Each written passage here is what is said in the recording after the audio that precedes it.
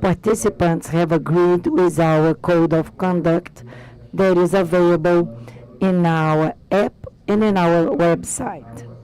And you have the app in iOS and Android. If any participant has any issue regarding accessibility, please let us know.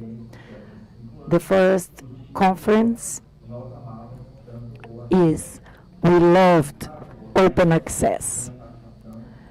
And for the panel, we have Mr. Ian Velterop, who is a supporter, advocate of open access.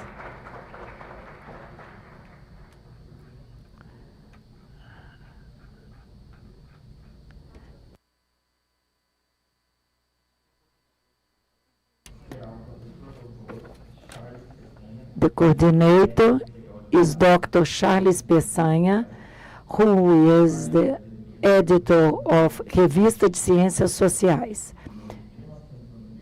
He took part in ABEC, who is one of the founders of SciELO. He's a former member of the advisory committee of SciELO Brazil from 21 to 26, 2010 to 2012. And he's a professor at the Federal University of Rio de Janeiro. Professor Peçanha, you have the floor.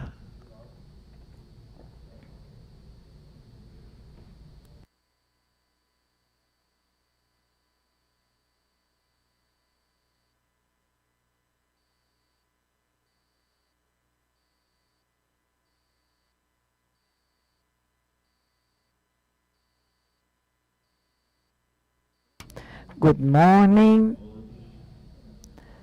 everyone. Before giving the floor to our guest, I would like to say just a few words about the 25th anniversary of SciELO. I'm very honored to take part in this opening ceremony of SciELO 25 years. As a founding member of SciELO Collection, I am a witness of this 1/4 of the century to follow up the development of over 300 journals now. Rogério Meneghini and Abel Parker developed this project that is quite innovative. I'd like to emphasize some characteristics that SciELO brought to the Brazilian scientific community and also to the Latin American community. SciELO brought electronic journal in a country that has scarce bookshops, theaters, movies. SciELO brought to the researchers the best and for free of scientific communication. And SciELO goes beyond just having a journal online. It brings many resources so that we can retrieve information about different topics, authors, and brings us scientometrics and statistics. SciELO is a compulsory presence in all courses on methodology.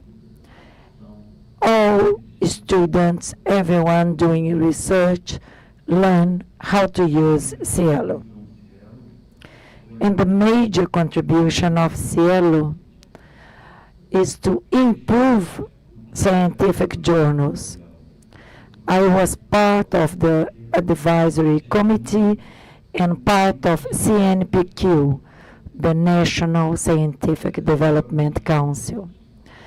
And except for some FASPESP programs that supported the journals and FINEP that also supported the journals, we can say that most Brazilian journals were quite simple.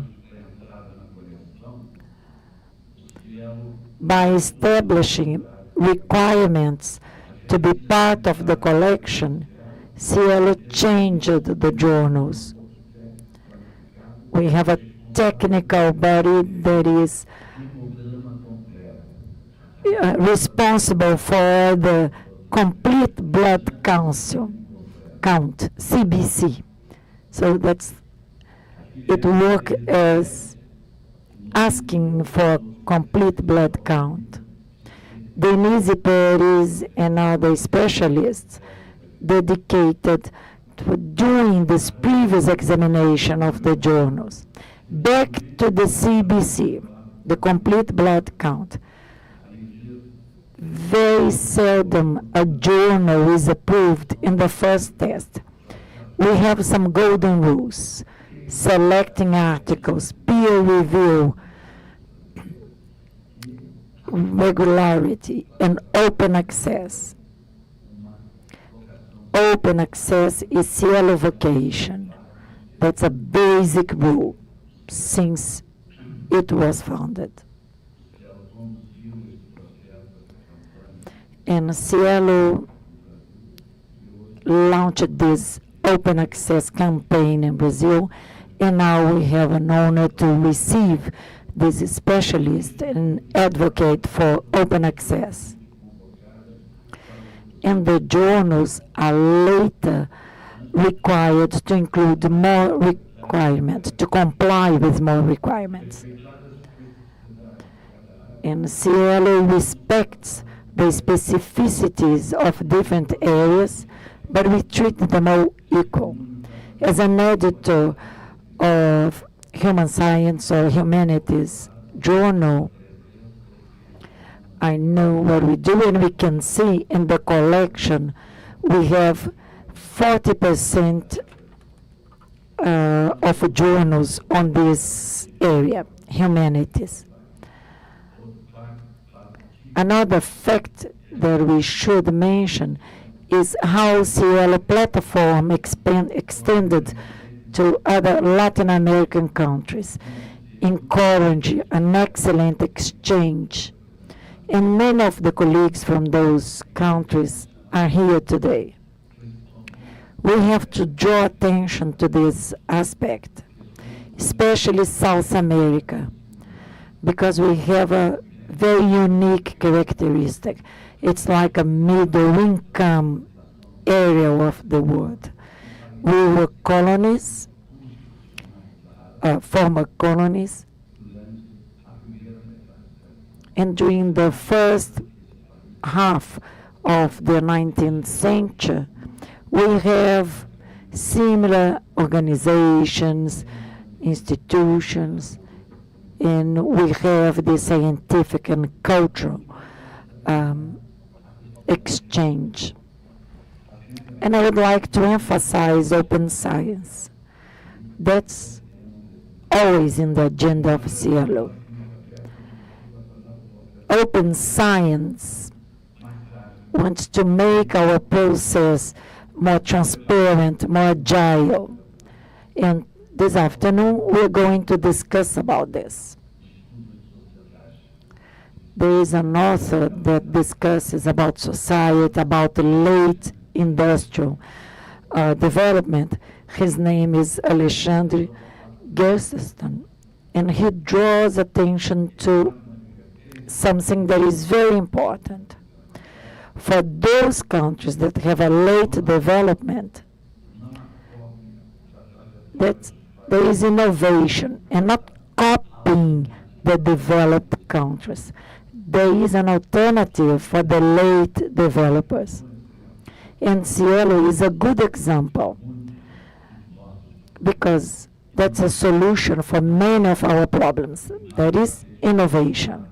Thank you again, and I repeat, I'm quite honored to be here opening this celebration. Thank you.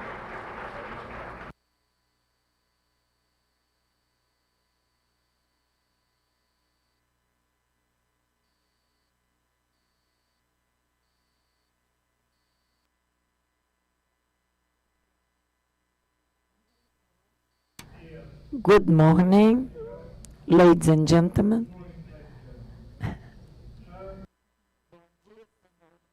Now, we is the open access pioneers that I'm going to be talking about. There will be a book that many of them contributed to, and at the end I'll give you a link so you can download that book, and of course it's in open access. Anyway, we loved open access, and we still do. Let there be no doubt about that. The idea of sharing freely scientific knowledge seemed to emerge in the 1990s, the late 1990s. And as a consequence of this, several initiatives were taken, and among which one of the most prominent, SciELO. And we should be very glad about that. But the idea is arguably much older. The ideas, sometimes you find ideas that are hidden in classical parables and metaphors. And that's the way old wisdom often seems to be hidden to modern ears and eyes. So I have an example for you. You may know this story from the Bible, I'm sure many of you do. There's a phrase, and then they say unto him, we have here but 5 loaves and 2 fishes. Now, we know the story. It was dealt out to all these people, and at the end there was more left than they started with. Well, I kind of doubt that. Was that really a parable about food? Now, I have a poem about that. They brought 2 fishes and 5 loaves of bread. Less than half a dozen would be fed. Or was what they brought food for thought, knowledge to share, sustaining the mind, knowledge for all, sustaining mankind? I believe this is the case. Knowledge, endlessly shared, that was the message. Now, the environment to make universal knowledge truly possible, and then without divine intervention, still had to emerge.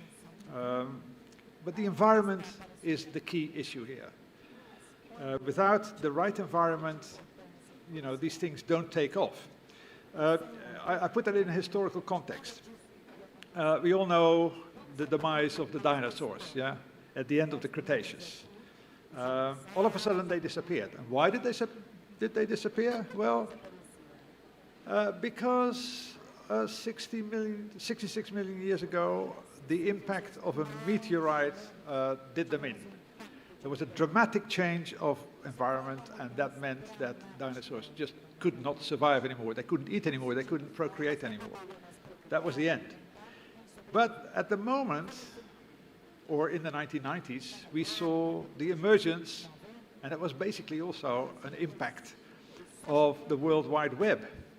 It's a dramatic change of environment. We can all agree on that. And that change of environment really made universal knowledge sharing a possibility. It was not possible in the print era. You can't spread printed material as widely and as easily and as quickly and as cheaply as electronic content via the World Wide Web.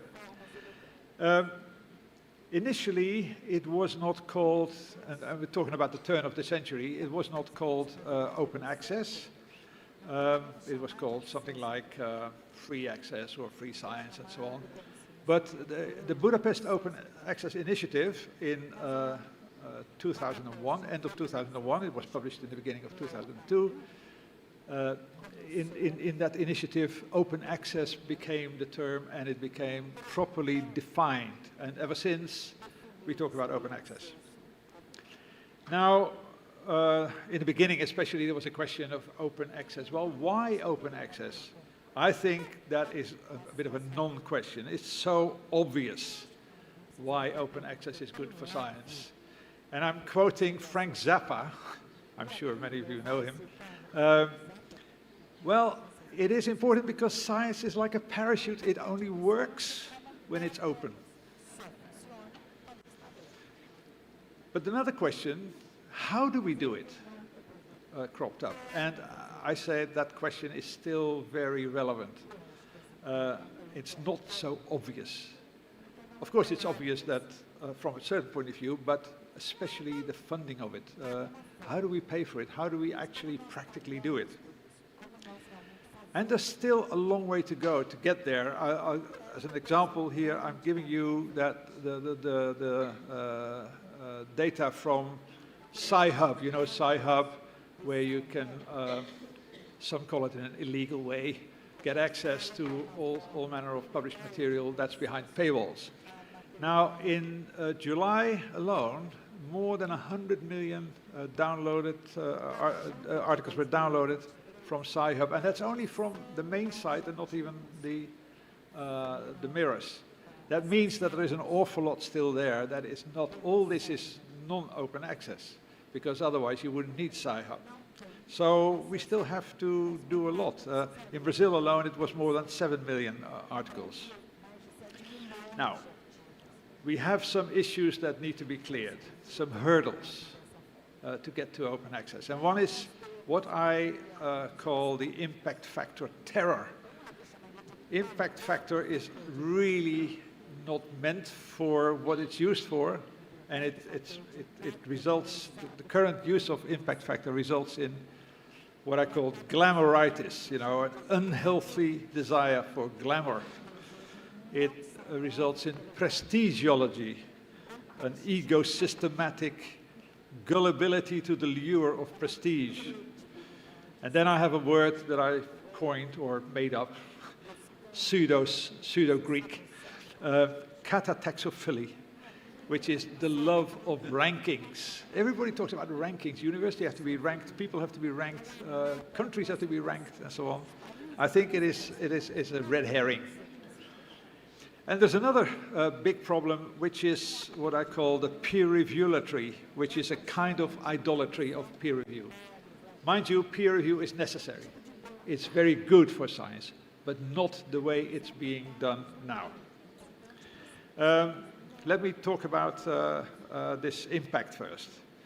Now, you drop a feather in the Grand Canyon, and scientific, oh, sorry, I have to go back here. Scientific impact, and now it doesn't work anymore. Oh, yeah.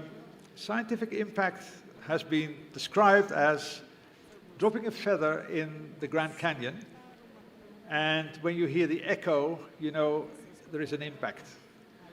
Now, that tells you how much the impact is. Somebody in Cambridge, an intellectual historian, said something like this about it. The impact is incoherent, and it rewards the sensationalist and second-rate and risks turning academics into door-to-door salesmen. Now, that's not what you want to be as an academic. So here I come to Napoleon Bonaparte. You think, what has he got to do with it? Well, he's also known to have said a few things. No rational person would put themselves at risk for money, but offer them a ribbon for bravery, and there's no limit to what they'll do. And I've translated this to current science, where a scientist wouldn't really put themselves at risk for principle, but if you offer them a possibility of being published in a high impact factor journal, there's no limit to what they'll do to jazz up their results. I'm sure that doesn't apply to all scientists, but I'm afraid it's all too common.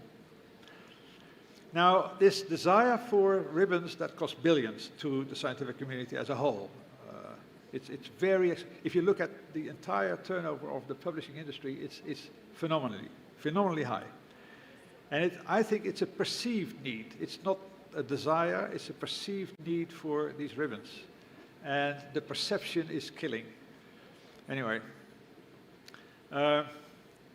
it's not a problem if you think it's worth that kind of money, but do we think it's worth that kind of money? Instead of the impact via journals should kudos, impact, should the recognition for scientists not come from openness, from collaboration, from open preprints, from findability, accessibility, interoperability, reusability of their material. The acronym for that is FAIR, and you'll hear more about that later this week.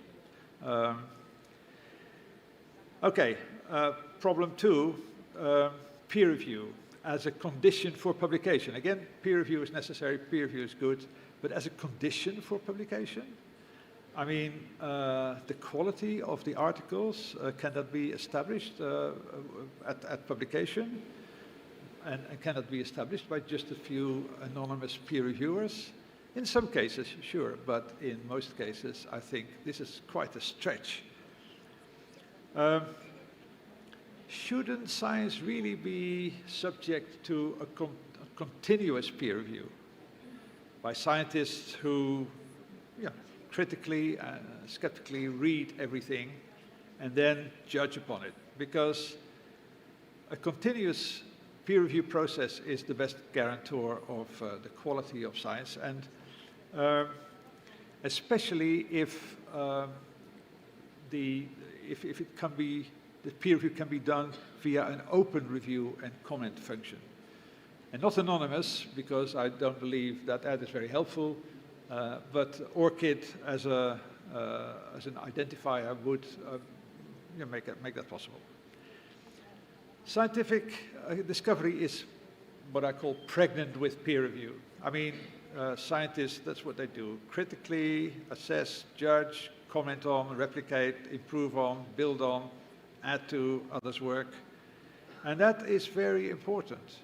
So my proposal is replace peer review before publication with publication before peer review. So you publish, and then the peer review process starts in all openness. Now there was I'm sure you're familiar with Plan S. I'm not sure you're familiar with Plan T. And then, of course, in order to stick to the alphabet, emerged Plan U. Plan U stands for universal. And Plan U says, post preprint first, and then submit to a journal, even if you only need it, because not for every article it's necessary. And by doing that, you disentangle the sharing of research results from the career and reputation enhancement that comes with the prestige or the status of the journal in which you publish. So you separate those things, and it makes the system so much clearer. I put the links here. I hope these slides will become available later, and then you can follow those links to the various plans. And Plan S, I'm sure you can later today even hear more about that. One of the originators of Plan U found in a recent article by the initiator of Plan S that there actually is scope for coming together. Because in Plan S, the guy who started Plan S, he said, well, the COVID results, they were published in real time, and that was very good. Why don't we do that for everything? And that's exactly what Plan U wants to do. So hopefully they can get together. I have a caveat here. Many of the solutions that are being proposed for any problem, of course, they also have their own problems. This is always good to bear in mind. And when everything is open access, then our problem is solved, right? No. Open access cannot be the end goal. It's a necessary step towards it, but it cannot be the end. So where does open access go? Now, I'm not going to read out all these things, but there are plenty of issues to discuss. Quality, machine readability, and so on. I'm starting to read them anyway. But the last one I would draw attention to, the role of commerce in publishing, in publishing especially of publicly funded research, that really needs to be reassessed and needs to be thoroughly contemplated. Now, of course, like everything else in the universe, all these issues will evolve. Unfortunately, that takes time, but the whole universe evolves, so SciComm should evolve, and it will evolve as well, of course. But what I would plead is, can we do something to speed up that evolution? Please. Now, I talked about this book. This book is basically a collection of contributions of the early open access pioneers, many of which have contributed to this volume. It's available in 3 languages, in Portuguese, in Spanish, and in English. And if you want a copy of it, it's all free and open access, of course.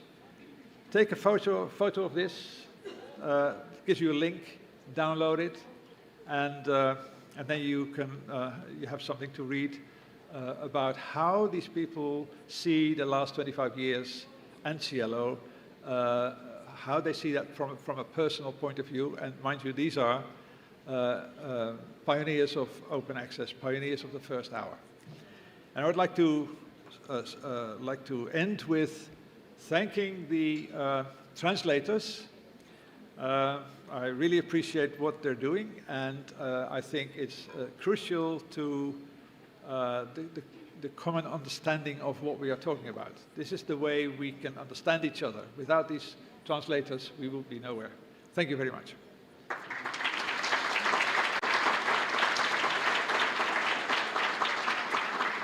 Thank you very much, Mr. Thank you. Thank you.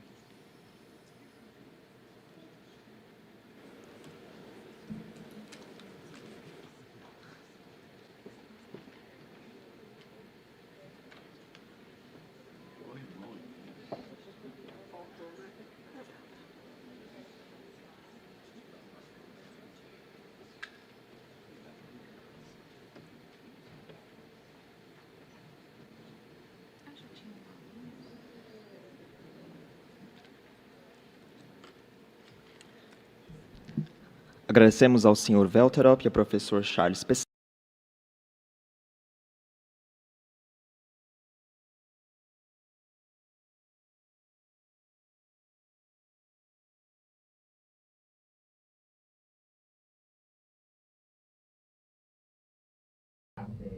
The topic for this conference is Open Science with IDEA, Impact, Diversity, Equity, Inclusion, and Accessibility. The SciELO model operates with an open access to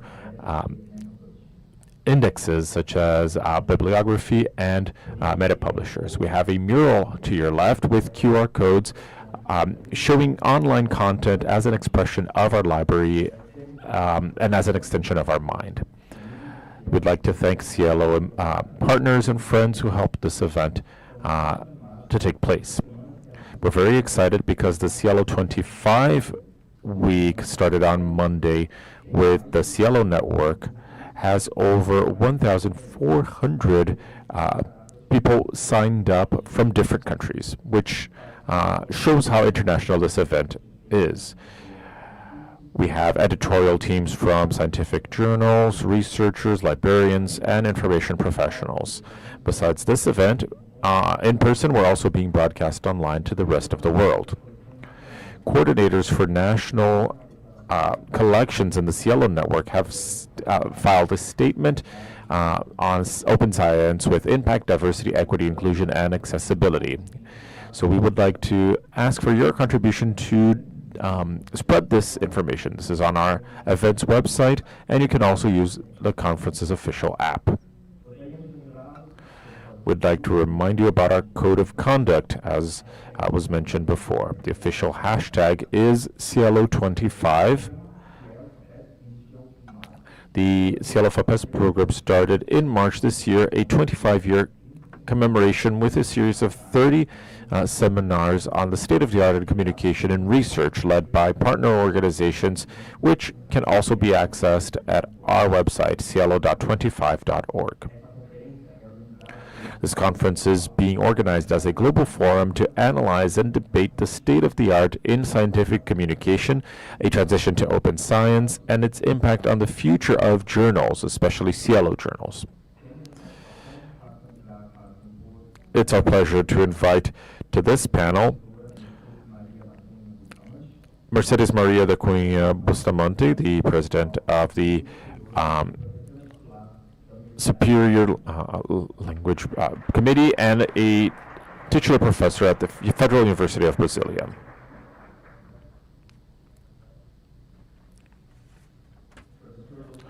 We also have with us Edmilson Dias Freitas, the Executive Committee of the Dean's Office in the University of São Paulo and professor of the Astronomy, Geophysics, and Atmospheric Sciences Institute in the University of São Paulo, representing the Scientific Director of FAPESP, Márcio de Castro Silva Filho.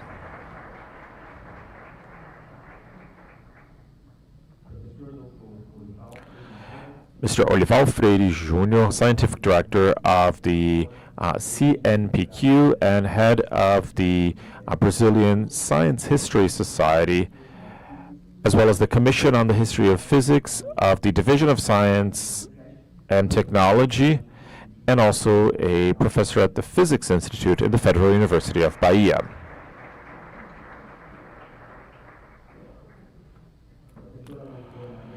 Maria José da Silva Fernandes, head of FAP Unifesp and a professor at Unesp.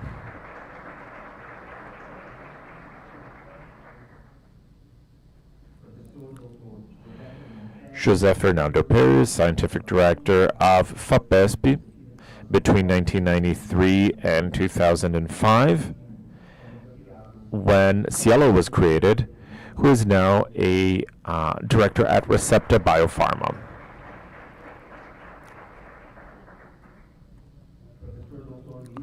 Mr. Luiz Eugênio Melo, Scientific Director of FAPESP between 2020 to 2023, and a professor at the Federal University of São Paulo Unifesp. He's supported SciELO emphasizing sustainability.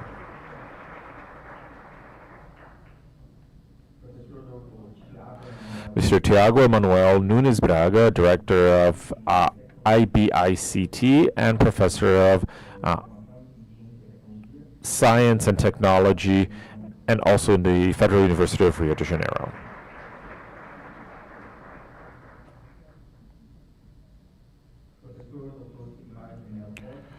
Mr. Sigmar de Mello Rodi, head of the ABEC and member of the SciELO Brazil Consultative Committee, as well as a professor at Unesp.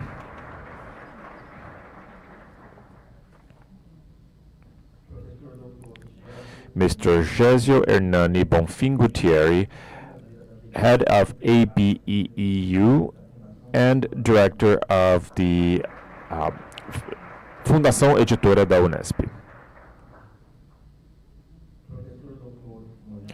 Mr. Moisés Goldbaum, Scientific Director of the SciELO Program, editor for the Brazilian Epidemiology Journal, a member of the SciELO Brazil Consultative Committee, and a professor at USB São Paulo.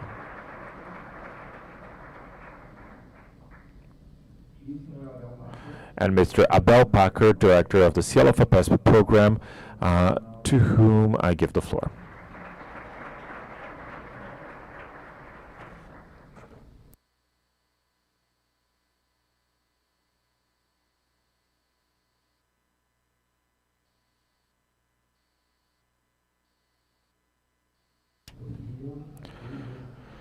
Good morning, ladies and gentlemen.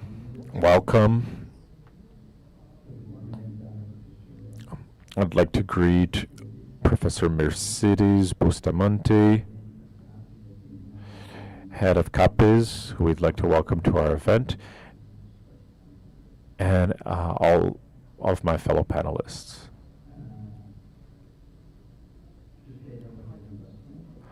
I'm just waiting for my presentation to come up so I can begin.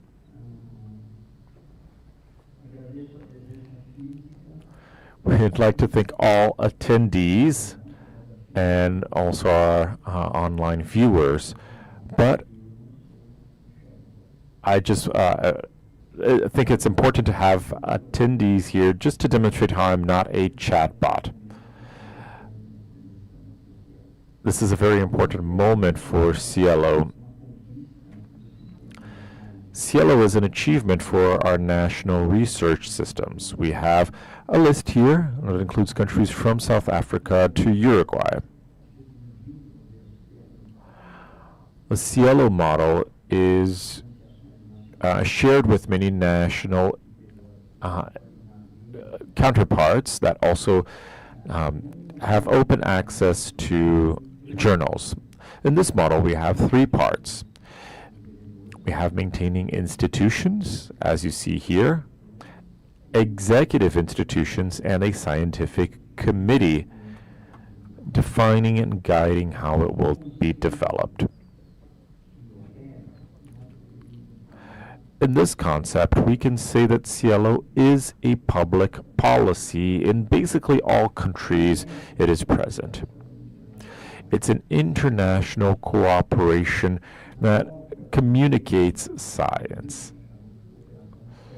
It is also called the technical cooperation between countries. There's also the South-to-South cooperation, and we have a Hall of Fame highlighting Professor Biso from FAPESP, who created it. I'll go quickly through some data just to give you more information. We have 16 national collections that follow certain models. As Alex said, they are a bibliography index, but they are also made-up publishers. Because journals have an interdependence, and they also are web libraries.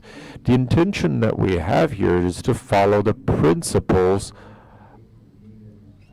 of Marshall-McLuhan's mean and message. So it includes disintermediation, universalization, and virtualization.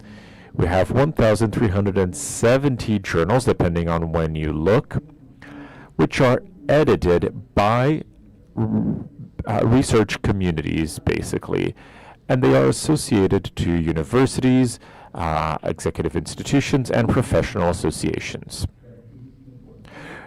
There's an important characteristic here specifically for Brazil, that only one journal has decided to leave its collection, which shows how sustainable and resilient our environment has been. In my experience across Latin America, there was a story. Whenever we had someone incoming into this position, they thought everything that came before them was bad, and everything that came after them was a betrayal. But SciELO seems to have overcome this. We also have over 1 million documents openly accessible online. We have the SciELO Public Health Collection, SciELO Books, which is very important and is a pioneering program in Latin America, SciELO Preprints, which is the model that was mentioned before, in which it is published before peer review, SciELO Data. We use a public license for metadata, CC BY for all complete texts, and continuous publication. It no longer makes sense to wait for a volume to be published. And there's always a matter of how much it costs. What's impressive about the SciELO model is that obviously it's very difficult to calculate costs, but we can say that it's estimated at $80 for an article to be published at SciELO, which is a very competitive value. The entire process of producing an article costs about $300. What we can say is for Latin America, this is $4.5 or $5 million. Of course, using all academic infrastructure, which is a very small percentage of what is spent in trade, as was said before. All right, to carry on. Here's a brief timeline. We started in 1996 with an initiative from the Brazilian Association of Scientific Editors connecting two initiatives. One was a proposal that I worked on BIREME to put journals online, and there was a proposal by Roberto Menin to develop a measure of each journal's impact. It was launched in March 1998, and SciELO Chile was launched in December 1998. This is a small tribute to Professor Perez, who was the scientific director at FAPESP at the time. We had a launch. This is the initial group that started the project, and this is the article that was published. And I'd also like to pay tribute to Celia Zar, who was a director at the time, and also everyone in the executive institutions. Professor Mauricio Serrazin was at the time the head of CONICIP. Professor Ana Maria Prati, representing all libraries. Professor Rogeri Meneghini, representing all contributing scientists. And Professor Joel Luz Green, representing all editors. And I'd also like to highlight that throughout this process, as was said before, we had institutions and platforms that served as sister programs, like the OAJ, Erudit, the platform in Canada, J-Stage in Japan, La Referencia, which is an open access network in Latin America, PKP, which develops and maintains open journal systems, and the Opera's platform in Europe. So briefly go through some data from the World Report and Simago and Scopus, showing that our scientific production is about 5%,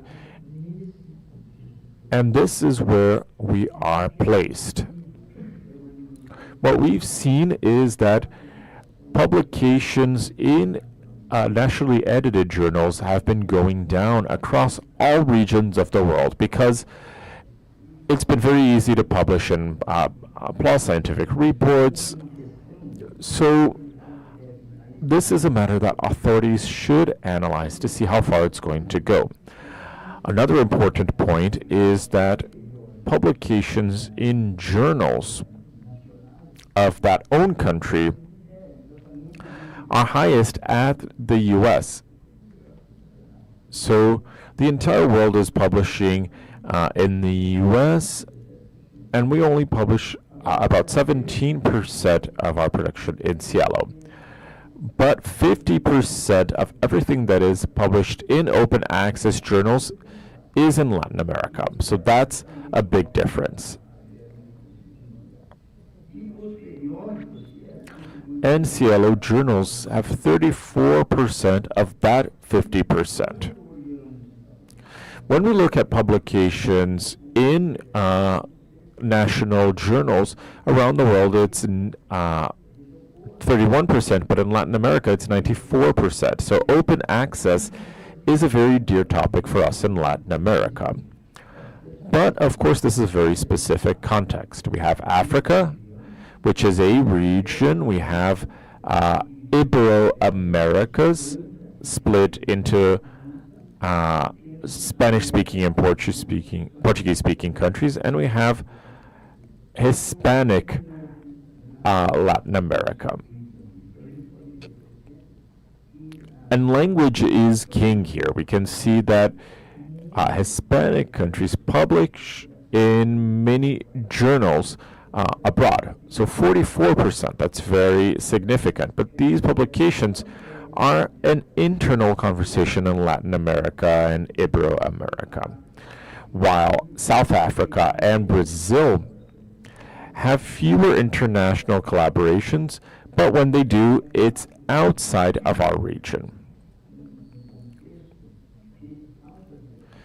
So it's a highly diverse context, and you can see how regionally representative it is. There are many performance indicators, there are many metrics, but I'm using this one, which is access to journals. In Brazil, during COVID, we reached 1 million daily accesses. This is measured by Counter Release 5, eliminating bots and ensuring that these are actual people accessing them. So if you go to the summary and then the HTML or the PDF, it's counted only once. It's very precise. So here you can see that there's a reduction between June and July, which are vacations. So again, SciELO is the main library for grad programs. I'd like to draw your attention to something though. If you don't qualify precisely what these journals mean or what they represent, then you're not valuing your researchers appropriately. That's a very important topic to discuss. Well, we had a meeting. I'm going to give you very briefly the conclusions that we had, and most collections recognize that they have political support. So one of the recommendations was to try to reduce unequal funding. Brazil specifically is an example of supporting the SciELO collection. However, in Brazil, in a hearing that we had in June now, celebrating the 25th anniversary, there's a high level of dissatisfaction in journals for physical and life sciences regarding financial support and also the assessment system. So Qualis is not being well accepted by the science journals. So João mentioned the horror of the impact factor, which contaminates much of this process. But another conclusion is that we should promote SciELO's governance and how it should be perfected. SciELO Brazil has been the focus point, but we should maximize how the network is seen as an open infrastructure for communication and research. We also aim to promote perfecting SciELO's tech platform using XML throughout the entire process and with the use of artificial intelligence. We also want to express our unease with initiatives from the outside that look at Latin America and split it into type 1 or type 2 open access. We want to promote the ethical use of AI in scientific communication. We want to have an ethics office in research communication, and this became very important. SciELO now has an independent ethics office to solve this issue. To approve the use of this concept, which is a contribution to publications instead of APC. So if you need community money, then it should not have a profit. And we also recognize that the adoption of open science is still met with some resistance. And finally, we had a declaration supporting open science with impact, diversity, equity. And to conclude, I'd just like to say that for me personally, this is a very important moment. I'm very happy to be here, and this is also a part of a process that was built by many hands. I'm very happy that this conference will serve as the basis for the next 25 years of SciELO. Thank you.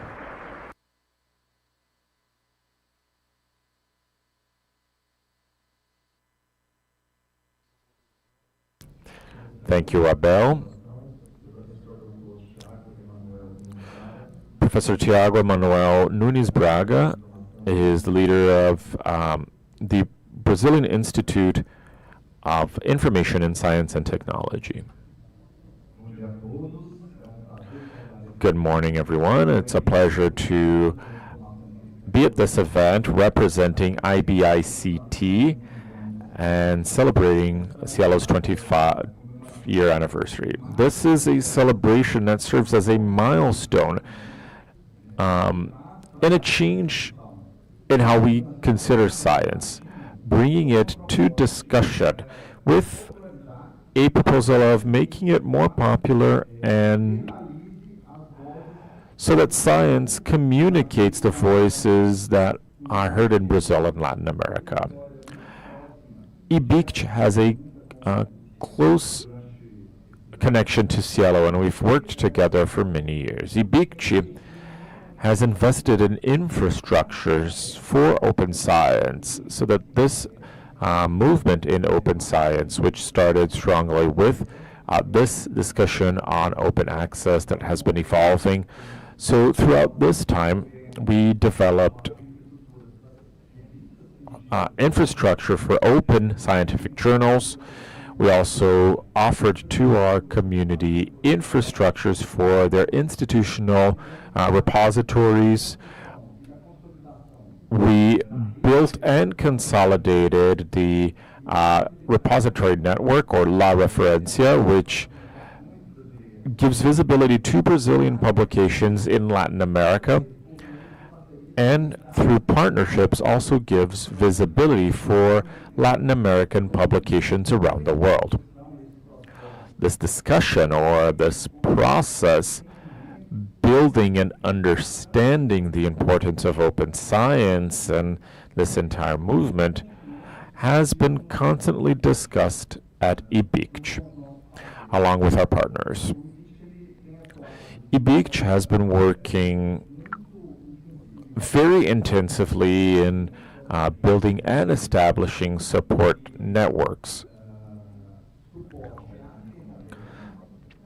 We have been supporting open science, and we've kept a close eye on changes to our greater environment, as was said before. Our aim is to understand what that environment, or what these changes in society's perception have offered, and how they can be used to reach our goals, which is to offer information, infrastructure, and science and technology. So recently we developed three major infrastructures that have supported open science and the entire movement. We have digital conservation through an Indiana network, which is a very solid network that is very wide nationally and internationally. And we've worked on an archival model in this network called CACHA. We've developed the first supporting infrastructure to citizens science, which is one of the topics in open science. CIVIS, which is our platform, has hundreds of initiatives from Latin America, and it has been used, it has been built up in a very systematic way by many stakeholders in the national industry. And we recently launched BR Chris, which is this ecosystem for Brazilian science, providing visibility to national output made by Brazilians, which are spread across several national and international environments. So I want to emphasize that the support to SciELO and collaborating with SciELO proposal is in the core of IBIT. It's a 70-year-old organization that has been working towards open science. And we do foster SciELO movement so that open science can evolve and achieve its goal. And this will improve the life of the population, and we as science builders can contribute to a global improvement. I would like to congratulate Abel for this event, and we do believe in this event. It has an impact, and it's a vanguard. We can contribute as a country to open science at international level, global level. Thank you. Thanks, Professor Thiago. Now we have Professor Gesso Hernani Bonfim, who will address on behalf of the Brazilian Association of University Publishers. Good morning. Good morning to all my colleagues in the panel. I represent ABEU, the Brazilian Association of University Publishers. We do acknowledge the importance of open science. In this conference, if we praise open science, it will be a bit repetitive. Some time ago, I was asked to address in a military club, and I avoid talking about dictatorship. It would be controversial to talk about open science because it's universal to acknowledge all our conquest, and everything that we could conquer was open access. All organizations that we represent have something to tell about open science, and that's very simple to justify. If we think about the orthodox models of science, we have to criticize scientific knowledge, and this is essential to develop such knowledge. Criticism is basic so that we can improve, enhance scientific core. I'm not being according to any philosophical or epistemological trend. I'm just telling what is universal. Open science is related to this. Very often I see in Europe, for instance, publishers that are not university publishers that now are complying with open science. The Goethe, for instance, is a giant that today is embracing open science. Why? Because we have government organizations and intergovernment organizations that now acknowledge that they should support, they should finance those projects. We are fans of open access and open science. But what occurs now in Europe and in developed countries? There is a phenomenon that is, we have significant deviations as to financial support to open access or open science. German researchers, they can publish in open access, while Spanish researchers, they have to queue up for financial support. There's a famous sentence by Chico Buarque, a musician in Brazil, is that I love open science, but in its reverse. But let's move on the successful journey of open science. We should consider teratology of an open development for those who have money. In the North-South dialogue, in order to have open access, moving on this successful journey, we should know how to finance, to fund open access and open science. Because there was a mismatch as I mentioned, in the European community, and this may occur in the North-South community. But I would like to mention what is important for us as an association.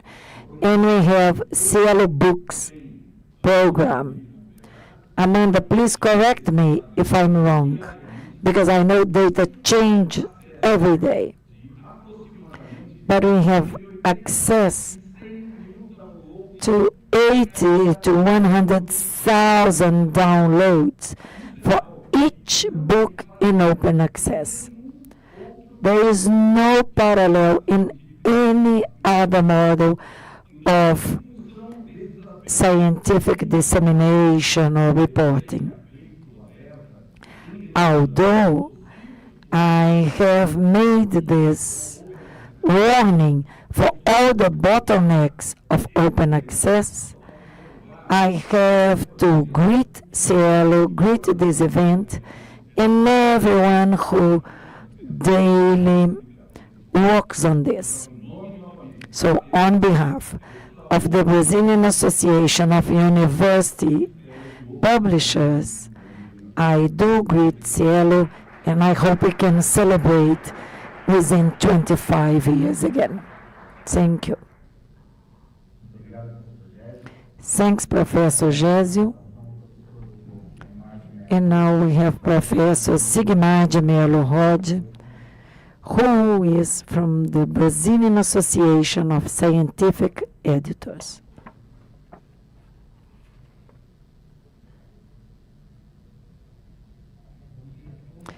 Good morning, everyone. I greet my panel colleagues and all the participants here.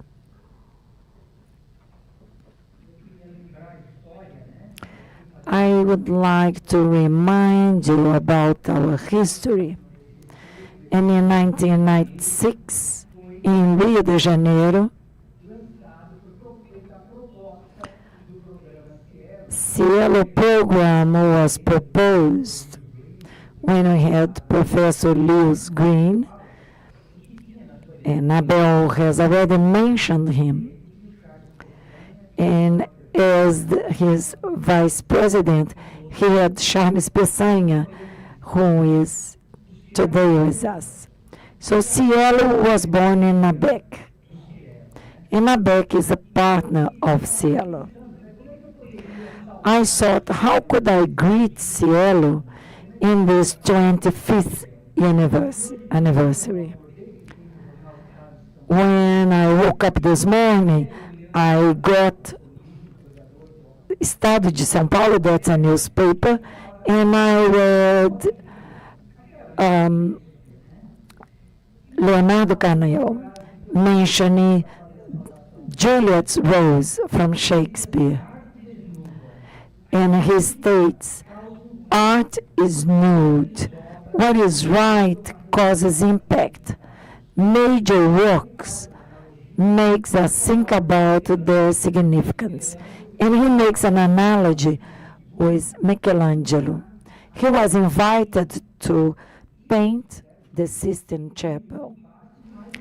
They fought a lot, but the painter made that magnificent work. But Pope Pio V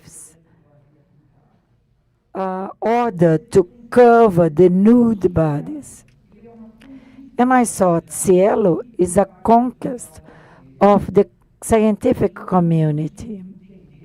And I cannot understand how managers or government agencies are against or do not value SciELO. We know there are some personal issues. We know that Michelangelo fought with the Pope. There are movies about this. But the work is there. We cannot be like Pope Pius V. We know the work is there and should be preserved and valued. Abel mentioned qualis. Qualis does not value Brazilian journals, does not value SciELO. We have to value what is our own production. Why do Brazilian indices should not be good or should be valued? They can be good. We should value and should not change the work. And very briefly, I would like to tell you about ABEC, ABC. It was founded in 1985. It's a civil organization, a non-profit organization. And today, we have 1,862 members distributed in Brazil and abroad. ABEC signs agreements with international organizations. We have a partnership with Crossref. We provide them DOIs for the Brazilian organizations. Today we have 1,354 prefixes, and we serve 9,616 Brazilian journals. And we value scientific editors in Brazil. We have a partnership with the Council of Science Editors, CSE, and we have 11 editors who have completed the program, and 19 editors are under training now. Last year, we signed a partnership with the European Association of Science Editors, EASY.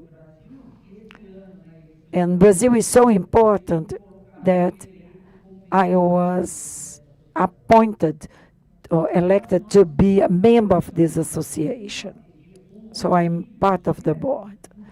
Together with SciELO, we are preparing a program for scientific editor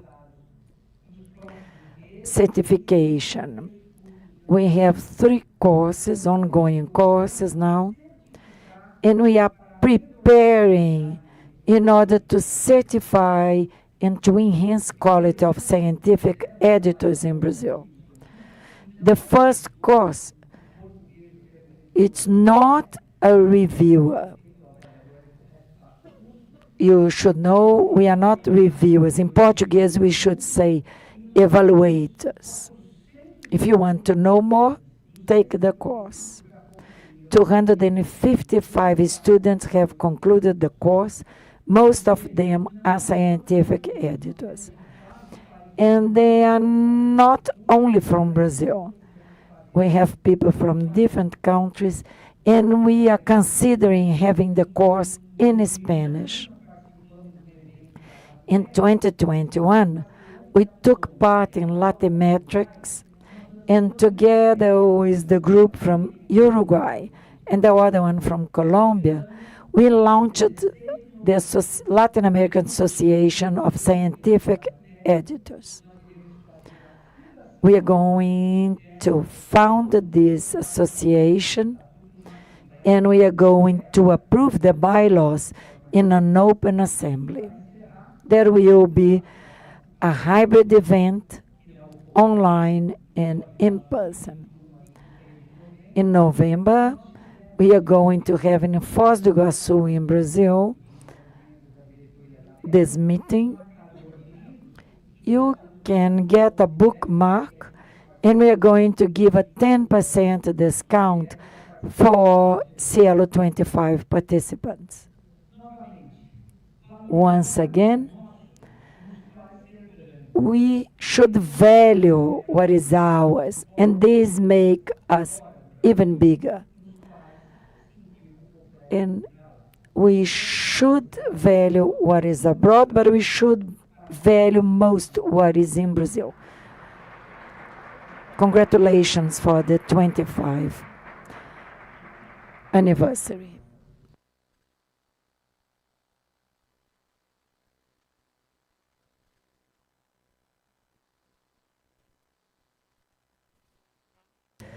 Now I'd like to give the floor to Dr. Moisés Goldbaum, who is in charge of SciELO Brazil collection. Thank you. Good morning.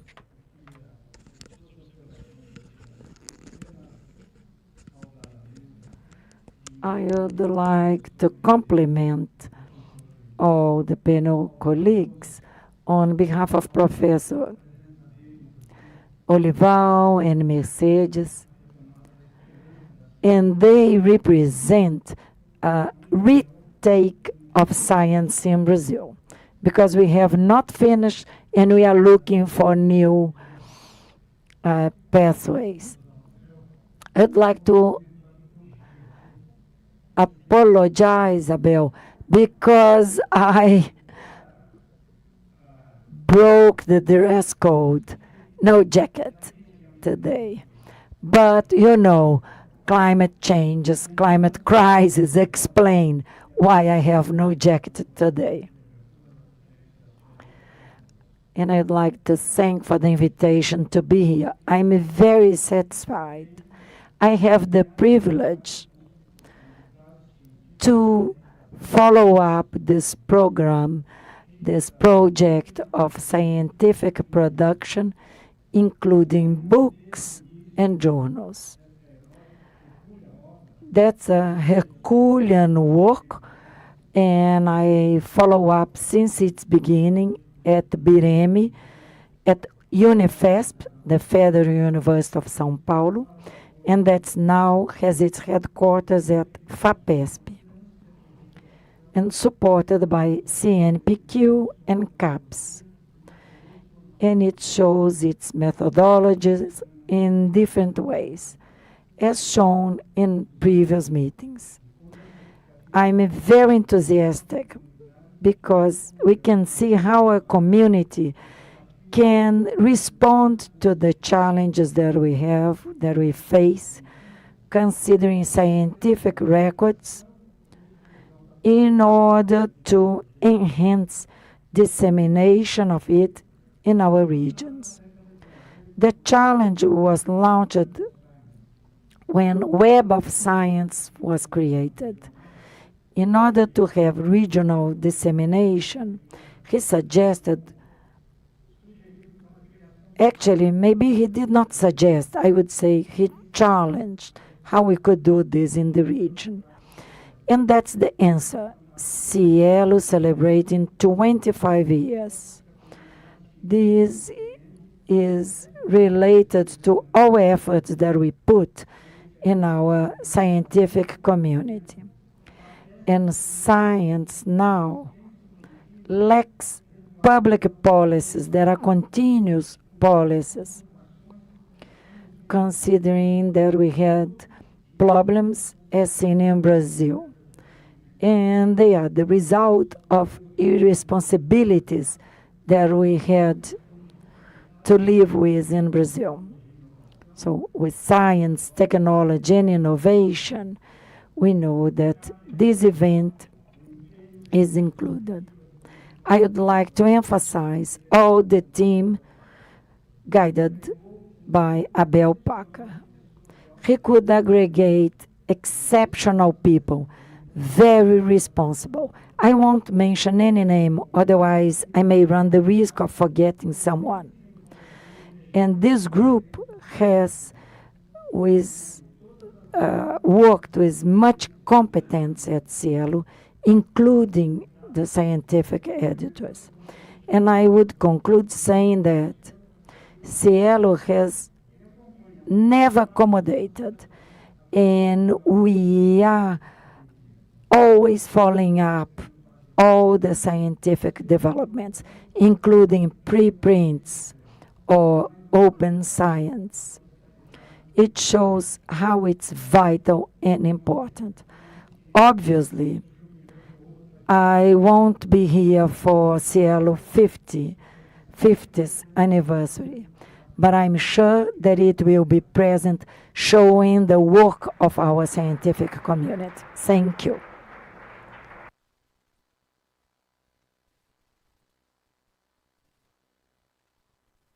Thank you, Professor Moises. And now we would like to invite Professor Dr. Fernando Perez.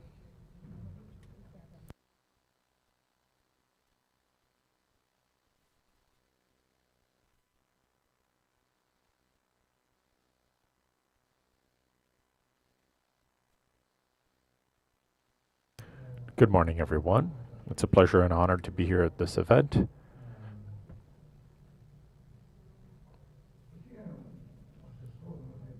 I had an assistant when I worked for FAPESP, Inu Racimo. He has now passed. He was an important mathematician. And he said that we were transforming FAPESP into a yard sale. I didn't understand what that meant. And I thought he was a supporter of our management. And he said, no, that's a positive thing. And he told me about a book called The Cathedral and the Sale. It was written by an American anthropologist, and it makes reference to Linux, the open source operating system. And it reduces structures, as many organizational structures as you can. And these are two extremes, the cathedral and the sale. A cathedral has been built stone by stone. It was conceived to be perfect and to last for centuries or even millennia. And it needs to be absolutely static and perfect. But it is also completely insensitive to its surrounding environment. But a sale or a bazaar is completely different. It's chaotic, but it responds to opportunities and challenges. It is attentive to what is happening, although it is chaotic. And SciELO started at FAPESP following this perspective of being a bazaar. Professor Rogério Meneghini, who is represented here by his picture, but unfortunately wasn't able to attend, came and said, Betty, there's a problem for Brazilian science to be visible. And it's important to create an organized electronic publication. And I was very sensitive to that because I was in the Brazilian physics journal, and it was very difficult to publish it regularly. Sometimes some foreign university libraries were asking us not to send the journal any longer. That was depressing, because they no longer had the space for it.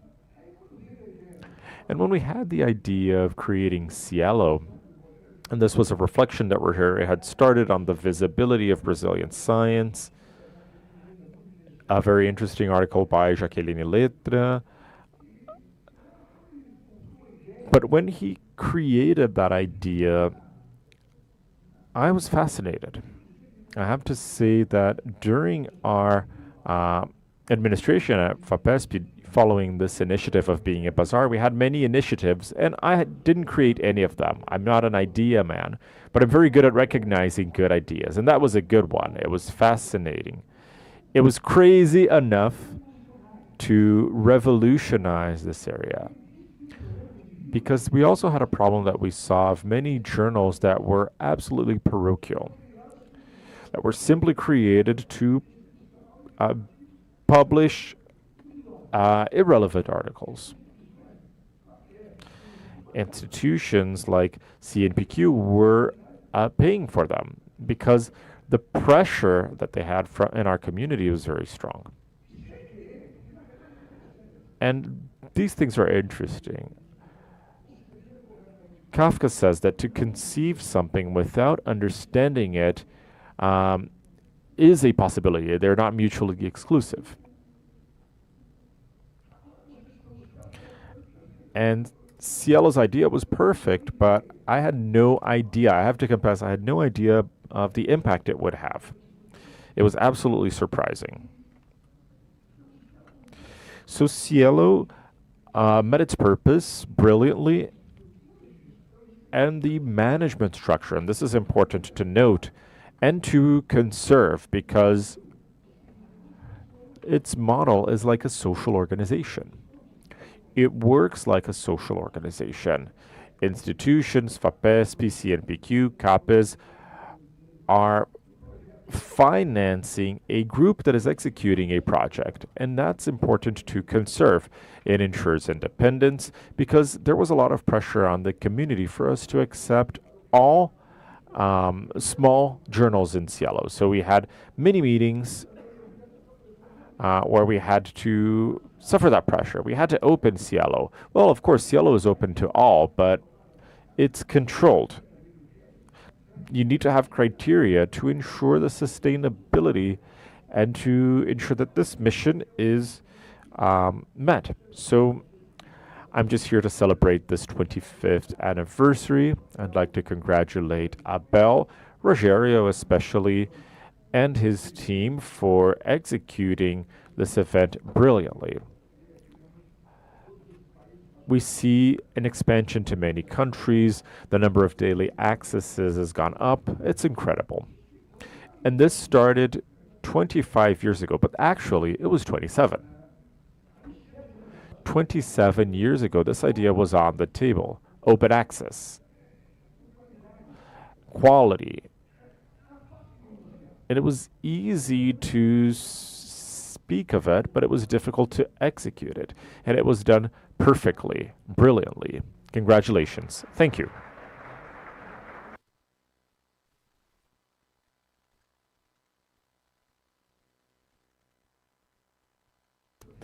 Thank you, Professor Perez.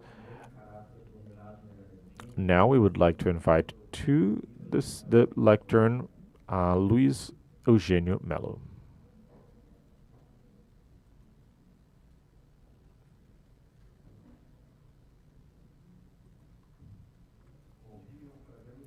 Good morning. It's a pleasure to be here.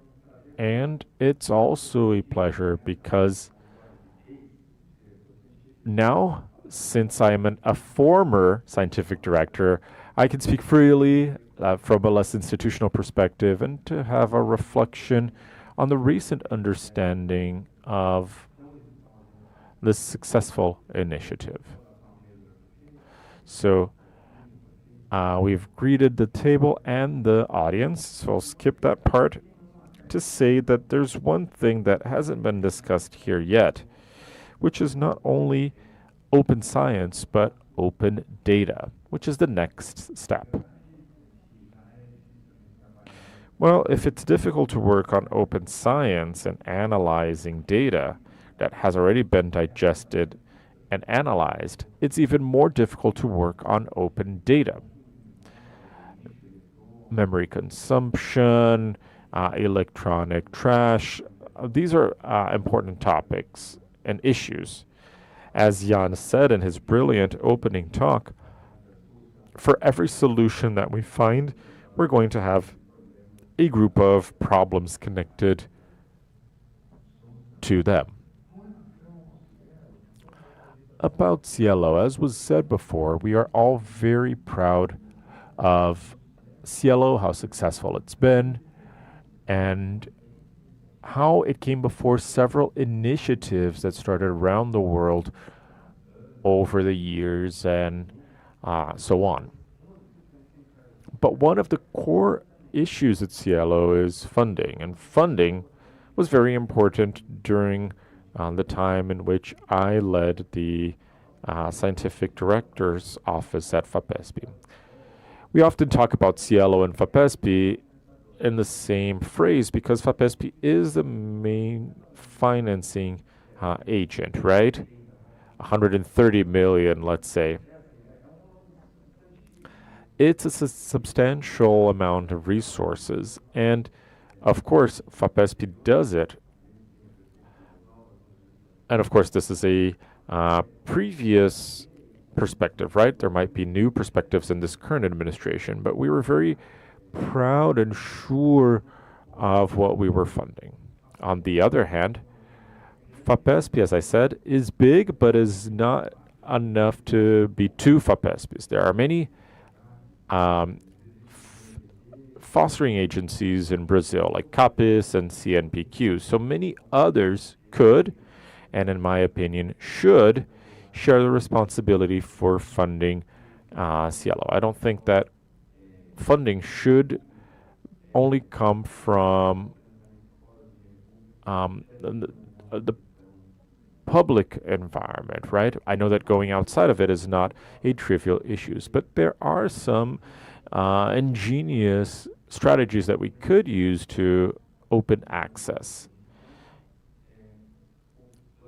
Jan was saying, for example, about Plan EU. I didn't know that as a name, but SciELO would work very well with that. In healthcare and medicine, there are a number of preprint websites. That has been resolved for this area. In exact sciences, this is where it all began. There are a number of sites, but for the humanities, that wasn't as clear when we started discussing it. SciELO has all of it for the humanities as well. And a preprint. Preprint would be the best for me. Of course, it would require validations. There will be a number of issues connected. It's one solution with a number of problems, but it's a solution and it can be accessed. So I think that we should include it and implement it. And this will be relevant for the survival of this model. Another one came to my surprise. A long time ago, when Paris invited me to work for FAPESP, I don't know how many decades ago, but around that time, NIH and other major institutions around the world started to make it mandatory. 1 year after publishing the article, it should be available for access. At the size of NIH, with $4 billion, I mean, FAPESP is 1% of NIH. That's a single agency in the US. When it comes to size. So NIH is, of course, paying for it and making these things happen. And then I found out, of course, when I was at FAPESP as a scientific director, that we didn't need to have any money involved with it. All we needed was enforcement or a policy.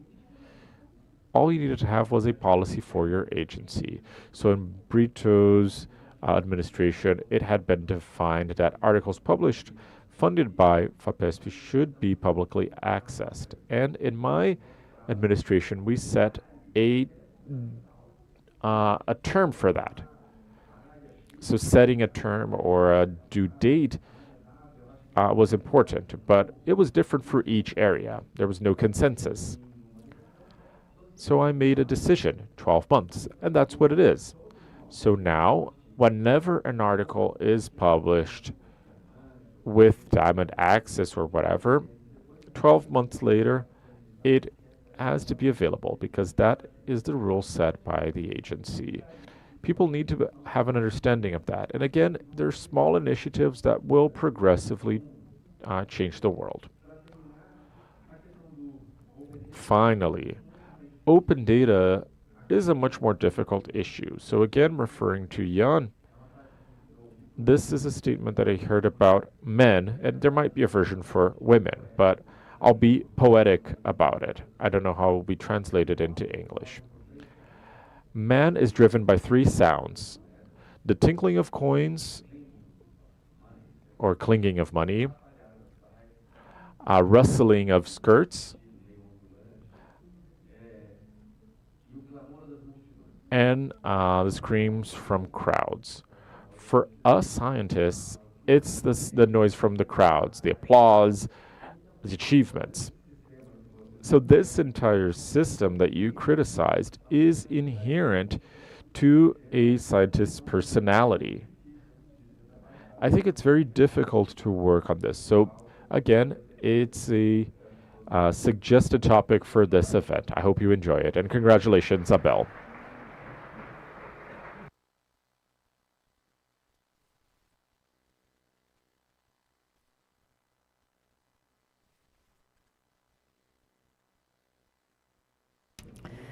Thank you, Luiz Eugênio.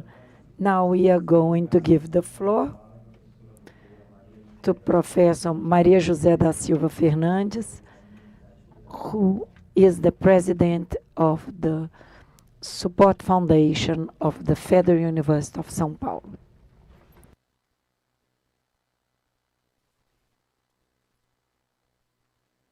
Good morning.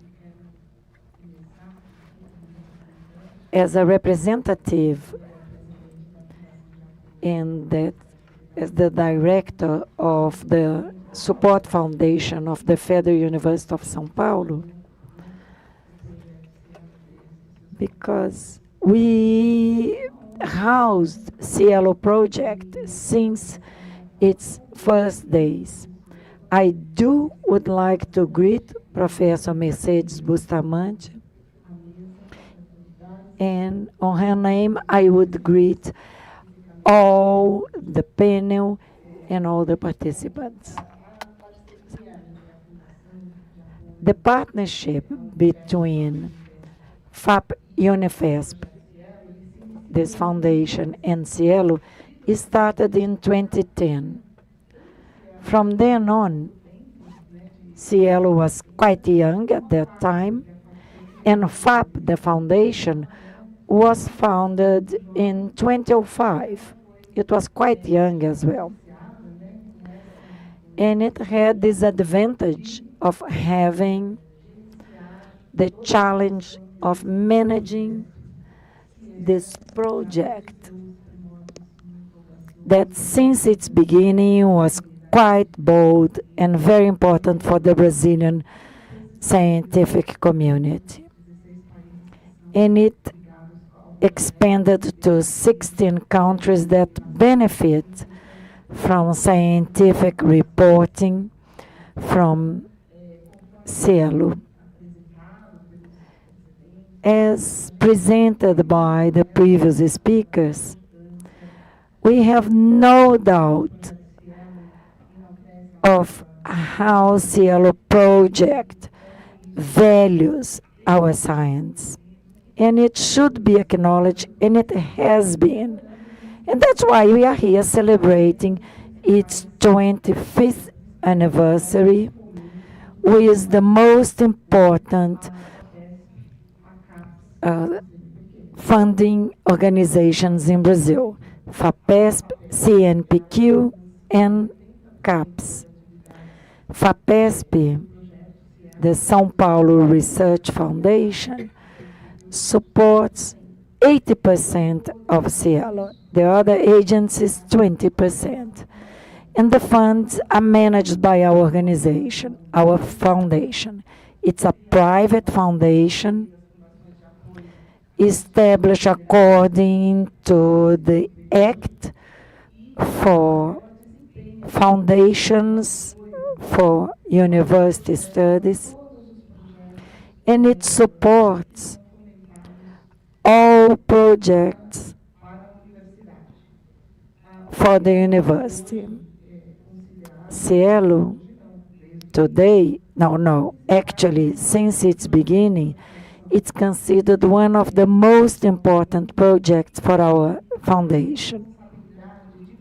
We are very much involved, and we want to maintain and expand this program.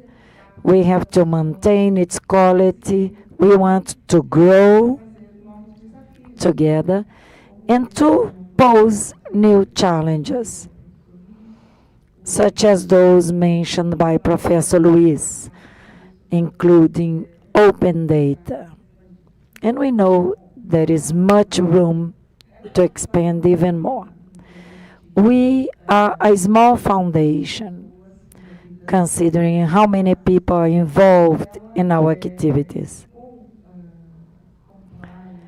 But if you think about compliance, the advances that we have made, how we have changed our management, because it's a foundation, it's private, but our budget has to be approved by public agencies. and we have to be very efficient. Every year, we have about 50 billion reals for projects, and most of them are for research, clinical research, general research. And SciELO project from 2010 to today, we have managed over 50 billion out of 130 billion for this project. It's a great honor for our foundation to be here celebrating this anniversary. We not only execute all activities of this project, but as a professor, as a researcher, I'm very happy to be here greeting Professor Abel, his team, Luis, and his team, everyone hired for this project, who are very much connected to our foundation. It's a very successful project, as we can see here in all charts that have been shown so far. It's very relevant to disseminate Brazilian and Latin American science to the whole world. Congratulations, Professor Abel, and everyone involved. Congratulations once again.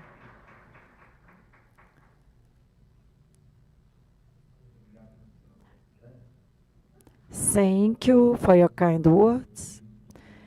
And I'll give the floor to Professor Edmilson de Freitas, who will address on behalf of FAPESP Scientific Board.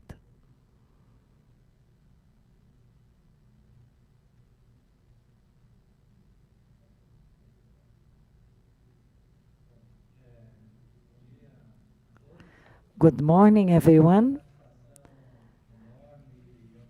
I have this great satisfaction and also responsibility to take part in this event. I would like to greet all the participants of this panel, all the panelists, especially Professor Mercedes. I would like to thank Professor Abel for this opportunity to represent FAPESP. And that's one of the most important initiatives of FAPESP, because SciELO, not only for the scientific, academic communities, but for the whole Brazilian society. And I would also go beyond and say for the international community. There are two people here on this panel, former directors and presidents of FAPESP. Professor Pérez, who was the president when I was awarded the first grant, my PhD grant, and also my second grant.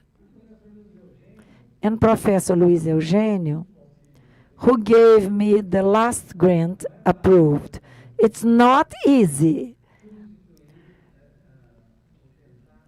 to replace or try to maintain what they have done. They did a fantastic work, and I'm very grateful to you. I would like to address some aspects. SciELO was born through a cooperation of FAPESP and the Latin American Caribbean Center on Health Science Information, and also national and international organizations related to scientific communication and scientific editors. It's a model, a cooperative electronic publication. We know that it changes. We have 1,349 journals that are indexed and 312 that were discontinued. 16 countries adopt the SciELO model. Venezuela is included, but I believe it's a partner that is leaving SciELO now. At SciELO portal, we can find the list of countries, and it's also important to have Revista FAPESP, Pesquisa FAPESP. It's an important journal published by FAPESP.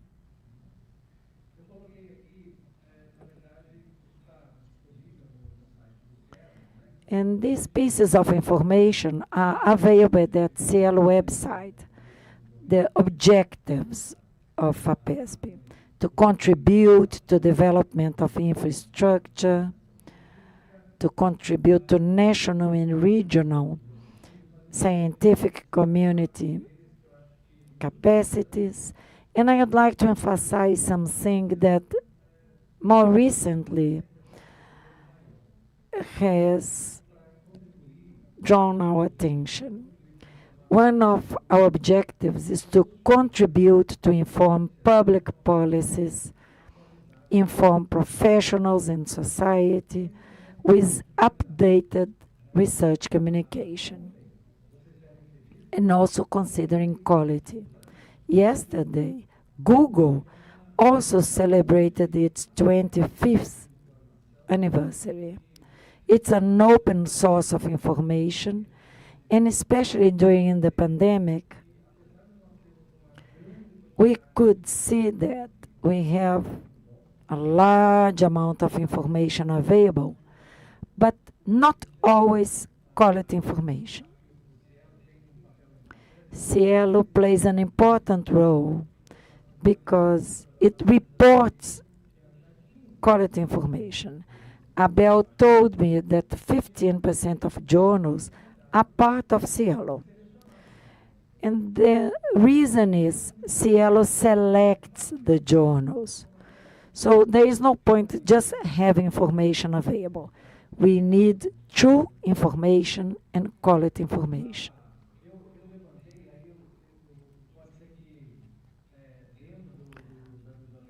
I did this search, and maybe we don't have all resources that were funded.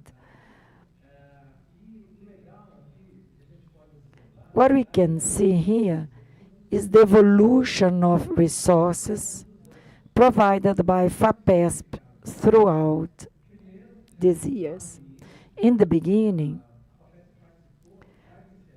FAPESP took part in this effort, as mentioned by Professor Perez. They believed in this proposal. They trusted it. When I paid for some articles because we had no open access. Printed journals, libraries. We had no room. Now we have problems because we replace the papers for cloud, infinite space for information, for data. But in this evolution, we can see research funding provided to SciELO. And there is a trend in the past few years to have more. When Professor Luiz Eugênio mentioned continuity of this funding, the proposal of FAPESP is to carry on this trend. We made other partnerships. We have other financial support, but we know that FAPESP board wants to keep SciELO and wants SciELO to expand even more.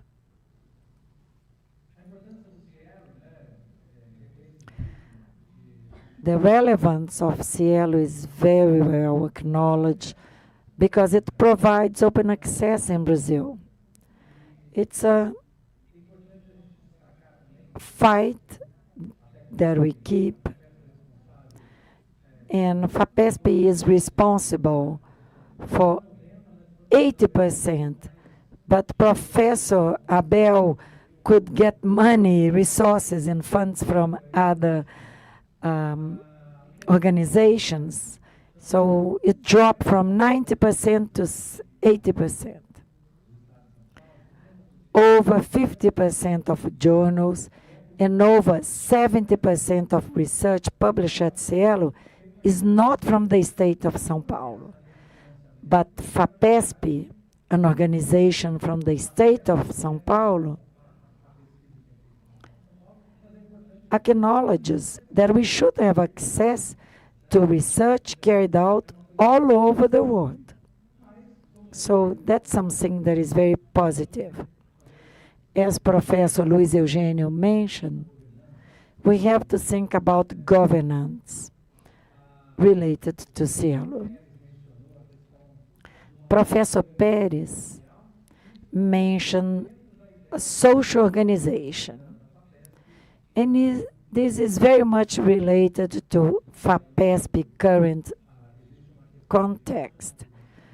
We thought about SciELO being more national, having more people from other states, from other agencies, and we can discuss how we can attract funding at regional and national levels.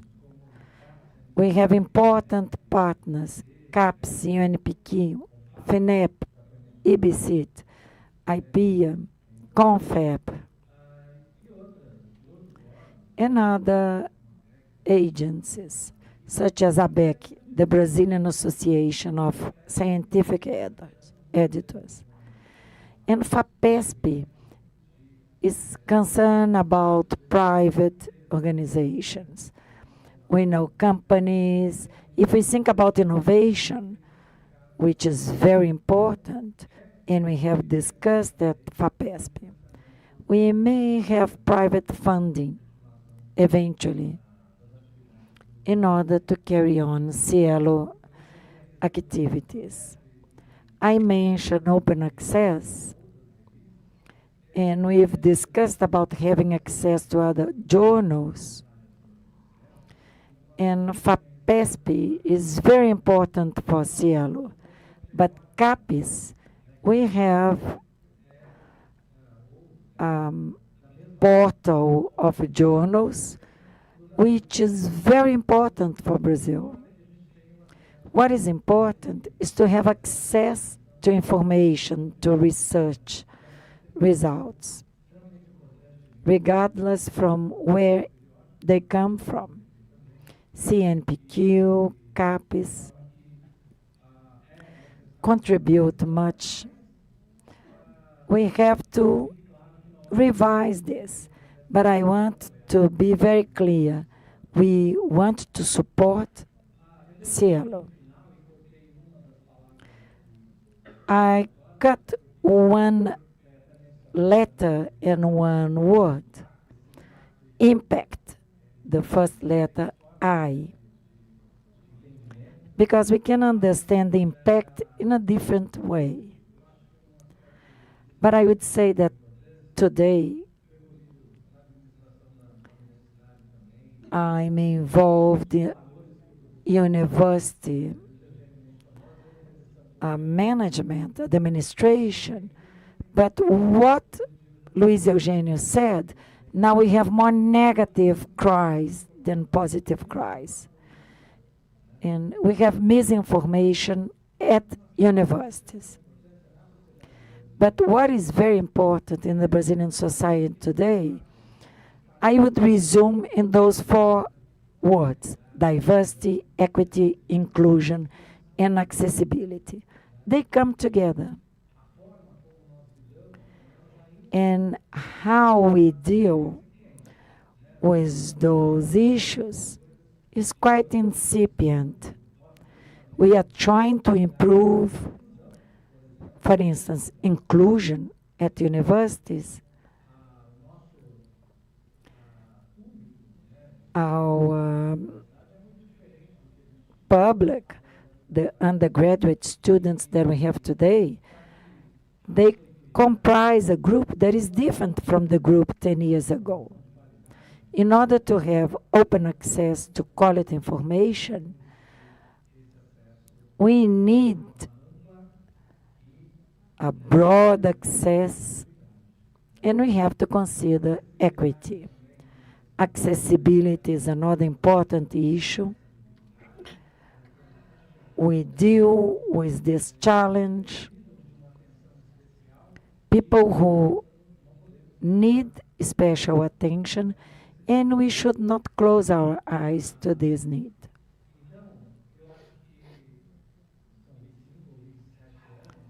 I would say 25 or 27 years of success, and FAPESP is very honored to be part of this project. Will not be here in the next 25 years, but I wish it will last for many, many years in being successful as it has been. Congratulations, SciELO.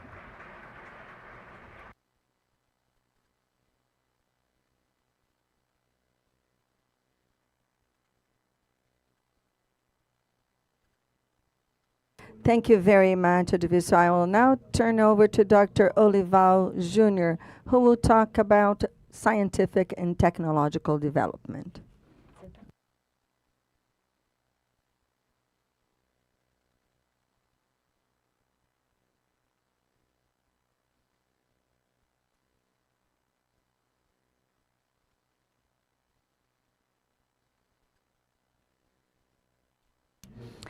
I would like to greet the stable on behalf of CAPES presidents and also Professor Parker, who is in charge for this important initiative called SciELO. Abel somehow mentioned some important remarks for my greetings today. The topics he mentioned were things that I was going to mention. He asked me to talk about open science, SciELO in general, in terms of the scientific and technical policies used in Brazil. And this is what I'm going to talk about here. To do this, whenever I talk about the development of science in Brazil, I like to quote a metaphor mentioned by Schweitzer in his book, Some Room for Science in Brazil, when 35 years ago, he resorted to the metaphor on the Sisyphus myth for Brazil along the 20th century. And it was marked by a very challenging period in Brazil. So here I included some landmarks for the 20th century. I did not leave the dictatorship part aside. That's a period where we had a lot of advances and a lot of steps back as well.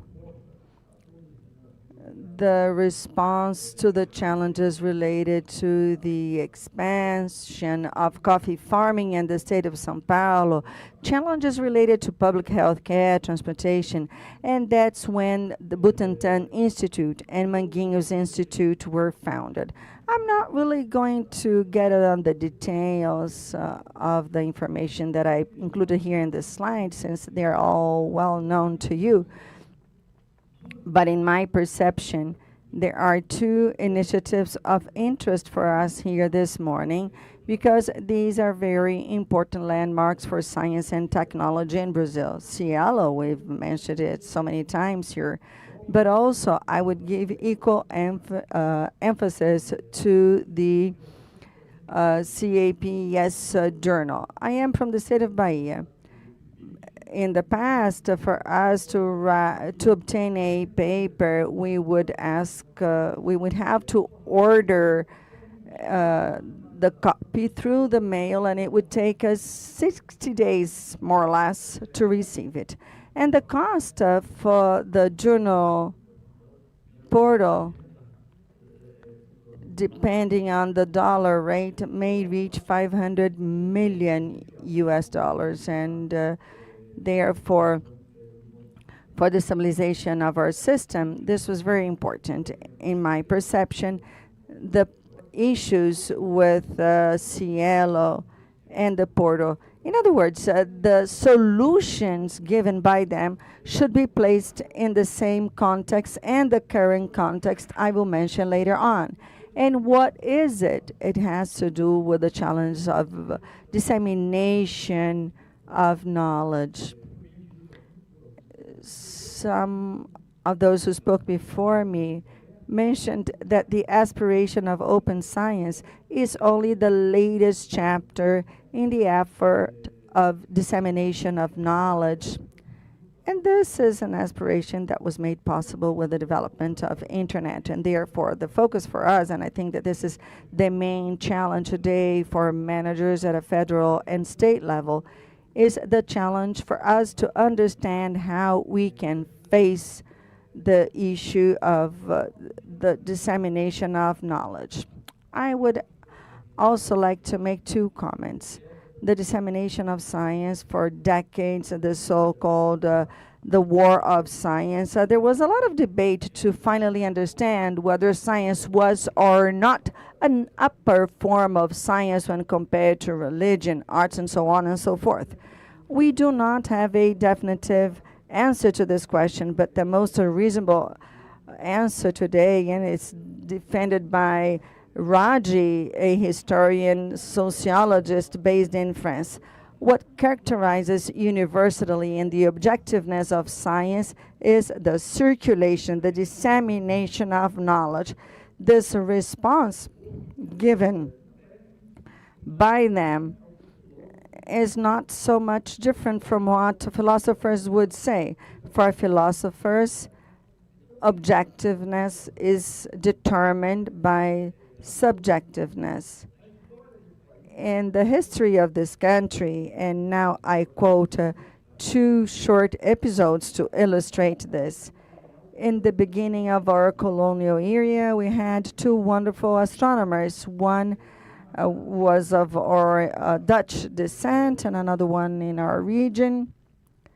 And he published in Leiden, in Amsterdam, a book called Brasilis, and Valentin Stâncio made the observations of a comet that are mentioned in the book of natural history.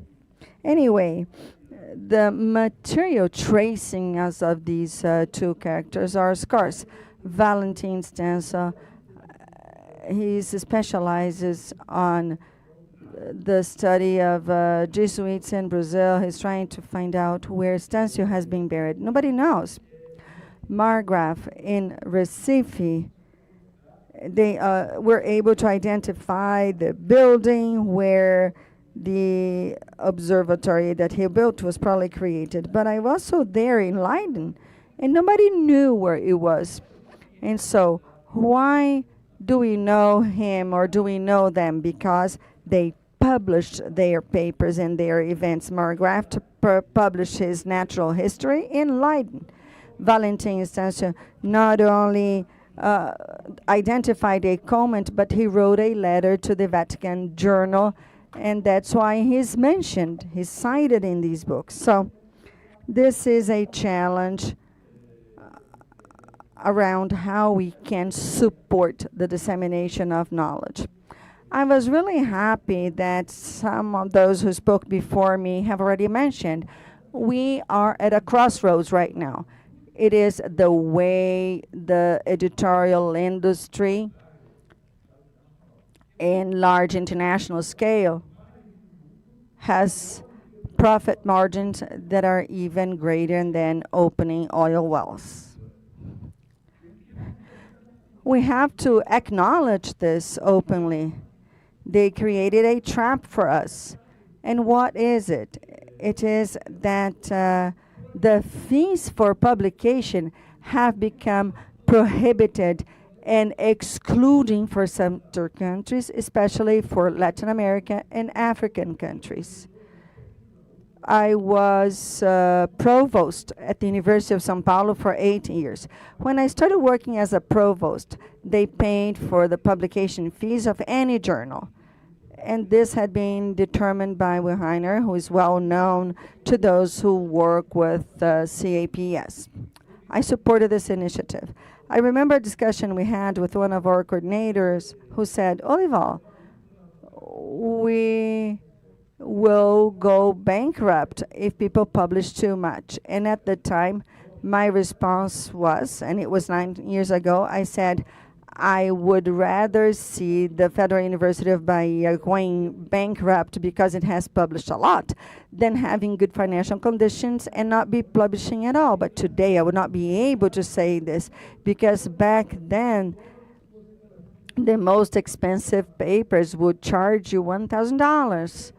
Today it's not feasible for you to pay $10, $15, $20,000 as a publication fee, and this is the challenge we have here. We must acknowledge that we have a problem that belongs to our community. And what is it?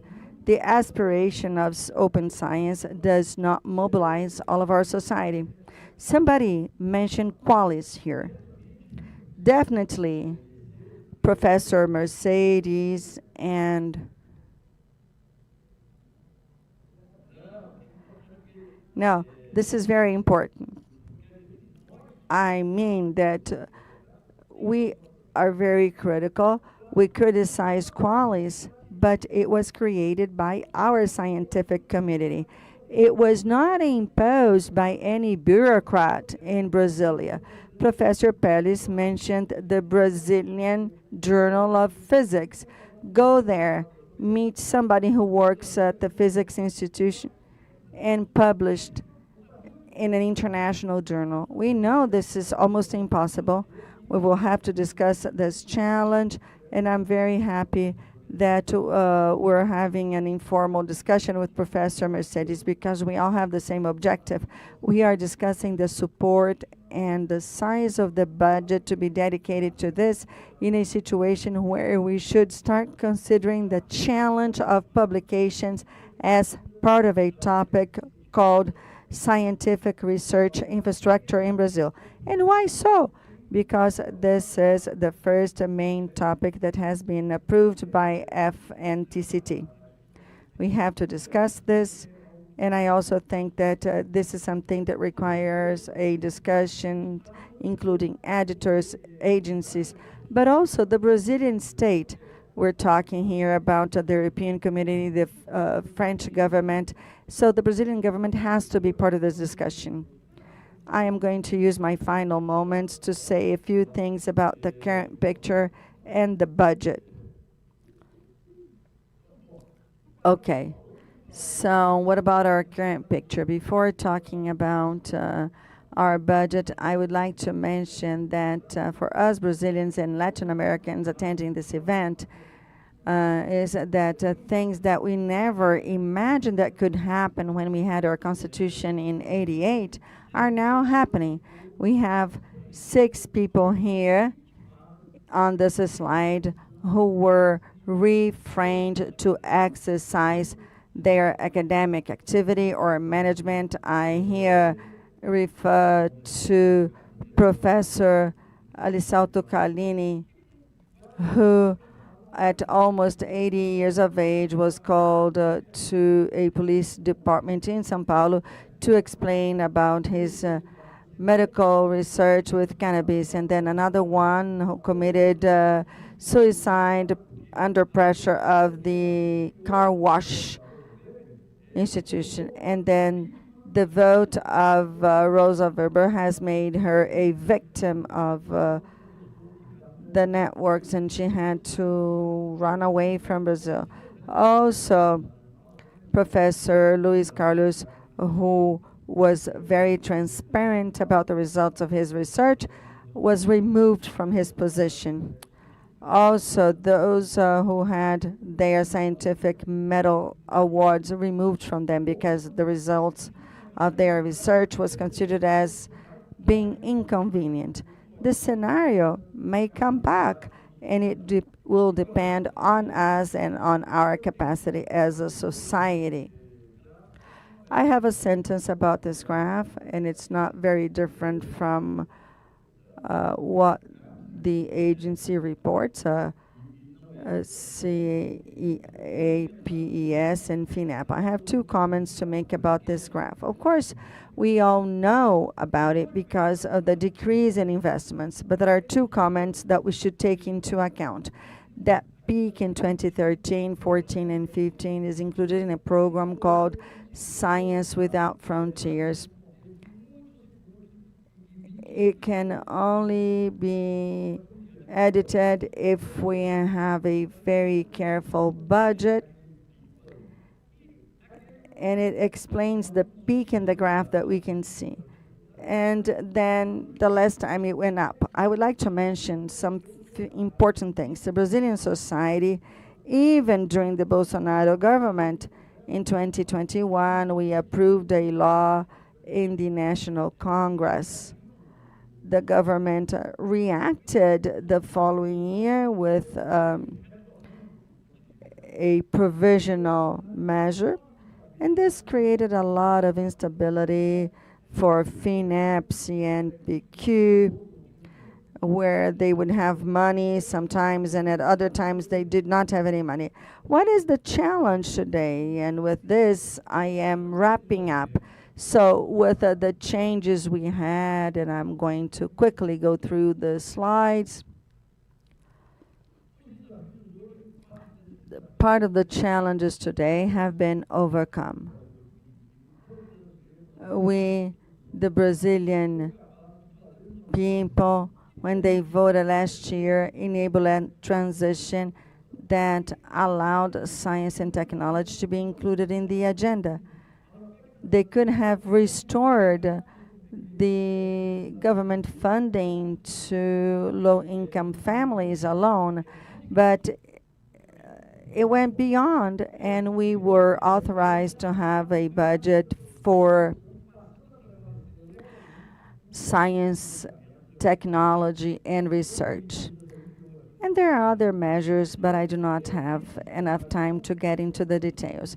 But this is the scenario we have to face with all of its challenges.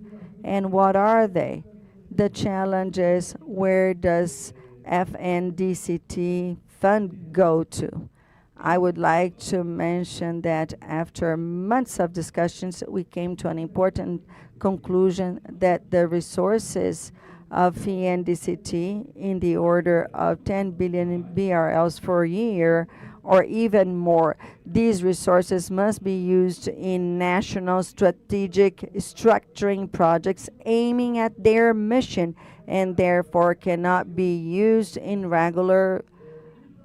for regular activities or expenses. And if this perspective is consolidated, it will provide stability for the funding of science and technology here in Brazil. So we removed from the FNDTC budget the invitations for bidding of regular expenses. This must be part of the budget of the federal government. This fund must be aimed at strategic actions for the federal government. The number of topics that have been approved will lead to the recovery of research on science and technology with a policy supporting our publications, including SciELO. Thank you very much for your attention.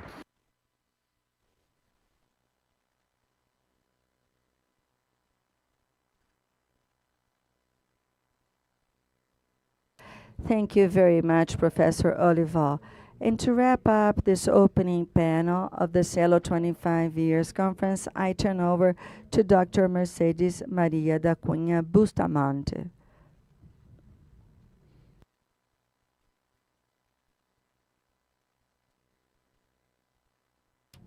Good morning to those present here today, and also to those who are following us remotely. I would like to greet Professor Abel and the rest of the table. It's a pleasure to be here celebrating SciELO's 25th anniversary. I represent CAPES, and we also have other members participating in this event. It's a very special moment. All of us here on the table gave a background on SciELO. It's always important to highlight the vision, the pioneerism, and the courage to carry out this project. I have spent a large part of my academic life since the development of SciELO. I would also like to highlight the journal portal, perhaps the most important tool for the democratization of information in the country. Also, I would like to remind you of how anxious we were when we got an envelope with 3 papers and we realized how difficult it was to have access to these journals, especially in large universities, and therefore SciELO allowed us to democratize access to all of the regions in the country. I also would like to greet SciELO for the incorporation of values in their slogan. Open access has an impact on diversity, equity, inclusion, accessibility. These are values also praised by CAPES and CNPq. Professor Dorival mentioned Margraf. I remember that his work was based on the knowledge of the indigenous people in the northeast region of Brazil. We can see that other types of knowledge in the country must be disseminated so that it's seen not only by Brazilians, but by the whole global scientific community. Despite of all of the advances we've obtained in the 20 years of the portal or SciELO, they were all mentioned here. I think that we are going through a decisive moment in the editorial world.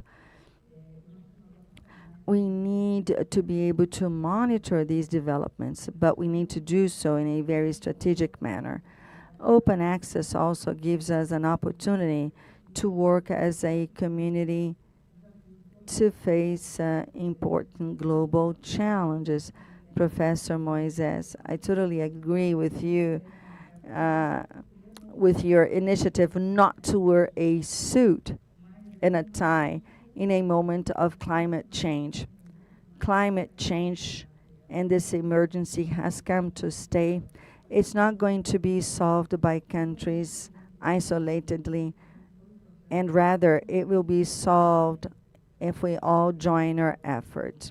Also, we think of the pandemic and the distribution of vaccines and the scientific knowledge. So I think that this should work as a lesson for us, and that we can understand how we can do better from now on. And we have to think about the representation of the countries that will be affected the most by this global crisis.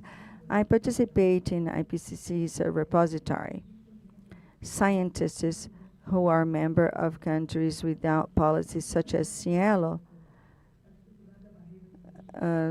they have challenges. Access to the journals, also the language barrier with data that demonstrate how long and how much money is required for those who need to have linguistic access. It's a lot of work, really, and I think that we have to take into account the different contexts where science is produced.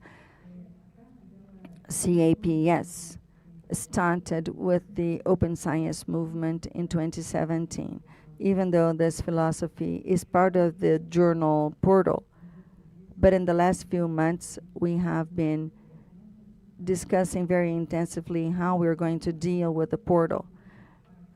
The annual cost for CAPES is between 400 and 500 million BRLs depending on the dollar rate. And this is very difficult for us, including negotiations with foreign publishers. Today, we pay to be able to read, and then we pay to be able to publish. So how are we going to deal with this? Once again, this requires us to have a negotiation, not as CAPES, but as a country, as Brazil, as a nation that understands that we need to be able to occupy our due space. We have also discussed the fact that publishers have come to different agencies isolatedly, and we always say that it's important that we negotiate as a country so that we can include our demands, our principles, our values, and make them very clear when we think about impact, diversity, inclusion, accessibility, equality. Another thing I'd like to say here, it's a good piece of news. So we were discussing our budget, right, Professor Abel, and we will be able to increase our support to SciELO. It is not going to be what is required, but I have this good news to convey to you here, and we'll be able to increment our support to SciELO in the next 2 years. I did not want to talk about qualities, but I was provoked. I think that people have been demanding me to do this. I would like you to know how this is disseminated. When I started working for the CAPES, I had to go visit my doctor, and I had to return to her with the result of my tests, and she said, "You are now the new president of CAPES." So now let's talk about qualities in medical work. And I said, no, please, don't look at my test results. I think that this is something that we should discuss. I always say that Qualis was a tool that was created within a context of programs evaluation. It is a tool that starts using for other areas. For example, the Swiss knife. It is used for so many possibilities. So initially, Qualis was used to evaluate programs, and then to evaluate researchers, and then to evaluate professors in public competitions. And then the tool is distorted and starts being used for a purpose that it was not designed for. Qualis evaluates journals where the graduation programs were included. It does not look forward, it looks backward. We have to consider the tool according to its limitation. But Professor Olival mentioned something very important. It is a tool that was created by the scientific community. Qualis consults peers. But once again, and I do not want to remove the responsibility of CAPES, this is an important moment for reflection within this movement. And why is this important? Professor Paris has mentioned this. I also remember Professor Glaucius when he was president of CNPq. He commented that together we opened invitations to bid, and in one of them we had 2,000 submissions. What does it mean? Brazil cannot have 2,000 journals where Brazil is going to strategically invest in 2,000 journals. So this means a debate in the scope of the scientific community. How are we going to measure the quality of these journals and have a strategic funding designed for our national journals? They must be supported, but we do not have resources to do this. We cannot support 2,000 journals.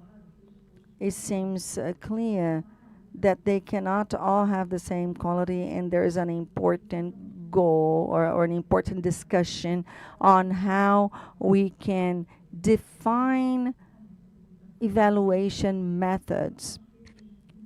So I think that in the last 25 years, Professor Abel, we have this accumulated experience, and it will be essential for the country to consider what we're going to do in the next 25 years.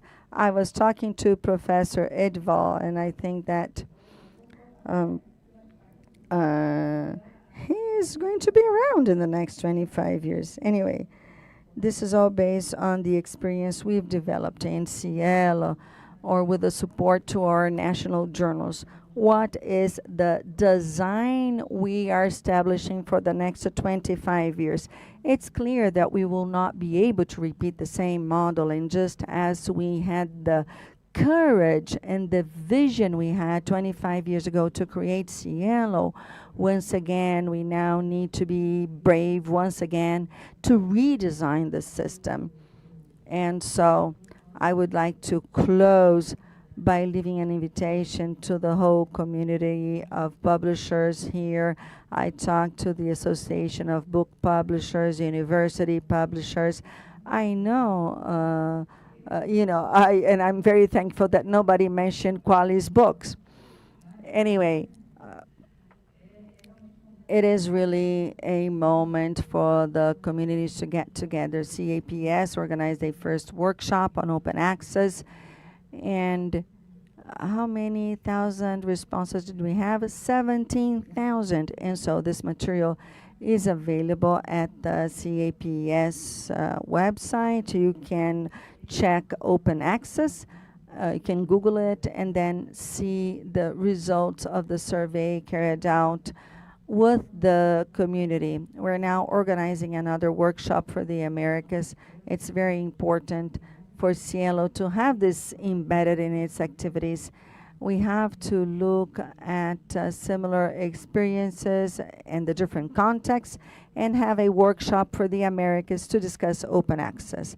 I do not believe we will be able to design a solution in a single model, and it's possible that during this transition phase, CAPS has been discussing normative issues, and perhaps we will have to keep on paying for publication until we decide what we're going to do. Right now, we have a possibility to design new options until we can consolidate a new system. And once again, I want to make it very clear, this is important because science will win as a whole. And today, our countries, with all of the problems we have, social inequality, need to go with sustainability, energy transition, and climate change. We need to think about our programs. It is important that this dissemination is accessible and that it can implement solutions. This is another aspect of scientific communication that we must make very clear. I wrap up, Professor Abel. I still do not have good news about Qualis.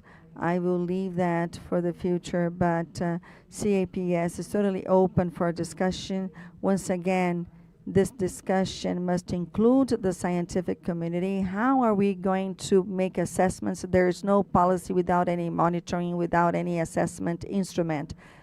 And I would like to reiterate the good news that CAPS will continue and actually increase its support to SciELO.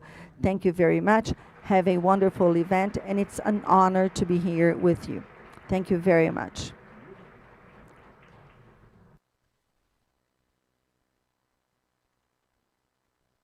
Very much, Professor Mercedes. We thank all of the national authorities that made this opening session a brilliant one. We would like to ask you to remain on the podium for a picture, which will be taken immediately after. And now we break for coffee for about 20 minutes, and we will resume at 12:30.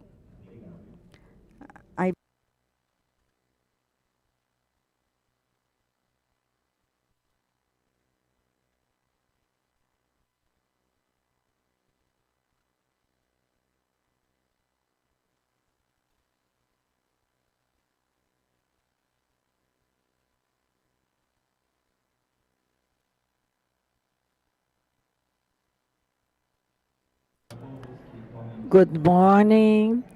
Please take your seats.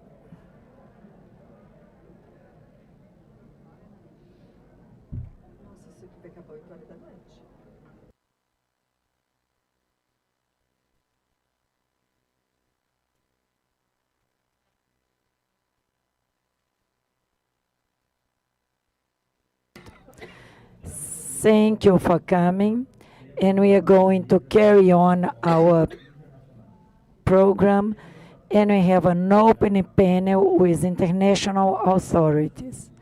Professor Adalto Cândido Soares, he's the coordinator of Communication and Information Sector from UNESCO in Brazil.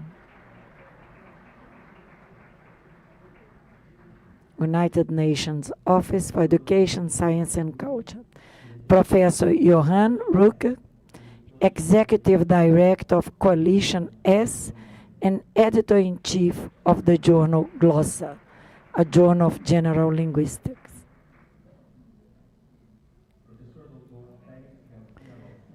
Professor Dr. Felix Locin, he's the Director and Coordinator of the Iberian American Knowledge Space, CEGIB. Professor Dr. João Paulo Souza, he is the Director of BIREMI, PARO WHO, Latin American Caribbean Center of Health Science Information. Professor Barend Mons, President of the Committee on Data, CoData, Scientific Director of GoFair Foundation, and Professor of Leiden University. And the panel will be coordinated by Professor Michele Bustamante, President of CAPES, and a full professor at the University of Brasilia.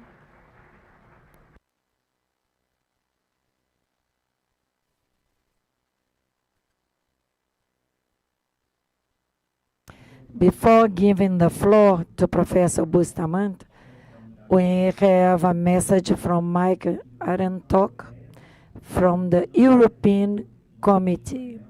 We are not going to present his video, but it's available at our website. I'll give the floor to Professor Bustamante.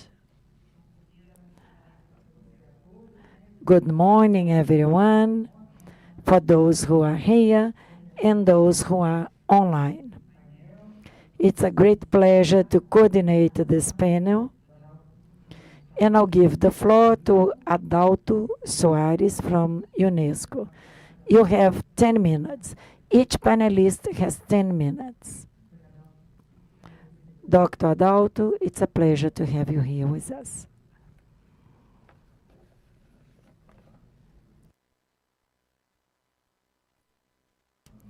Good morning. I have the great satisfaction to be here representing UNESCO in Brazil. I'd like to thank Dr. Parker and congratulate him for the work developed in the past 25 years. SciELO is a constant partner of UNESCO throughout the world. You know, the United Nations has 5 mandate areas: education, which is the core of our organization, culture, science, social science, natural sciences, and communication information that I'm representing today. For this meeting, we have this cross-cutting field. Open science is related to communication, to information, and topics related to natural sciences. The work that we develop in this conference deals with challenges related to technology. UNESCO has a project called IFAP, And this program is related to information for development, information for accessibility,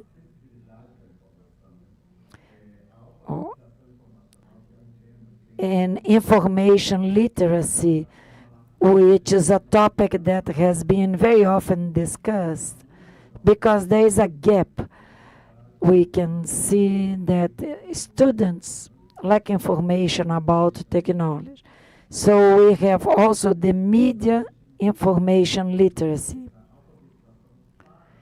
and literacy regarding information ethics, and preservation of data, because UNESCO is related to memory, what is not digital yet. UNESCO nominates the most important heritage and collections throughout the world. So we have archiving, memory, history, and as a counterpart, we know that's the memory of the world. And we do this as we do for heritage, for architectural heritage, and we do the same for biome and for the nature. And the fifth priority, so information for development, media information,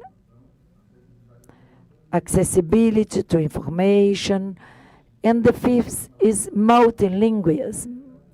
Last year, we launched the decade of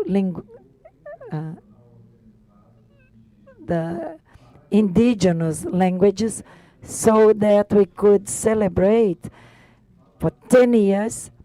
We would discuss about the policies of linguistic policies in the world, preserving indigenous, and it's in INFAP, information for all. Multilingualism is crucial. For us, access should be given in the language of the different populations. The internet should speak all languages. It should be multilingual. UNESCO is organizing this decade upon request of populations that perceive that many languages are disappearing.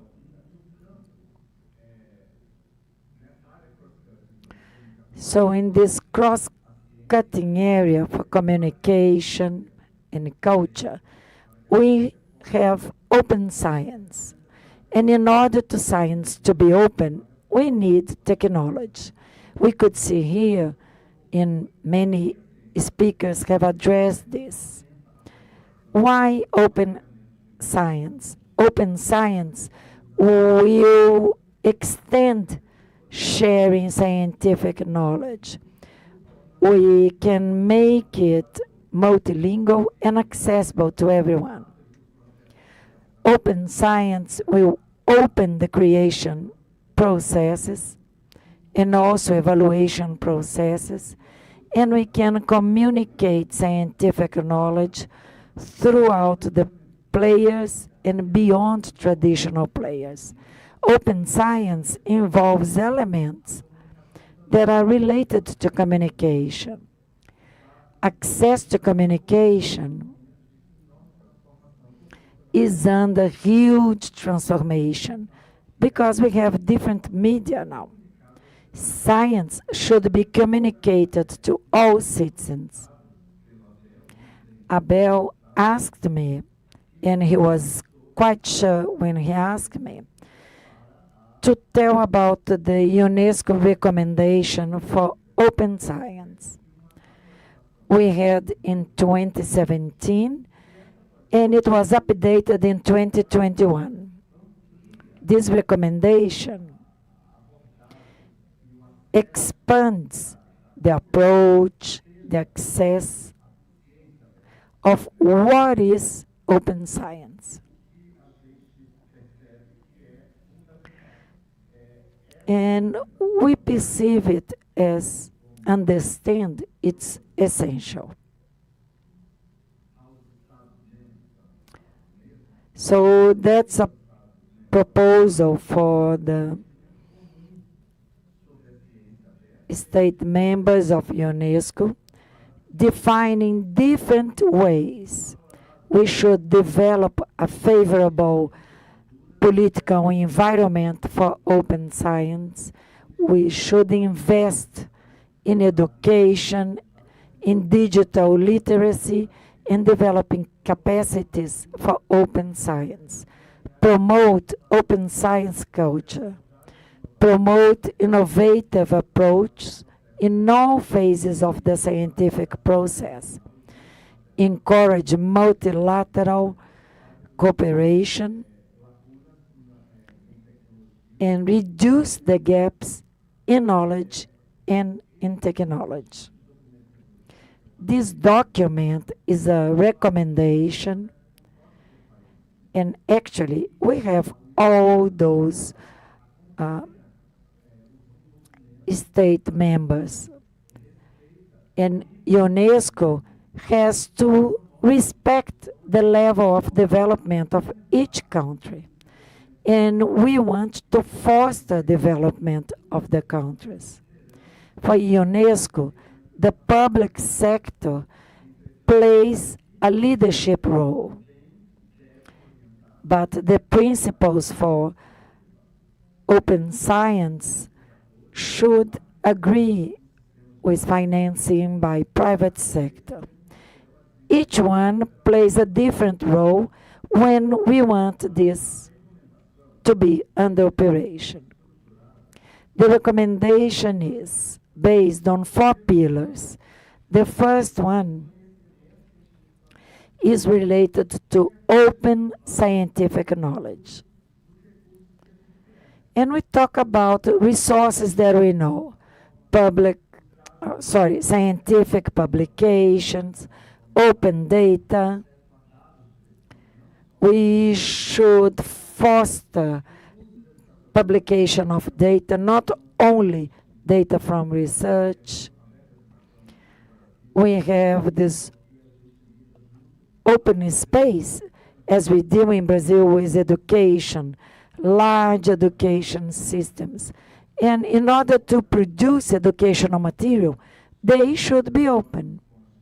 Software, open hardware, all these are included in open scientific knowledge in this multi-platform. Another pillar is open dialogue with knowledge systems. We are talking about articulations, liaison with different cognitive structures. And we know there is an universal declaration from 21. Multilingualism, scholars that are marginalized, how we can value local cultures. The recommendation asks for an open dialogue, not only with scientific knowledge, but with different types of knowledge. Open engagement with social players. And a third pillar involves the participatory involvement, crowdfunding, scientific volunteers, and research that is not only financed by governments. We want to have in-kind collaboration, for instance. And finally, infrastructure for open science that we know, physical facilities such as labs and virtual infrastructure that has to be developed at the same level. We don't want to have asymmetries regarding infrastructure for the development of open science. I would like to greet once again SciELO for the work that it has developed. I'm open to answer any questions. This recommendation is translated into Portuguese. If you check UN.doc, that's the UNESCO website. In our office in Brazil, we are making efforts to translate all documents into Portuguese because Portuguese is not an official language for the United Nations. UNESCO helps the state member to comply with all treaties for open solutions, especially scientific knowledge. By doing that, we can expand access and have societies that are more egalitarian and better informed. Thank you.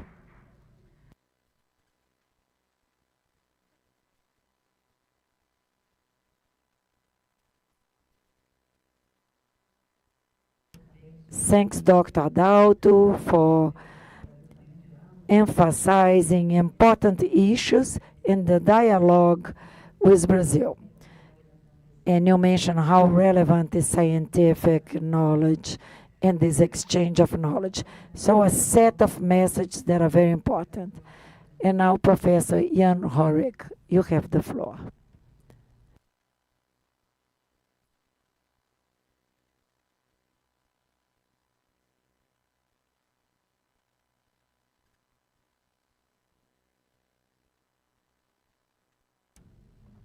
Thank you. E obrigado pelo convite. I could do it in Spanish, but Portuguese. Okay. Now you see my screensaver, which is a map of Brussels, but it's not relevant to this presentation. I'm not sure what I should do. It's a very nice map. I'll say something about the map. This is a Brown and Hogenberg map. From the 16th century, Brown and Hogenberg were actually map makers who made maps for the first tourists in Europe. And they're very famous maps, and actually, if you know Brussels, you can recognize everything. I can also speak about Plan S without my presentation. It's okay. It's okay. Then of course, when I say that, that's when everything suddenly becomes is solved. All right. Thank you very much. So, from Brown and Hogenberg, which is actually an early form of open access if you think about it, right? I mean, helping tourists find their way across Europe. But let's talk about Coalition S and Plan S. Coalition S and Plan S exists for 5 years now. I mean, that's not like the 25 years of SciELO. And actually, one of the reasons that Plan S had to be conceived, I believe, is that in Europe, we made the mistake of not doing the same thing as what was done in Brazil 25 years ago.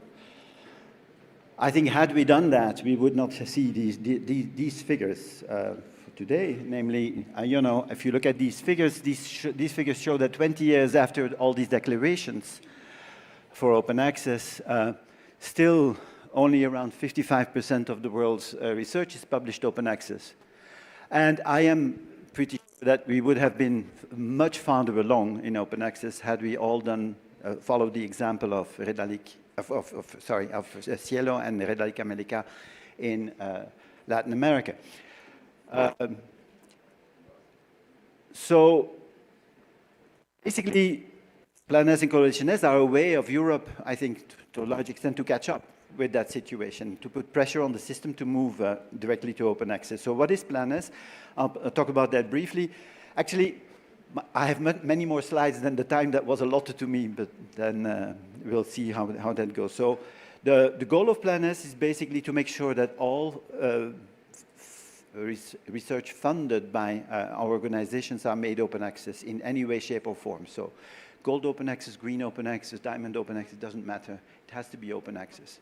So peer-reviewed papers must be immediately available in open access with the CC BY license, and CC BY, of course, is the most open license, as you know. So these are the principles of PlanS. I'm going to give them quickly. Open access must be immediate. It must be under a CC BY license or equivalent. No hybrid model, so we don't pay for hybrid publications that have part of behind the paywall and part in open access. We also push for open pricing. For open pricing, for transparent pricing, and the funders of Coalition has committed to support the publication fees, and individual researchers do not pay. That was the principle.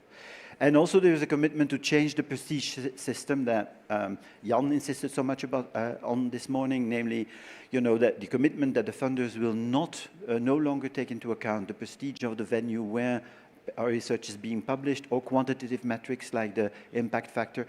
So really going to change the desire to change that radically. So who is Coalition S? Well, it's a global alliance of funders, funding organizations, 28 organizations worldwide, national funders in Europe, but also in Australia and in Quebec. There's a European Commission that is on board, and a number of charitable foundations in the UK and the US, like the Wellcome Trust, the Bill and Melinda Gates Foundation, also the World Health Organization on board, and some representation also from Jordan, Zambia, and South Africa. Together, the funders invest about 35 billion euros in research funds with an output of about 150,000 articles a year. That does not seem like much, but of course, these are articles that came out of competitive funding, right? So the likelihood that these are very visible articles is quite high. And I think that's one of the reasons that Coalition S is being taken seriously when we try to speak about this. So it's not itself a policy, it's 10 principles, and there is really a commitment. The only thing that is needed to be part of this is a commitment to put these principles implement these principles in a coordinated way and align together towards open access. So it's actually a very pragmatic approach. We don't think that there's a silver bullet approach. No business models are favored. It's pragmatic. We seek alignment and coordination with various organizations in all realms of open access. And we also have a network of ambassadors that do this. So we really try to talk to everyone in order to advance open access. So how do we do these things? Well, we have committed very early on to 3 routes to compliance, namely the first route, which is that authors can publish in fully open access journals and the funders will pay the fee. The second route is publication in subscription journals, is a way of making that research open access if the author deposits at least a copy of the author accepted manuscript in a repository at publication. And I'll speak about that a little bit more, because the first route, of course, is easy. Either you pay or you publish in a diamond open access journal, which is not a payment, but it's a fully open access journal, and contributions are supported there. And then the third route is really publication in journals that are under a transformative arrangement, a transformative agreement of some sort. So these I will talk about as well. So there's basically 3 different routes to achieve the goal that we set ourselves. We've also developed a journal checker tool so that authors can easily find what they have to do with respect to specific journals. They can find whether they should pay or whether they should put paper in a repository. So we have that tool that is actually being used a lot by our researchers. Transformative arrangements, of course, I think you know about those, but I'll say again what they are. Publishing models where the publisher is committed to transitioning subscription and hybrid journals to open access. So there's a kind of a deal whereby authors and readers have access to the journal. These go usually via consortia, so they're on a national level. And we have decided to no longer support that model in the future at the end of 24, because we think it doesn't lead to open access fast enough. We've had our own experiment with transformative journals, for instance, and that showed very clearly that things were not moving fast enough. So we are looking at other ways to promote open access in the future. I mean, we exist for 5 years. We've tried to convince the publishers to move to open access faster. That hasn't worked, so we need to move to other means of making sure that our authors can publish in open access. Transformative agreements, nevertheless, have led to a large number of open access articles. There's no denying that. But we think there are other ways of doing that. So a bit about Route 2 and rights retention. Route 2 is actually the most difficult route for us, because basically what we say is we ask authors to retain their rights and to publish the paper in a repository with the CC BY license. So basically, you know all the problems with that. Many researchers do not fully understand that they are the original copyright holders of the papers, and publishers are actually not helping. They very often present things as if they have a right to every paper an author writes. But if a researcher grants a CC BY license to their work, that keeps sufficient intellectual rights for the author, and that allows the author to reuse the article for themselves, but also to share it in a repository. And we believe open access starts at the source, namely the author. So what we need to do really is talk to the authors and convince them of that. So, because what's the problem? The problem is that very often authors sign a copyright transfer agreement and then they lose all their rights. Even some publishers now go so far as to claim perpetual rights. You wouldn't know it was possible, but they can always find a new trick. And so this is why we developed a rights retention strategy. Rights retention strategy says that basically it's a two-tier strategy. On the one hand, all of our contracts now state, look, preemptively, anything you write under this grant has a CC BY attached to it. So this is something that is a condition of the grant, period. And you also need to inform the publisher of this at submission, because of course publisher cannot know that you are subsidized by a coalition as author. So by asserting that CC BY license, authors retain sufficient right to share the paper. And the beauty of the rights retention strategy is that since the CC BY license is in place before the copyright transfer agreement, it takes precedence, it takes legal precedence over the later copyright transfer agreement. Now, I can tell you from personal experience that the publishers hate this with their hatiest hate. Though the rights retention strategy is, of course, based on simple principle, namely that authors own their work. So I'll skip this slide. So what we ask authors to do is basically include this language in their submissions, in their papers, and then make the open access in a repository. This has worked. I mean, thousands of papers are already in open access in this way. But of course, the publishers play guerrilla with this. Contracts will contradict the grant agreements. Publishers wait until acceptance to present contract conditions, or they try to delete the rights retention language as if that would change anything. I mean, we strongly believe that publishers have the right to desk reject articles with rights retention, but not to confuse or mislead or trick authors. We have written a letter to them, did not receive an answer. At the same time, we know that rights retention is receiving broad support by UNESCO, by the G6 declaration, by the EUA agenda, by the European Council last year. And also, more importantly, universities are adopting rights retention strategies, which I think is strong. I'll tell you why in a minute. So 20 UK universities and I think 7 Norwegian universities have now adopted rights retention strategies. And that's important for the following reason. It's important because, I mean, the technicalities here are not important, but rights retention policies adopted by universities are more powerful than funder mandates because, of course, it becomes a condition of labor, and so that protects the researchers. And moreover, it protects researchers, both researchers who have funding and researchers who don't have funding. So that's important. What is also important, that, of course, is if the publisher comes after the author, they would be legally procuring a breach of contract, which is basically if you try to make someone sign a contract when you full well know that they already have a contract that contradicts your later contract, then in fact you can sue the person that does this, and they are liable, and usually you have a good chance of winning that. What we've also done to put pressure on the publishers, of course, is because we know that there are these huge profits being made, we ask for price and services transparency, so we've built a journal comparison service, which has not been a great success with the publishers, I must say. Only 86 publishers registered for this, and only 28 have deposited data, and only one big publisher has joined this, Wiley. So we ask libraries to insist on price transparency and make this a condition of any interaction with publishers. We also have an open access for academic books, where we say that the road will be a little bit slower, a commitment to support open access books, and also a commitment to work with the Directory of Open Access Books and OAPEN via the Open Access Books Network. So there we are less stringent. We don't insist on a CC BY license. We say that a CC license is enough.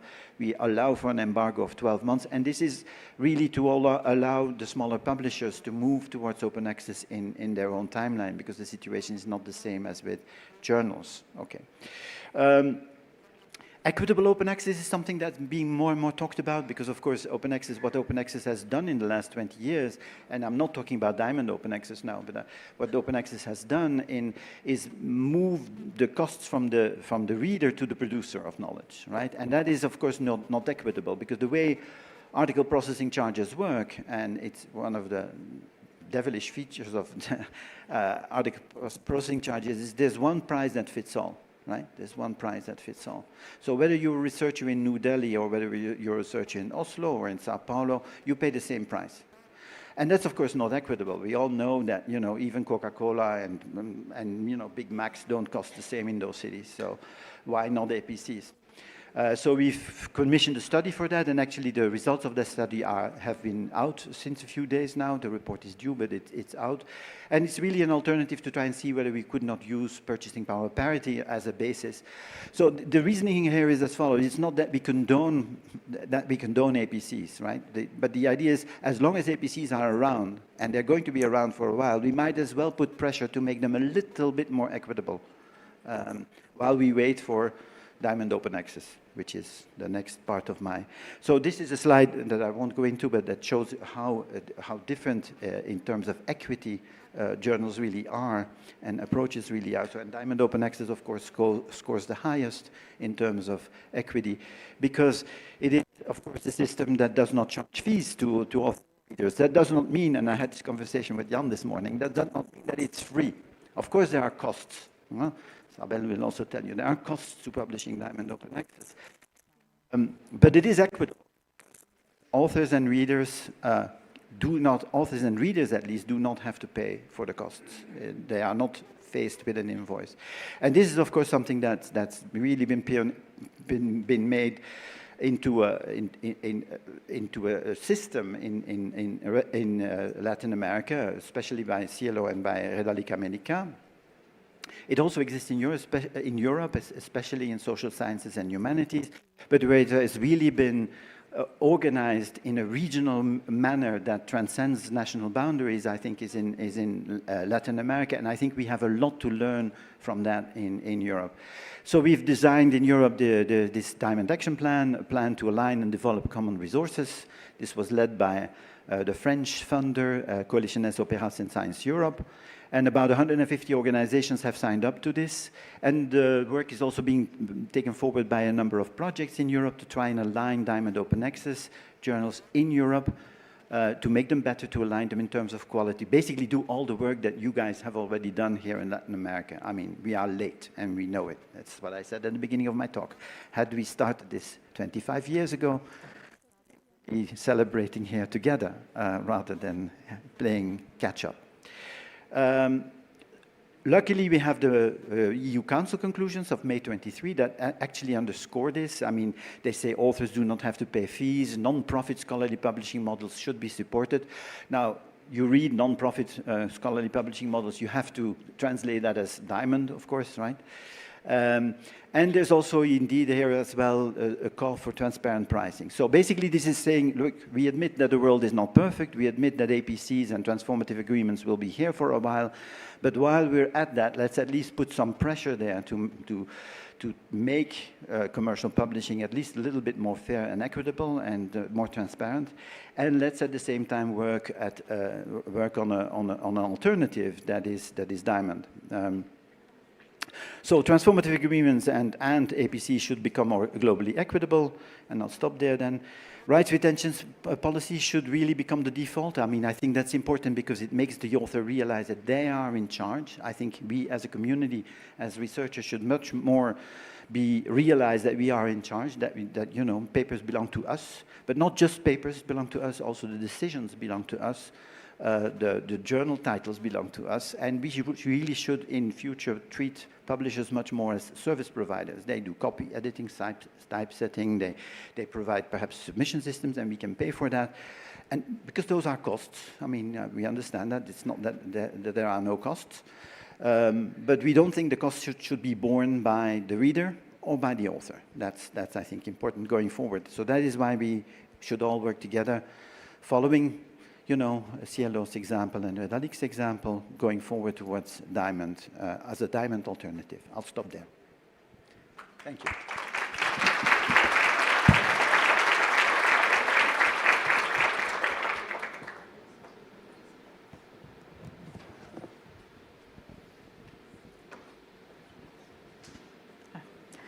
Obrigada, professor Rorik.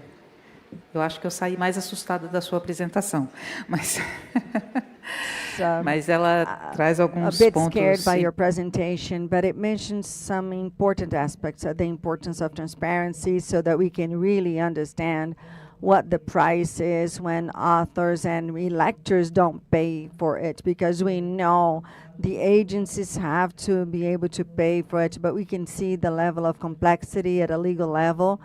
And that also poses an additional challenge for our institutions based on the lack of support we have as scientists and our university institutions, and therefore the involvement of other stakeholders is very important in this discussion. Thank you very much, Professor. Our next speaker, Dr. Felix Garcia.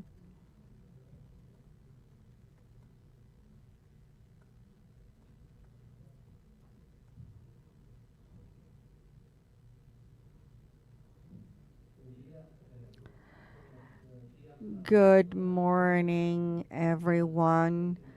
Thank you, Chairwoman, and also President of CAPES. I would like to start by especially thanking to SciELO for the opportunity to be here in this celebration of the first 25 years of this initiative. 27, some of you were saying this morning, but formally 25 years. And let's see what comes in the future. I would like to make a brief introduction of the institution I represent, the General Ibero-American Secretariat. It is an opportunity for political dialogue and agreements where we have 3 European countries, Spain, Portugal, and Andorra, and 19 Latin American countries, all of them who have Portuguese or Spanish as one of its official languages. It's an opportunity or a space for consultation. We've been working together since '91, and we have an opportunity for decision-making in the summits with the participation of presidents. And it counts on a general secretariat, a standing committee, and the work which is done by the General Ibero-American Committee, the General Department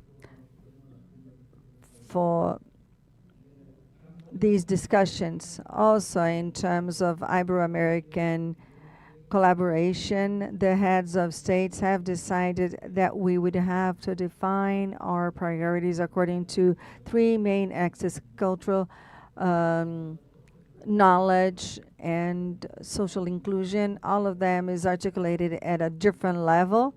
And I have the honor to tell you that I coordinate the knowledge access that deals with education, science and technology, innovation, and digital education. In the case of our organism, we deal with universities and are focused on upper education. As part of this celebration, we have a whole preparatory process where we have the participation of the different ministers in different areas. And then we have a meeting where we, from time to time, produce a document on innovation. And the last meeting we had happened in Santiago de Compostela in November 2 and 3 last year. But that was for the preparation of a summit with heads of state, which happened in San Domingos on March 25th this year. The agenda that we've developed based on this meeting with ministers and authorities on technology and innovation, along with other lines of very important activities such as innovation. And we're also implementation an Ibero-American strategy for innovation, or an investigators or researchers front, to have a mechanism that will help us leverage the collaboration among our different countries. And in this meeting with ministers on technology and innovation,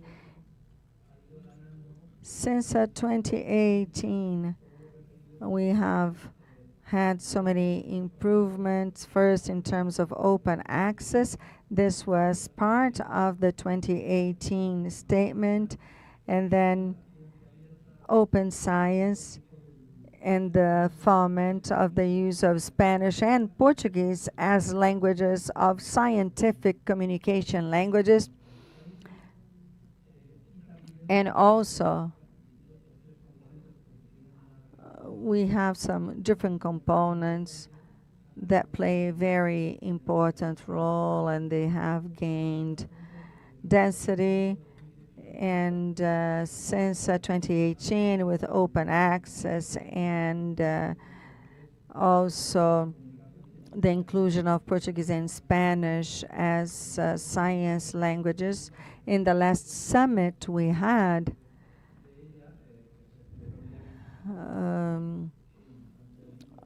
in Santo Domingo, Dominican Republic on March 25, where we had ministers of technology and innovation that approved the Ibero-American statement on open access. The lecture before mine mentioned a lot of the components we have in this statement. But that's how it should be anyway, and it's on open science. It's an open science plan for the use of Portuguese and Spanish as languages of scientific publications. And then along with these 3 specific documents based on agreements signed by science and technology ministers, and also they approved a special statement on the Spanish and Portuguese bilingualism, and also the foment of Portuguese and Spanish as communication languages in the areas of science, technology, and information. So with this, I mean that since 2018, all of these issues have become central. And where are we right now? I think we're very close. And actually, we had our keynote speaker who spoke this morning, because we were talking about books and the love for open science. And we can say that right now the Ibero-American Conference loves open science, and we are preparing for these plans. I have 3 more minutes, and I will quote or tell you about the actions we are involved in. I'm not going to mention all of them, but I will talk about what happens with open science, fomenting of Spanish and English, and scientific language. So first of all, we're trying to create an image which is in movement of what is happening with open science policies in our languages in our countries. We try to do it in synergism. We work based on the efforts that are made, and in this case we have UNESCO, which has done very important work. For the Open Science Plan, we have a department that supports us. We have Dr. Ana Maria Seto, who is part of the executive board, trying to find an interaction for our different organisms. So we're trying to create a moving image of what our countries are doing so that we can monitor their efforts and then promote open access policies. It's important for us to have a good idea of where we are so that we can move forward. I would also like to highlight that we're promoting a permanent mechanism of cooperation along the scientific publications repositories. This seems to be essential to us because it is at the basis of many other things that we have to do. This initiative had its first meeting along with the Ministers of Science and Innovation in Santiago de Compostela. Dr. Parker was there with us, as well the President of Latindex, Relalic, TLNet, and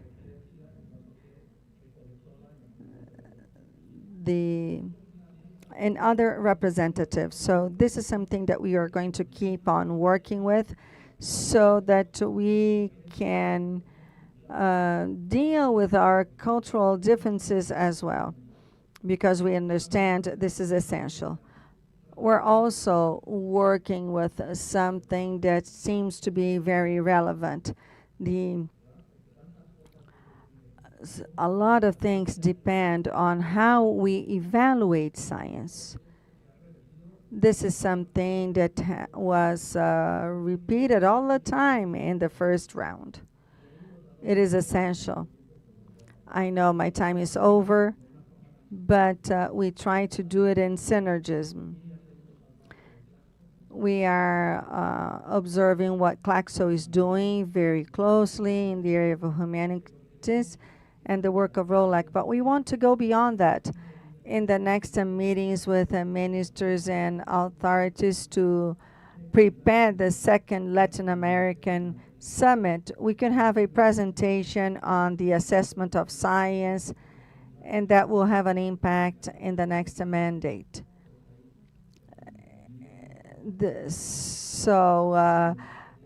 Our chairwoman has mentioned it, and I think that we should move on with this activity, and I hope that we can advance together in this regard.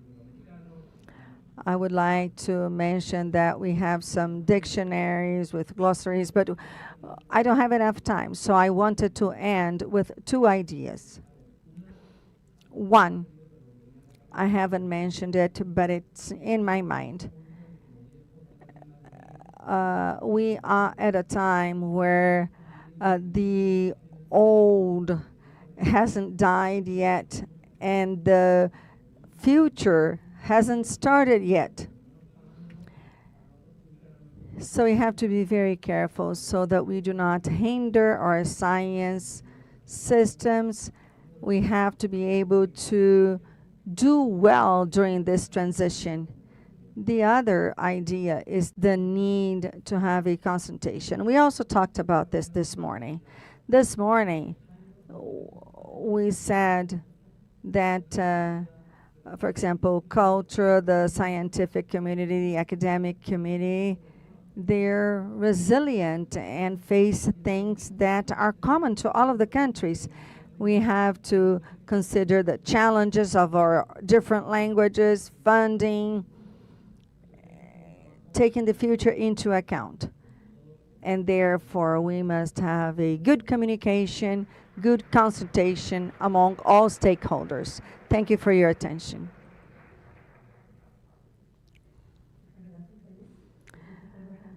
Thank you, Felix. This is what you mentioned is very important in terms of multilingualism. This is the second time. I think that reinforcing multilingualism in different cultural contexts is very important and relevant. And also, it is very important that ministries sign their declarations and release the required resources. So this is very important.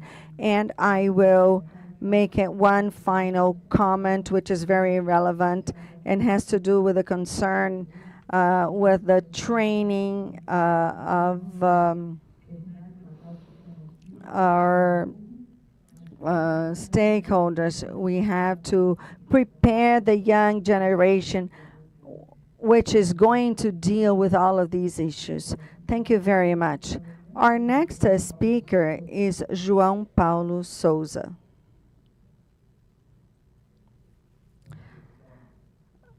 Good morning, everyone.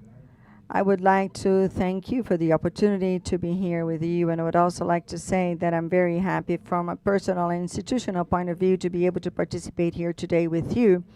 I am here representing BRAMI, which is part of the WHO and PAHO, and its mission is to facilitate access and the use of scientific information. And so with this mission, we can see a very close relationship of BRAMI with SciELO from the very beginning, and in the first 25 years and beyond them. I greet the members of the table and the audience and also the online attendees. Today, I will talk a little bit about this relationship we have between science and technology information with healthcare issues. And so I will especially focus on emerging topics.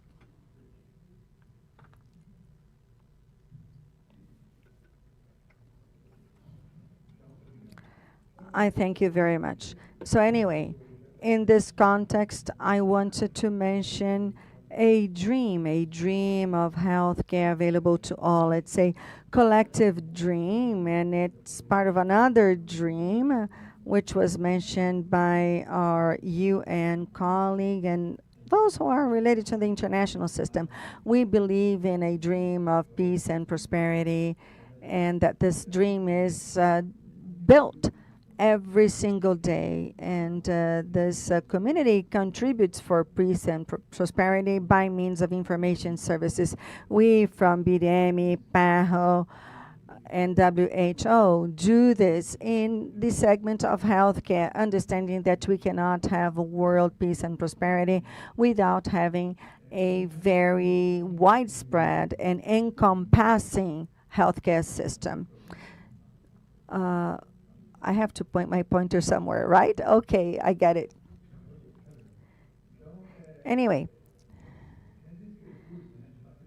in terms of making this dream come through, we're all inspired by dreams, and this is done by facing challenges and having concrete steps. So today, in our region, in the Americas, we have a very complex sanitary situation.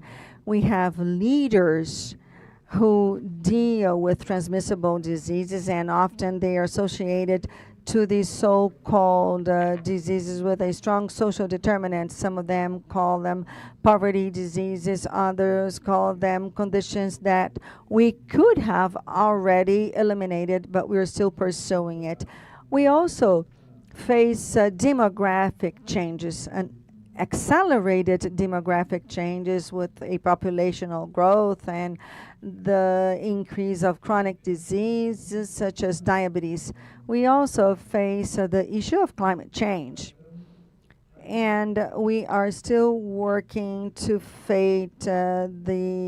with the outcomes of COVID and the long-term effects of COVID. Coping with COVID was a global challenge, and somehow it affects us. The healthcare systems went through a lot. We're still coping with what happened, and at the same time, it works as a reminder that we'll have to face other pandemics in the future. Whenever I think about my work at the WHO, we've had different pandemics. This is the largest ones, but we have had important emergency situations, and we know that in this decade we're going to have other large events where we'll need to be able to provide a response, and information products will play an increasingly more important role. And therefore, to materialize this dream, we have to conclude this process where we coped with the pandemic, and it also includes implement the actions we've learned, recover from the negative impacts, contribute for our national healthcare systems to be more resilient and stronger, and turning our individual and community organizations more and more efficient in a quickly changing scenario, especially in the context of digital transformation. And also, speaking a little bit about this dream, and I wanted to mention the role played by each and every one of us in terms of healthcare and well-being, which are essential for the world of peace and prosperity that we want to build. Whenever we talk about health and well-being, we know that they depend on social conditions. We all know it. We've since long been working with this notion that healthcare and well-being depend on how our economy, our policies are organized, and how our healthcare system can offer services that will neutralize or mitigate the negative impacts of social determinants. Increasingly more present is the impact of climate change. We have impacts on our daily lives, on our health.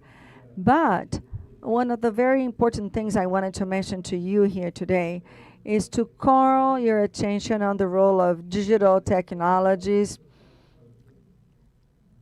in this area of healthcare and disease, hyperinformation, disinformation, among other issues. So today we think about the process of healthcare and disease as being subject to digital technologies as well. In this context, we see possibilities that are indeed wonderful in this process. And I would like to highlight, for example, digital healthcare services, information systems that work in the area of healthcare, but also services that we work with, such as information portals, with their capacity to inform people so that we have it available for the community in general. Another aspect that we should take into account is the role of social media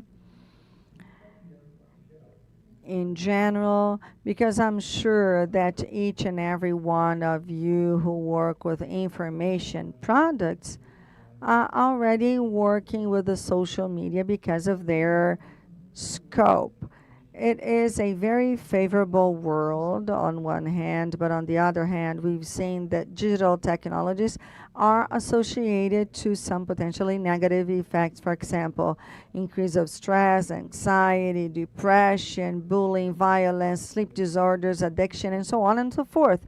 And so in our region, we monitor over 40 healthcare indicators, and there is one that has consistently worsened in the last decade: suicide among teenagers and young adults. There is a hypothesis that social media plays a role in terms of self-esteem, but also they are related to suicide at the end of the day. So I gave you a healthcare panorama, social determinants, and I also talked about dreams. The development of these dreams occur as we translate ideas and dreams into actions in healthcare, trying to have an impact on the lives of people. And as I told you, we have the information products and services, an entry point where we're trying to develop program practices and change people's behavior somehow and in a way that will lead to better health. There are some fundamental aspects: the importance of the quality on the evidences and the risk of biases. I wanted to call your attention to an important aspect: transparency in this process and the importance of open science. Okay, I'm not going to talk a lot about this, but it's important to be able to generate evidence. I wanted to highlight, and this is one of my last slides, in this context of digital transformation, where digital technologies emerge as powerful determinants of health and disease, we have new threats regarding transparency on the process. We have increasingly more black boxes coming up with uncertainties on how evidences are interpreted, selected, especially in some tools that use artificial intelligence.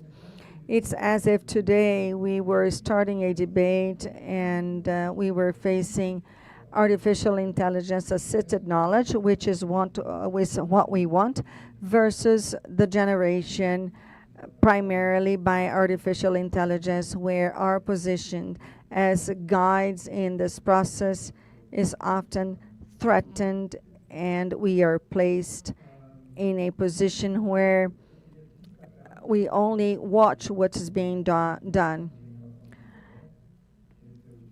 And this is my final slide.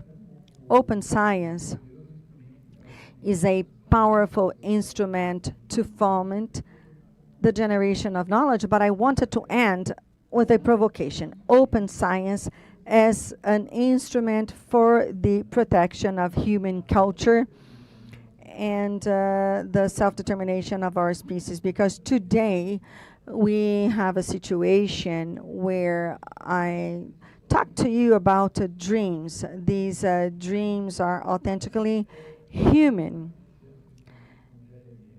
and we can now consider the possibility of having whole communities in our area and beyond being inspired by artificial intelligence tools, and we have to be alert, and we have to know how we're going to integrate them. This is a provocation. I wanted to wrap up. I'm not going against artificial intelligence. It's quite the other way around. We want it to assist us and leverage our capacity, but we have to be very alert to the role we play in this equation. And in this regard, open science is key. Thank you very much.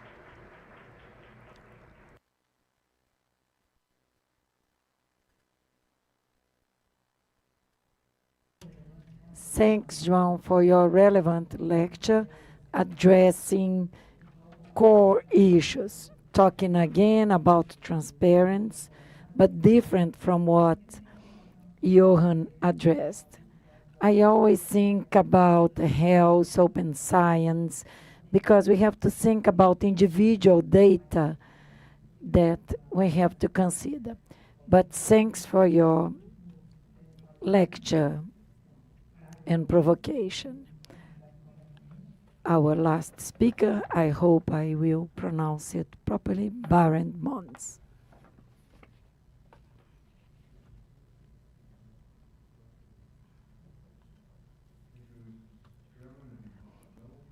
Obrigada.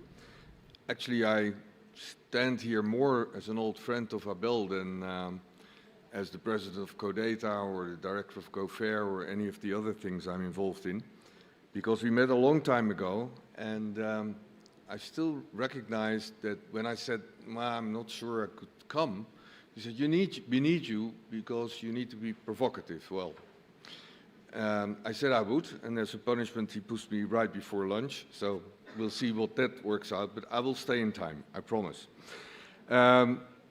Before I go on to what I really want to say about data, rather than open access, is two things on open access. What is more and more irritating to me is that a lot of people, not the speakers here of course, conflate open science with open access.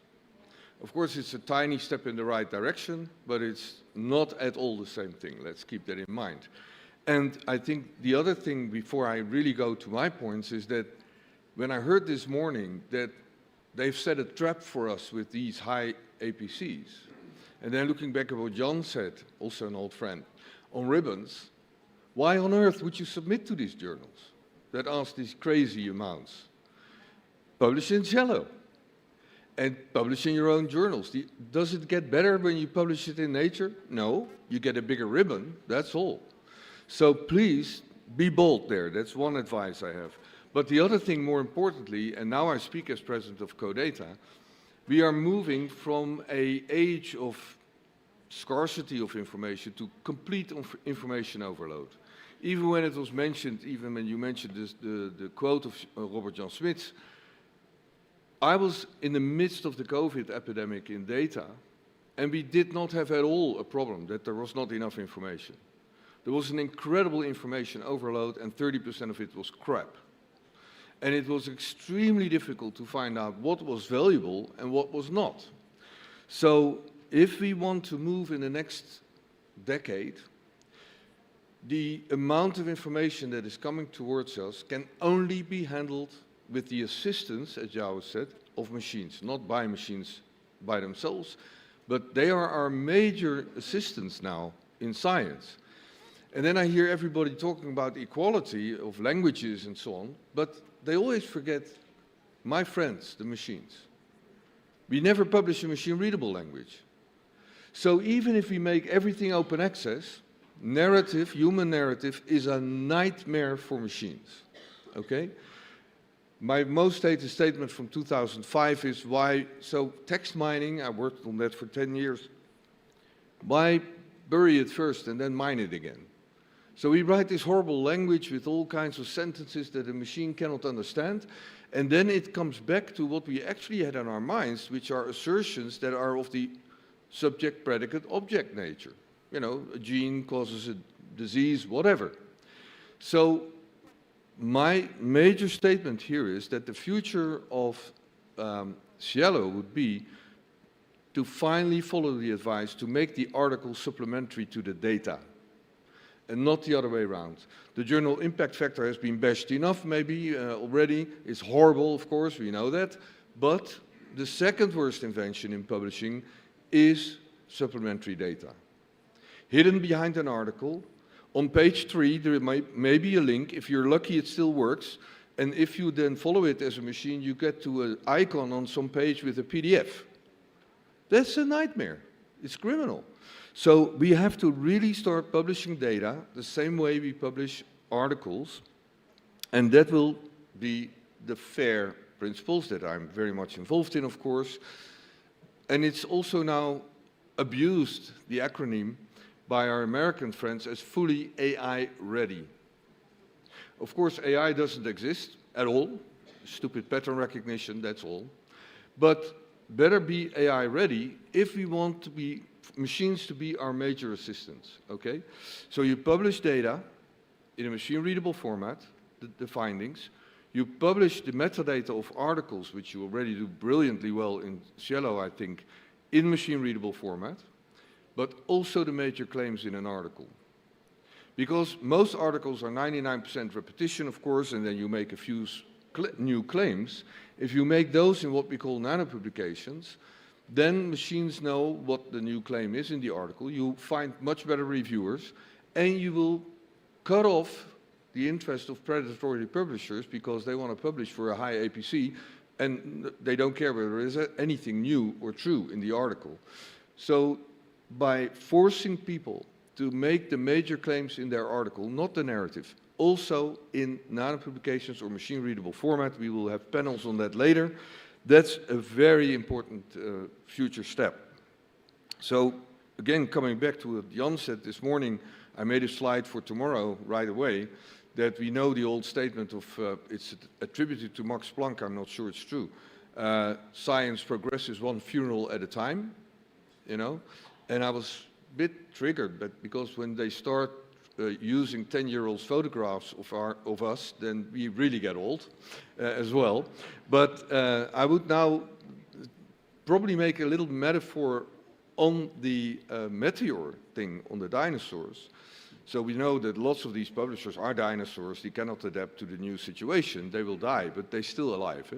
And they're devouring as much as they can before they die.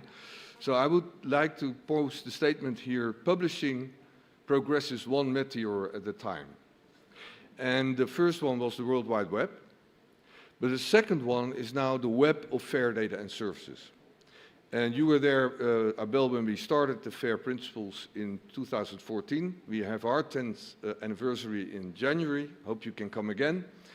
George Strawn started the internet, and he said there, we will move to one machine and one data set.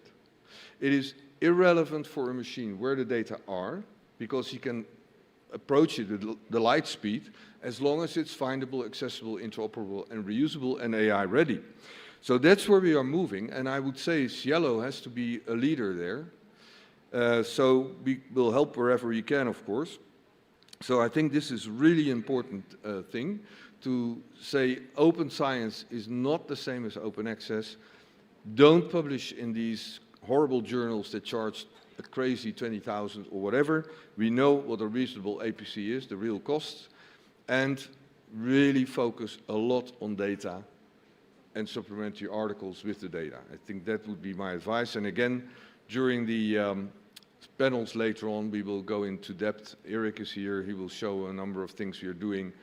And you will see that information overload and misinformation is the major issue at the moment.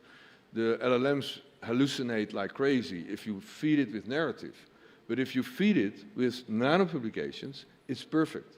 Coming back to what Zhao said, then it's our assistant. It's not flooding us with, you know, hallucinations and useless stuff. So that would be my introduction. And I hope that also triggers you to come to the panels and to challenge us on all these things later. Thank you.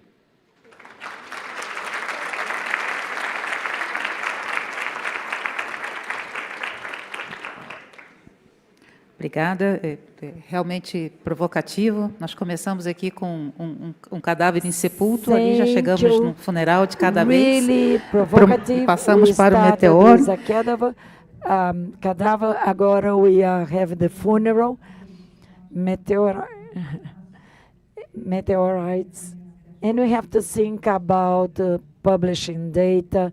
Again, we have to consider equity, ethics, how they reuse data, who produce primary data, and how data are reused. Well, we have lunch. I would like to thank you all, those who are here, those online, and our speakers. They contributed a lot. Their contributions will feed us during the event. Thank you. Have a good lunch.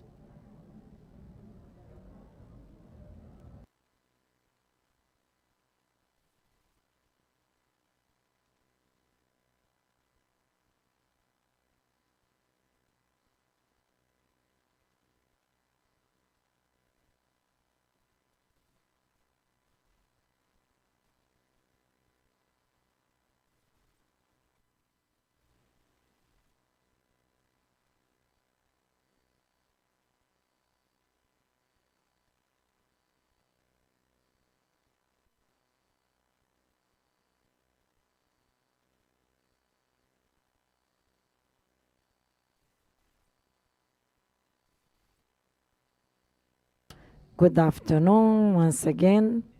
Have an announcement. After lunch, we are going to have 2 panels before the next break. We were doing 1 panel, 1 coffee break, 1 panel, lunch. Now we're going to have 2 in a row. Before starting this panel, we have a question and we'd like you, ask you to answer. The question is, diversity, inclusion, and equity are part of the conception and performance of research in your organization. So that's the QR code, or you can use the website www.menti.com and type this code 8511617. So even those who are taking part online can take part in this voting process. We can see the answers. So, do diversity, inclusion, and equity take part in the performance and conception of research in your organizations? No, not yet, but in a sufficient matter, yes, and satisfactory in all fields.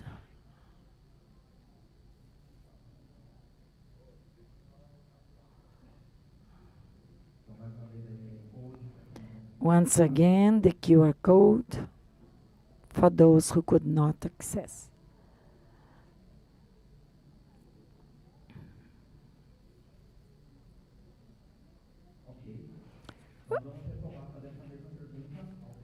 Okay, we're going to ask the same question by the end of the panel to check if the answers would be different. Now we're going to have a panel, dialogues, diversity, equity, and inclusion in open science program. In the website or in the conference app, there is a page dedicated to all panelists. And then you can check their CV. So for this panel, I would like to invite Dr. Luiz Augusto Campos, who is the editor of Dados, Revista de Ciências Sociais. He was a member of the advisory committee of SciELO from 2021 to 2023. He's a lecturer at the State University of Rio. And to comment on the panel, we have Professor Sarita Albali. She's the coordinator of the lab for research on open science and citizen innovation. She's a professor at the Federal University of Rio de Janeiro. Professor Dr. Nath Madondo. He's an associate editor mentee of the South African Journal of Science and lecturer of the Mangosuthu University of Technology, MUT.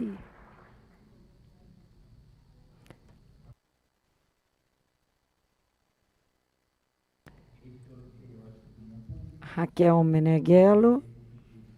She's the editor of Opinião Pública Journal, a former member of the advisory committee of SciELO, 2007 to 2009, 2019, 21. She's a full professor at the University of Campinas. I'll give the floor to Professor Meneghello. Good afternoon, everyone. I have the great satisfaction to be here coordinating this panel. And I'm very pleased to meet colleagues who will address important issues for open science, equity, inclusion, and about our journals. I'd like to thank for the invitation, and I'll give the floor to Professor Luis, who will give us a lecture. You have 20 minutes. Later on, we are going to have a debate. First of all, I'd like to thank Raquel, to compliment Professor Matondo, Professor Sarita, and I'd like to thank SciELO for the opportunity to be here. But SciELO was quite responsible inviting me to be a speaker, because at SciELO you have people who are much more competent than me, discussing about open science. Before talking about the topic of our conference, I would say that as a researcher, SciELO was crucial. The first research that I did as an undergraduate student, the most important journal, that's Dados, the name of the journal. It means data in Portuguese. And 20 years later, I'm the editor. And as a young man born in the outskirts of the city, SciELO made knowledge available in the internet, and to someone who had no technical knowledge, was not used to go to libraries. I have students now that are just entering university, and they ask me, how can I publish at SciELO? So SciELO is like a meta journal, and somehow it is. But it's just to show the success of the platform, because it will go beyond the university walls. What I want to discuss with you is a debate related to two research agendas that I work with. I work on racial inequality, especially at further education or university studies, and more specifically on scientific publishing. So I try to work together with both topics. And since I'm here, we could reflect about trying to address my two interests in research. SciELO platform makes it a priority, and we have this conference that shows this. But by and large, I believe there is some resistance to think about diversity. When I talk about diversity, I talk about diversity, equity, and inclusion, an idea. But considering open science, and one of the principles of open science, diversity is cool. Let's try to do it as much as possible. But if we understand open science, it's curious. Many people present open science based on pillars, 3, 4, 5, 7 pillars. But very few consider diversity, equity, inclusion, accessibility. They talk about data reproducibility, open assessment, but by and large, diversity is somehow parallel. It's something important, but not organic, not as a core issue. I won't discuss the definitions of open science. They've been addressed here. Abel discussed about ChatGPT and open science.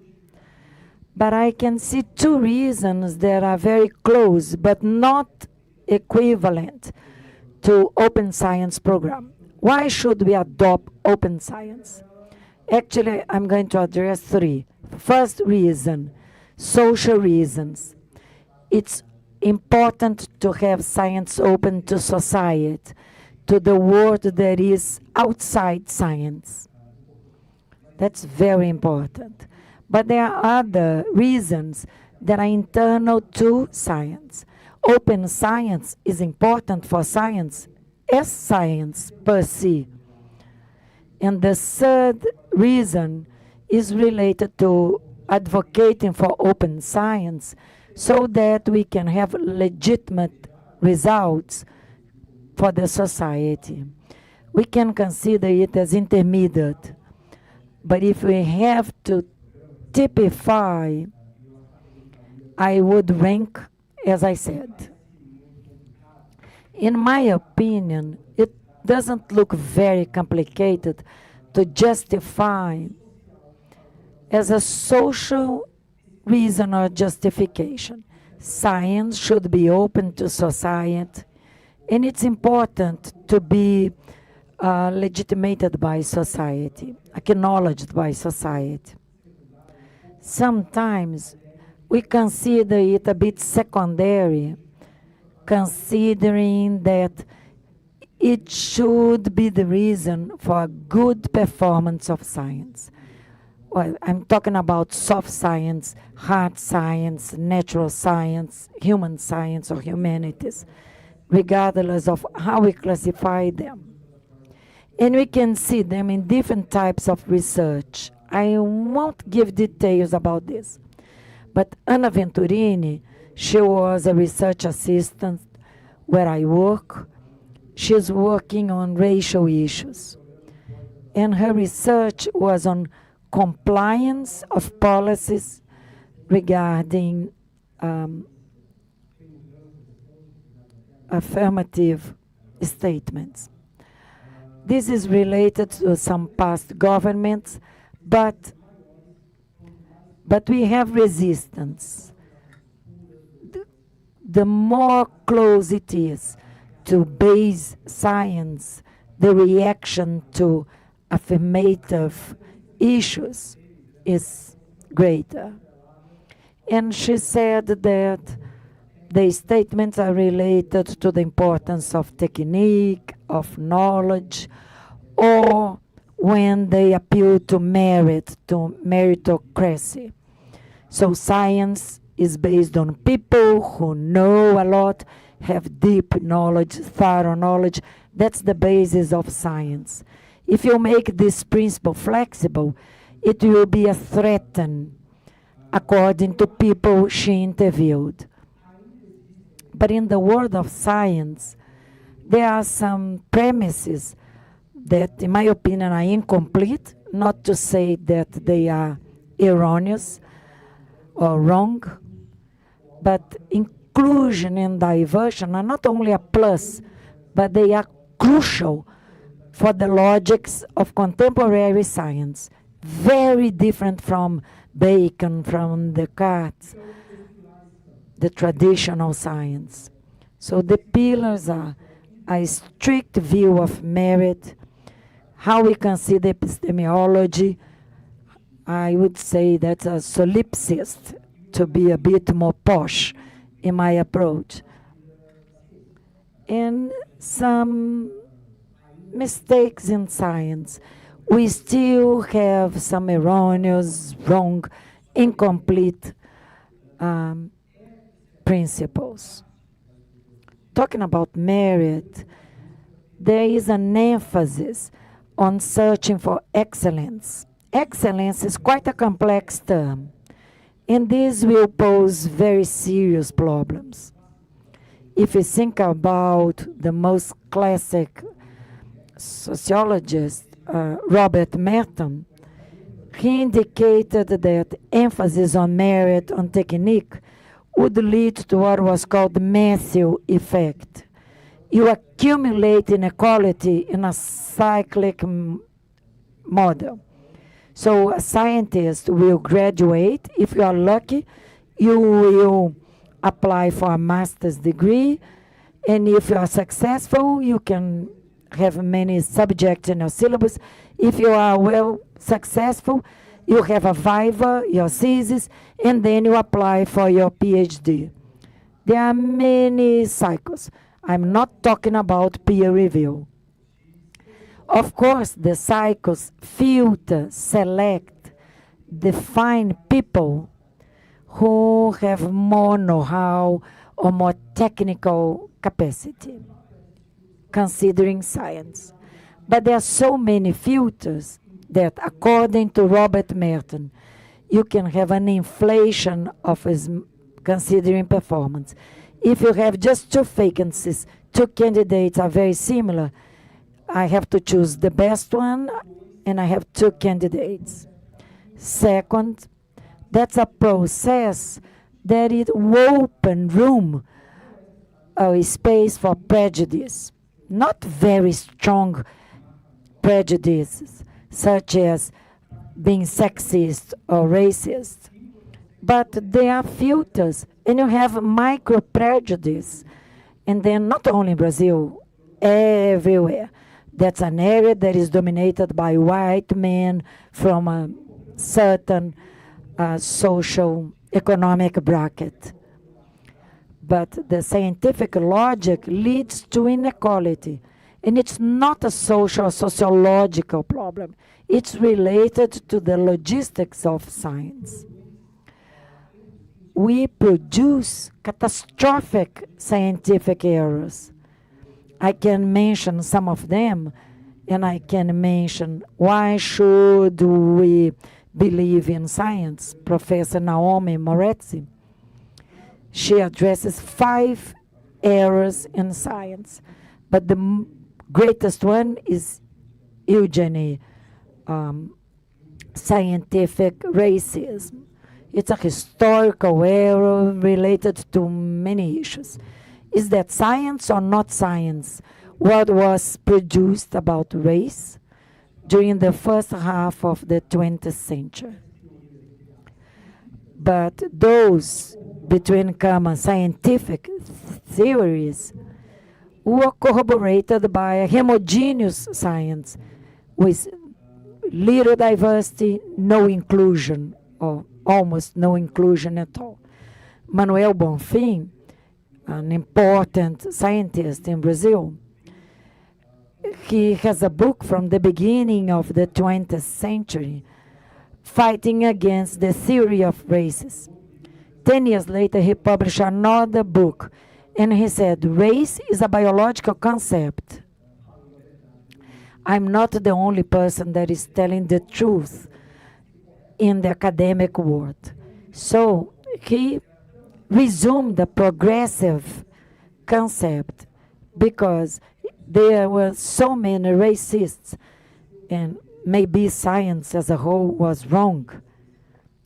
If you think about Thomas Kuhn, that's a typical crisis of paradigms. Science insisting on paradigms, but there is a moment that people are stubborn, and that's reinforced by homogeneous groups.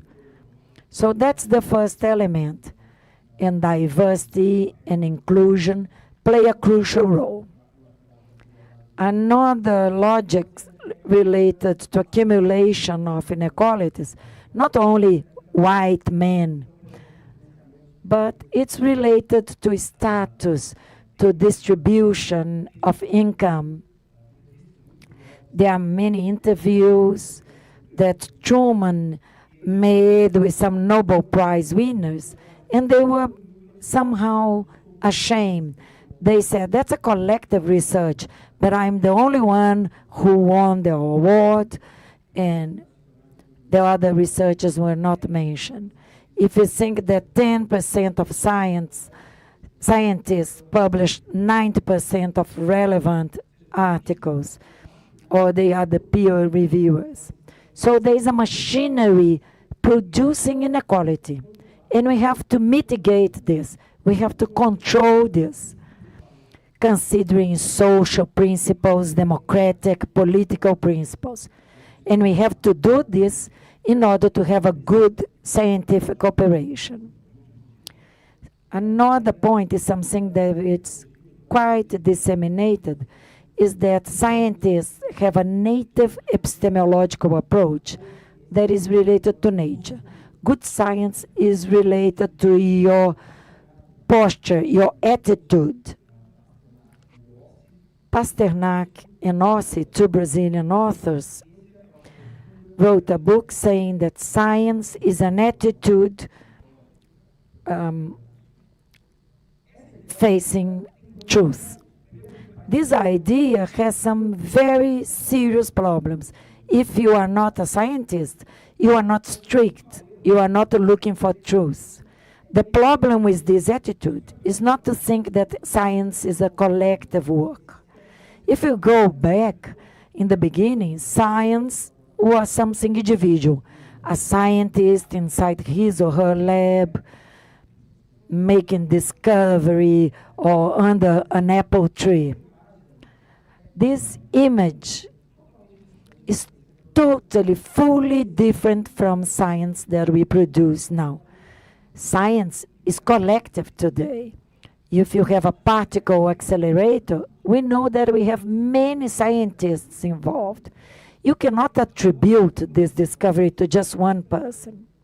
So this logic of science should make it collective. What makes science science, or to have valid knowledge, and if we can demonstrate valid, it's not based on the intrinsic qualities of one individual who is carrying on experiments in the lab. It's related to many organizations, peer review, audit.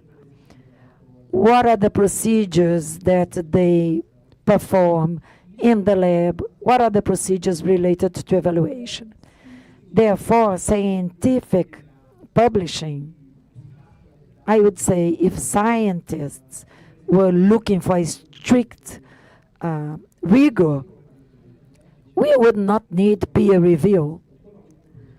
If they are committed to truth, their work should not be assessed by anyone, should just be published. But if we are searching truth, and that's a collective effort, and it does not depend on organizations, this is related to science. Because we know that homogeneous groups, they make mistakes in a constant manner. And lastly, there is an idea that science is a commitment to truth.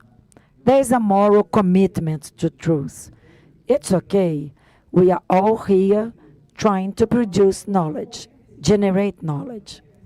But any researcher who is sincere, and if you ask a question, have you made more mistakes or made more wrong experiments, or have you done more correct? We know that science is based on more errors, what does not work, and that's desirable because we have to enhance error, enhance our experiment based on error. And this repeated error shows what we do. The most important part of science is not just a mere repetition of experiments. That's the effect of diversion and inclusion. Continents of knowledge, theories were just rejected as pure errors, saying that we are machines producing truth. And it does not correspond to reality. Morally, we are committed to truth. A scientist knows that we have a process of errors. That's a natural process. But the policies for inclusion show this. I have one female candidate, a male candidate, and one is incredible, he's a genius, while the other one has great performance, but makes more mistakes, many experiments, is very creative. I should value this frozen technical knowledge. And this attitude makes us not consider that science needs diversity of ideas. We should have this perspective. This is connected not to how we think, but it's about the experiences that we have in life, how we face science and society. Well, That's what I have to say. Let's keep on our dialogue. Thank you.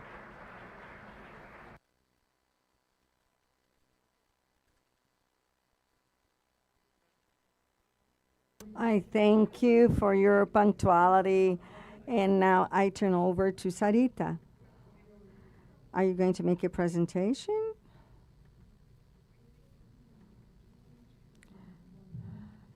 Good afternoon.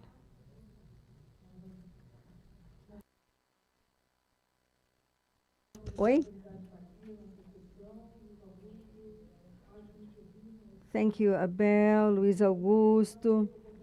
We didn't have an opportunity to talk before, but I will try to link my presentation to the questions posed by Luis Antonio.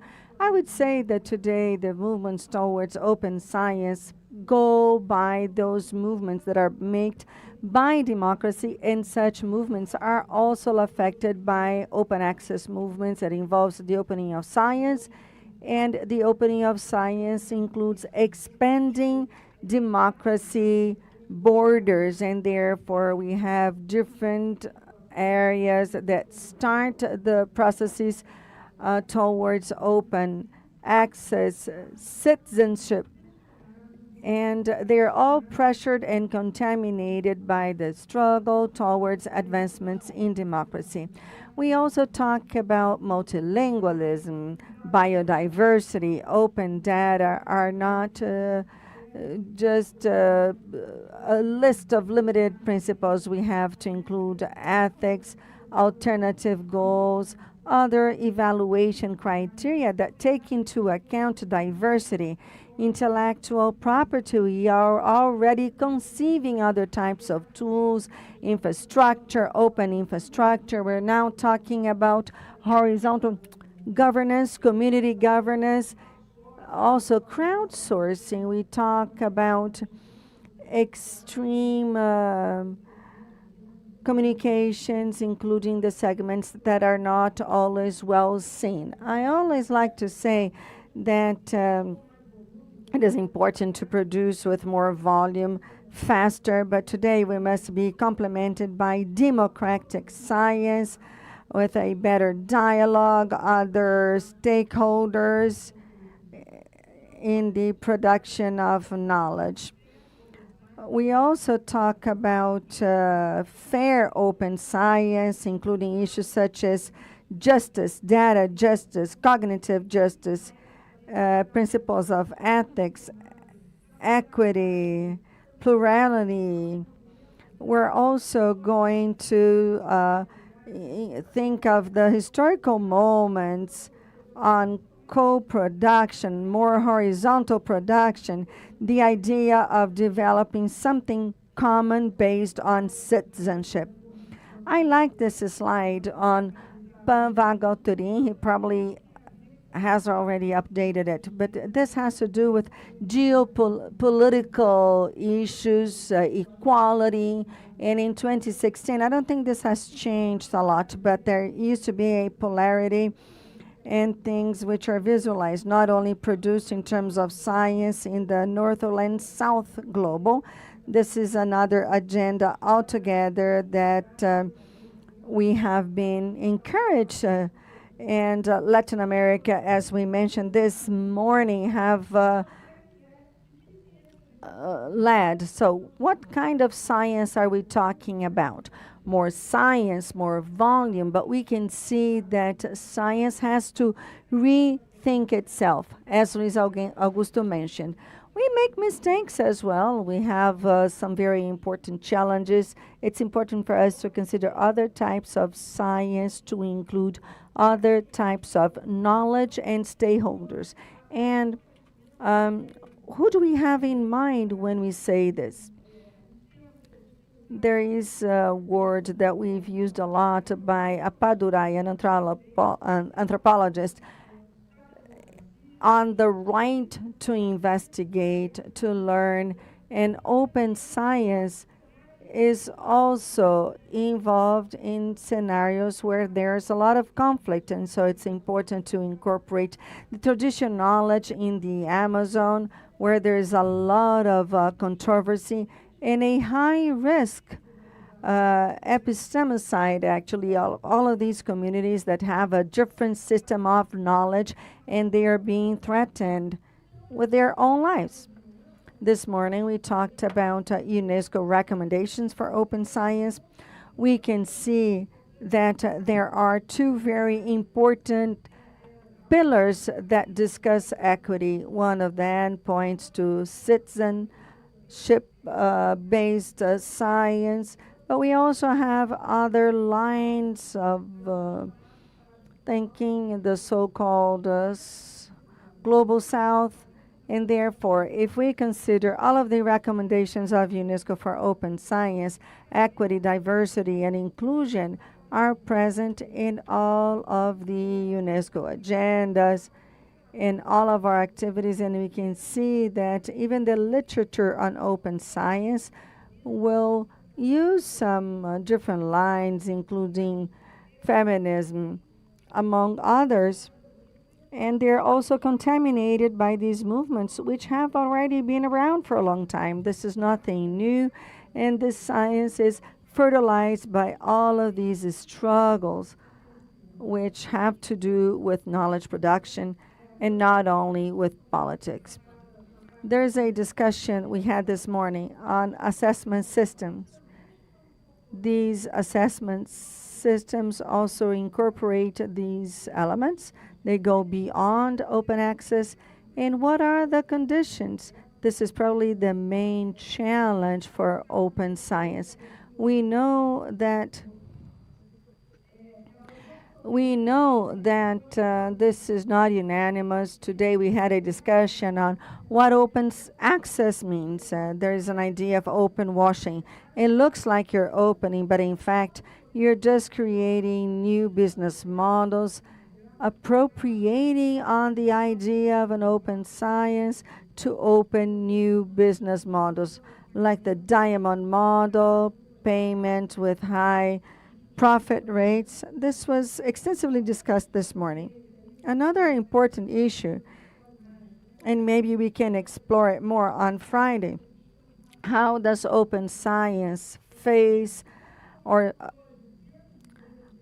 deal with the different models on the sales of data services? This morning we talked about artificial intelligence and how we can keep equity, inclusion within a system that is extremely dominated by large data platform companies which are producing algorithms and will have an influence on what type of knowledge is being produced. There is a risk of having racist, misogynist platforms that use artificial intelligence. So how can we protect ourselves from this type of bias? We have the fair and care principles. They're about the same thing. And I thank you for your attention.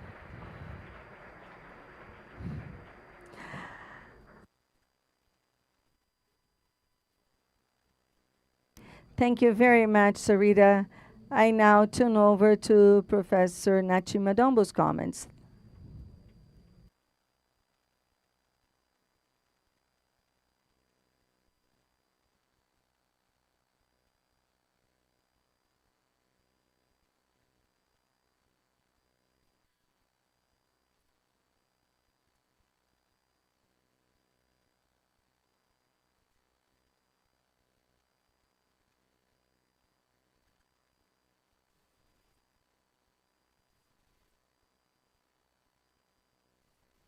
Wanted to greet, in the language, of the country. But anyway, I have forgotten. I'm sorry about that. I will try to remember next time. In the interest of time, let me say good afternoon, ladies and gentlemen. I will be speaking on the inclusion through writing for the South African Journal of Science. So I would start by contextualizing that in South Africa, for example, we have 11 official languages. The 12th one was just acknowledged recently, which is the sign language. And then, of course, South Africa comes from historical inequality. We have talked about that. And this meant lack of access to material and symbolic resources. I will talk about this as we move along. So the South African Journal of Science is, in fact, an interdisciplinary journal, in the sense that the focus or the papers, the manuscripts that we accept are not only based on natural science or pure natural science, but we also accept journals from humanities, social sciences, and so on. In that sense, so we are not, as a journal, designed to exclude, but to include. How do we do that? We try to do that through accessibility and inclusion, as far as language is concerned. So, accessibility in language, in our sense, is that as authors, so the thinking behind, as you begin writing your manuscript, you need to think about the people who are going to read your paper, so that it is accessible to a wider readership, given the fact that our journal is not just about pure, natural science and so on. And so we try to make authors aware not to use technical language, overuse, technical language and so on. And of course, if that is done, it should be explained for the benefit of the reader. I'm not going to read all of that.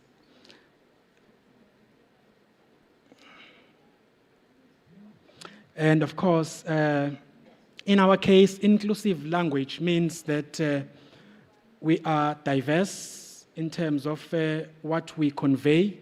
And it means we need to have respect for all people, because if we agree that all scientific communication, involves, is based on cultural forms of communication. And so it means the words that we choose to communicate whatever we want to communicate must ensure that they have respect, for the next person. It should not, what we say should not imply superiority, of one race, gender, and so on over another group. And so, in some instances, of course, it might be necessary to use social descriptors like race, in writing, like ethnicity, and so on. But in doing so, you must ensure as a writer that you do not use stereotypes, you do not prejudice, on the basis of race, on the basis of ethnicity, and so on. And also, given the fact that, language can be exclusionary, in some instances, it has the potential to exclude. Coming from the history of South Africa, for example, some people were, because of institutionalized apartheid system, were viewed as not human enough, and so what you say about them, also implied that these are not human enough. So you have categories, of people. So as a journal, we are trying as much as we can to ensure that our journal is not reminiscent, of the issues of apartheid, as it were. So, of course, the English is the dominant language, but we are trying as much as we can to include other languages. As I mentioned earlier, that we have 11 official languages. So we have some publications that have been written in isiZulu and have been written in English. So there's a recent one, which is a podcast. We call it Ilugulugu podcast. That is a Zulu name, which said hastily in English. So the writers here are saying we can understand chemistry in isiZulu. So that is an African language. And so these are some of the issues that we are trying to bring along. Now, the SHAS, chose me deliberately, because for me also this is a personal experience, in the sense that the exclusion through language, it's something that I have experienced, and through my schooling, through university, where you would find that at school, for example, we were taught in vernacular. The content subjects were taught in isiZulu, for example. But when we were supposed to write exams and tests, we were examined in English. And as a result, we did not have the vocabulary, to express ourselves. So this, for me, as much as I am a scholar now, this is, for me, is not just theoretical. So it's practical, it's personal, and so on. So my job as a mentee, associate editor mentee in the journal, I am learning to ensure that what we say is respectful, in the sense that it also includes, everyone. So how is this going to have an impact on society if research that we do, the people who are also supposed to read about it, they cannot read it because it is technically dense, So we understand jargon is necessary at some point, but it should not be overly used. That basically that is what we are saying, as a journal. And so what we are trying to do, we are trying to contribute, to open science through language in our case, so that, the language that we use is inclusive and is accessible, to the majority to the wider readership, that access our journal. And so this is a living document for us, as we say, it's a policy, it's a plan of action, it's what we are trying to do. So the debate, contribution, advice, is welcome, because this is something that we're hoping, to push forward. And of course, if one is interested in some of the work that we are doing, you can find them in those references there. And that note, I would like to say thank you.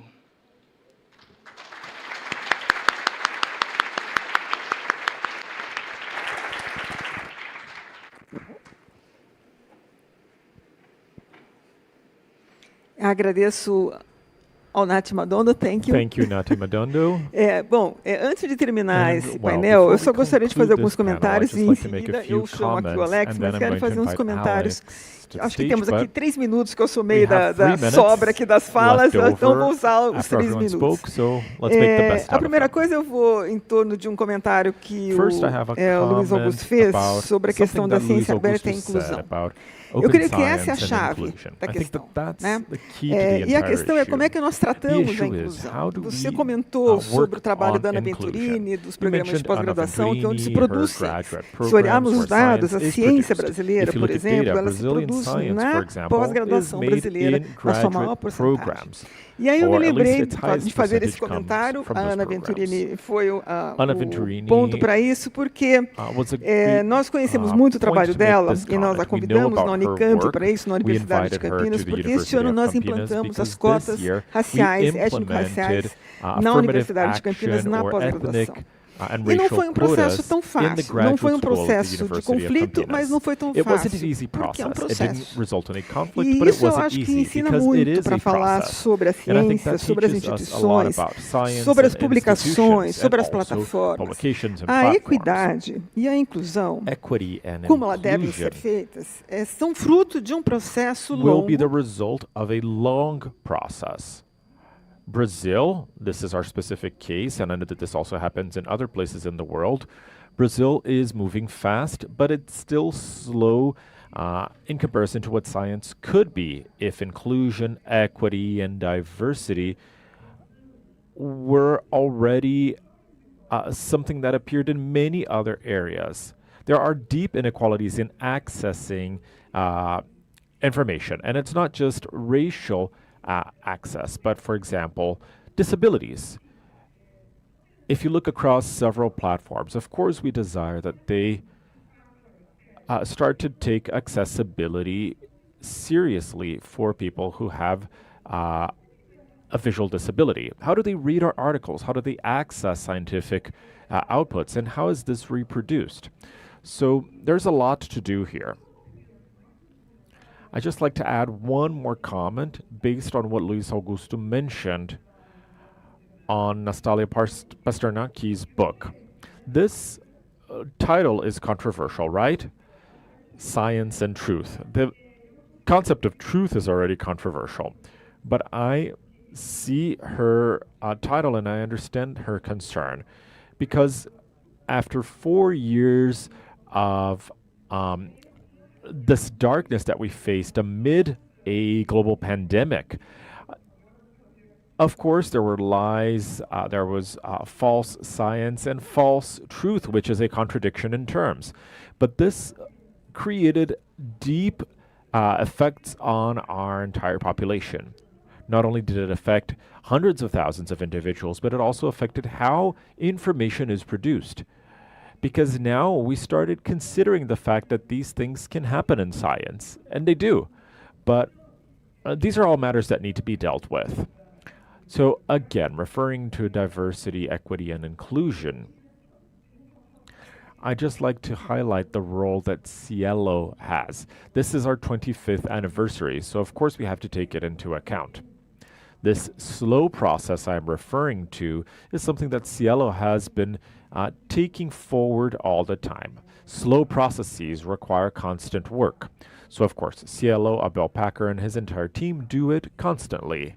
And of course, things can be perfected. Of course, you can have more inclusion, more equity, and more rights in scientific production.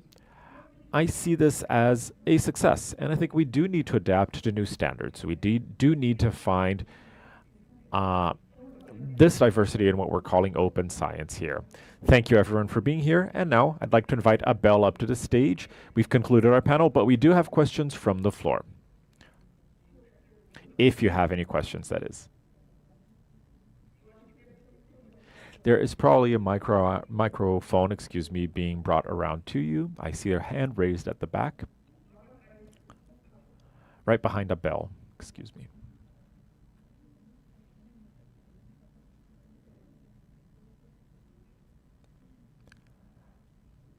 Thank you, hello.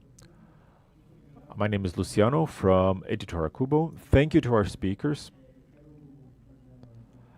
I have a provocation for you about being multilingual, specifically. If you remember what we heard in the morning, Professor Felix Garcia mentioned funding to multilingual initiatives. We talked about the importance of digital transformation, keeping it in mind. We heard about being courageous, and something that struck me was that articles need to be accessory to the data and not vice versa. I thought that would be very interesting. So Sir Nati showed us how written language can be a tool to exclude others. So I have a question for Mr. Luis. I wonder if insisting in using English as a common language for science is questionable. I mean, science, or the language of science, is rigor, a method, having a good system, and good communication during the study itself and in how you communicate your results. You need to communicate what is being done. And the best thing to do that is to do it in your own native language. So is insisting on English as the language of science one of these assumptions that cannot be taken forward, as you mentioned? Thank you. If we have any other questions, we'll ask them. Otherwise, I'll let Luis answer. All right, I'll pass it over to Luis. Oh, there's someone there.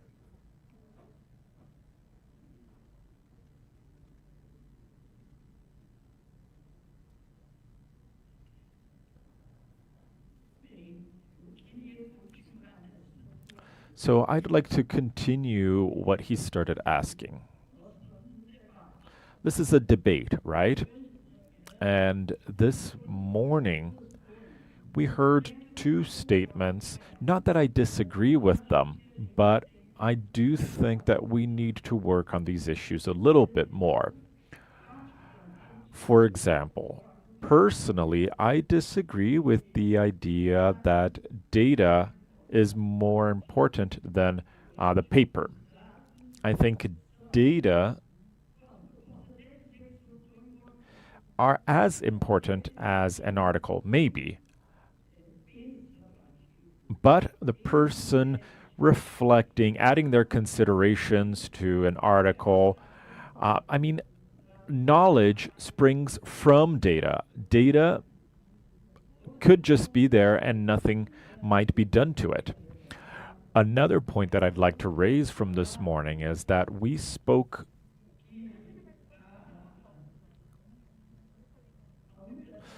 about the fact that having universal access to science, which is one of SciELO's goals, see science as the most important source of knowledge in the world. And I think that is not debatable, not because we're scientists, but because science creates its own science. So I think that having universal access should start from the scientific method. If you don't have a method to communicate with the South African population or the Vietnamese population or the population from anywhere in the world, it doesn't matter if you are communicating. Your communication should be based on the method you use. And obviously, if you don't publish your work, you might as well not exist. So I think these two things go hand in hand. I apologize for speaking up, but I just wanted to make my perspective known. Concerning the language, it's a dilemma. And I want to share this conundrum with you because we're actually assessed by how many references our papers get. But for the journal I am the chief editor to, which is Science in Collective Health, all articles are published in Portuguese as well. So they are also published in Portuguese. But we cannot, because we can't afford it and because we don't have the people to do it, and we don't even know if there's a critical mass for it, to, for example, publish our articles in an indigenous language, maybe. Which I understand is the case in South Africa. In fact, I'd like to congratulate you. I thought that your talk was very eloquent, and it was very easy to understand how your take is on scientific communications. So I don't know. I don't think it's so simple. It is a conundrum that we have. Unless we are able to unbundle all of these things. Unless we only publish in Portuguese. That would be cheaper, Abel.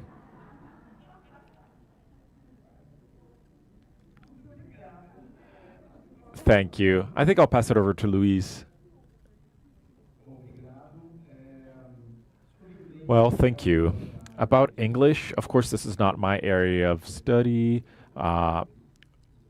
There are public data, and as you can tell, I'm very humble when I speak about my own journal, but I do think this.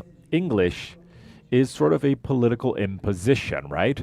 We want our science to be taken abroad, to be taken by other people around the world. It would be very interesting if we were able to publish it in Portuguese or any other language spoken in Brazil. But that's also a kind of exclusion. We're excluding ourselves from the outside scientific environment. And why am I saying that this is a political requirement? Well, because we need to be strategic. I'm very favorable to being bilingual or trilingual or multilingual, but it's expensive. It requires resources, and there are many efforts being made in that direction. This debate on inclusion and diversity cannot ignore the political and geopolitical norms that guide science. Maybe one of the biggest contributions that the SciELO platform has given has been breaking away from this shyness that we have in southern science when we compare ourselves to northern science. We always feel that we are a couple of steps behind, but we're not. Open Science might be an example of that. It's a program that started in the global north, but it potentialized open access. The global north can no longer charge for their articles because this is now accessible online. So we're migrating to a different program. And in the global north, they also have several issues. Open Science is not an apolitical program, and we have to consider it from that perspective. When we think about the language of science, we have to consider multilingual aspects, of course, and how being multilingual can help you go beyond an international, or excuse me, your national bubble. Otherwise, you'll be restricted by it.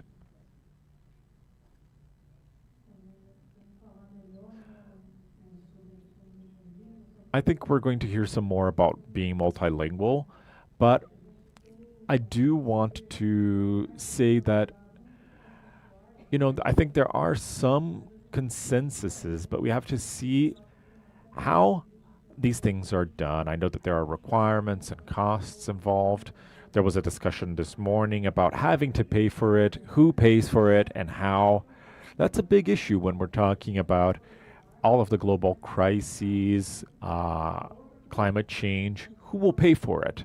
That's a whole different conversation, but it is an issue that we'll have to deal with. Technically, it is viable, right? We can get artificial intelligences to do all of this translating. But it's a strategy. We have to consider the conditions, though.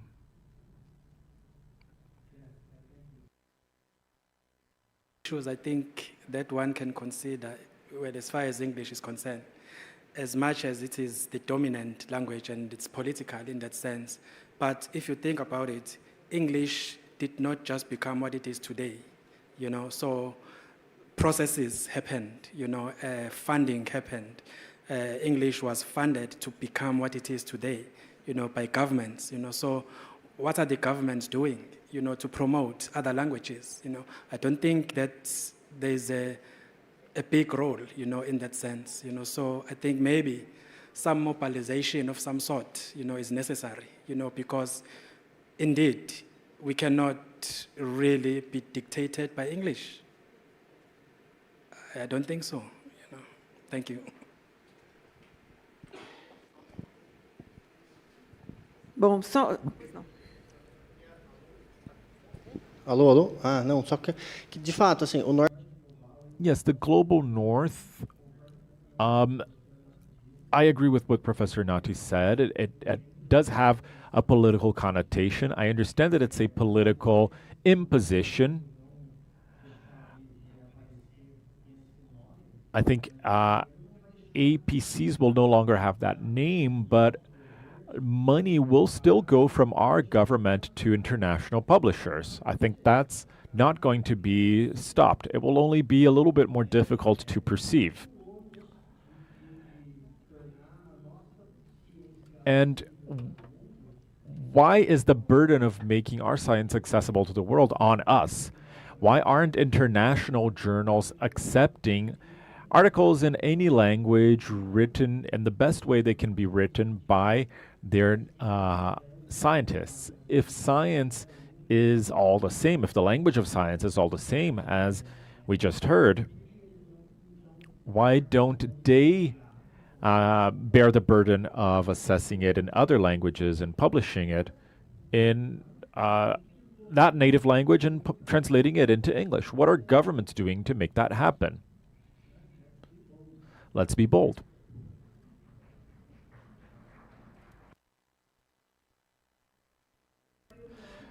Yes, you seem to have a following with that idea, and I agree. Again, it's a process. It will be an achievement. I don't think it will happen from the top, except for a few exceptions, right? There are always exceptions to the rule, but this is something that is required by northern science, and open science is the most neutral kind of science there is. So when we hear that it doesn't make sense that data is more important than the article itself, I agree, of course. Data doesn't speak for itself. There's no neutral science. So we are working in a very difficult area that includes a game of interests, a game of powers, a hierarchy, and we have been trying to overcome some of these limitations.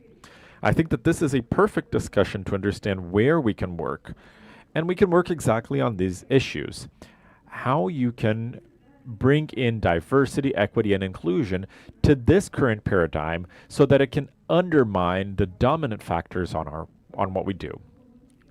I think we've gone over time. I apologize, but we still have some time for more questions if we have any.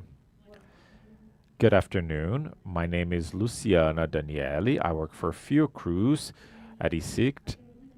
And the question I had is if in this idea of diversity and inclusion for open science, if people with disabilities are being considered and are being actually included in how science is made and how you have access to science. Considering that Brazilian Sign Language is a language, when we talk about being multilingual, we're not only talking about multicultural languages, right? But Brazilian Sign Language has its own words and signs, and it's the second official language in Brazil.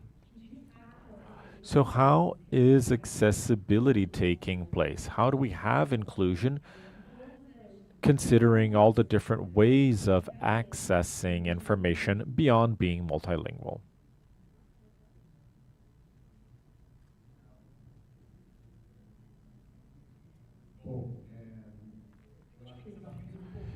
Okay, so I think that there are important challenges when we talk about including people with disabilities. I don't know how to talk about this kind of inclusion personally. Referring back to my own study subjects, which is affirmative action, this is something that I defend, and I believe that we should have broad affirmative actions, national government plans. Specifically, in my case, it has to do with university admittance. We have affirmative action there, including several groups, including people with disabilities, but it's still very little. And in science, this problem is even greater because we're not only talking about including people and bodies, we're talking about accessibility and how texts can be read, the visual side of communicating science, and so on. But I think as a general trend, when we talk about universities, a way of thinking, although in graduate school they are much more resistant, but when you consider affirmative action, it should be integrated, including several criteria all at once. Just to underscore what I mentioned, I think that this is a discussion that is taking place in society, but how does science include it as a crucial factor to be absorbed that will imply in how science is conducted? How do the rights of people with disabilities also get affected by open science, considering all their particularities? So I think that's one of the challenges.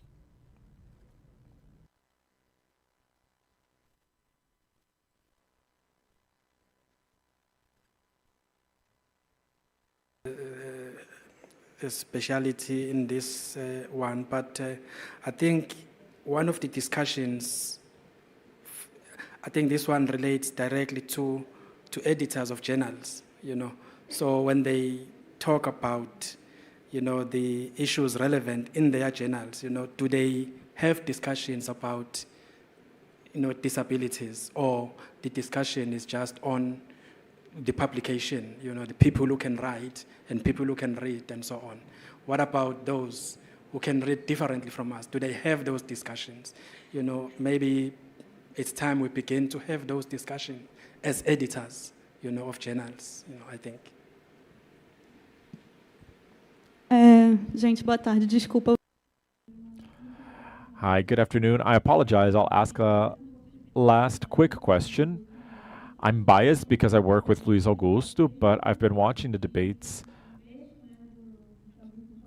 And the topic for this year's anniversary is diversity, inclusion, and equity, but we're talking a lot about geopolitics, unequal resources, and infrastructure, but we didn't mention gender or race very much.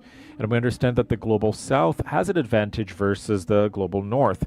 In the last studies, it's always said that there are more people involved in science here in the Global South than in some places of the Global North. But this hasn't been brought to the table. We haven't talked about the inclusion of women and people of color. We've had some studies at data about this, but we don't see many journals participating in the debate. So maybe you can talk about that, and maybe Louise can talk about how we can make this effort even greater. Thank you. Yeah, I'd just like to add to her comment a challenge which is working with indigenous researchers. We have a collective at Fiocruz. Fiocruz works with indigenous researchers, and they clearly say to us, you know, what affirmative action policies do they have to include indigenous researchers or researchers who don't have Portuguese as their first language or who have taken a specific path in their education? All right, that will be the last question. I'll answer, although it seems like, you know, we arranged this. What I can say is what we've been doing in our own journal. At the last event organized by SciELO, Abel mentioned that the Open Science Program was a program that we couldn't turn around from. I agree. It's a ship that has sailed, but I don't know where it's going to dock. I think that is basis for several experiments. So when it comes to inclusion, everything that we mentioned, gender, race, indigenous background, and so on, what we've done is that considering that these factors have been used for exclusion, whenever we have an author that is a member of any of these groups, we start looking at that submission differently. For example, if you're an editor, you know how difficult some decisions can be when you don't know what to do with certain articles. Whenever we have cases like that, we choose, I'm not going to say to benefit them, because that's not what it's about, but when there is any doubt, we basically give a chance to our articles that have diverse authors. This might include more reviews, but this will result in more inclusion, we believe. I don't think that when we're talking about inclusion, diversity, equity, and accessibility, we're really talking about changing the pillars of scientific logic. Quite contrary, we are becoming more rigorous in following them.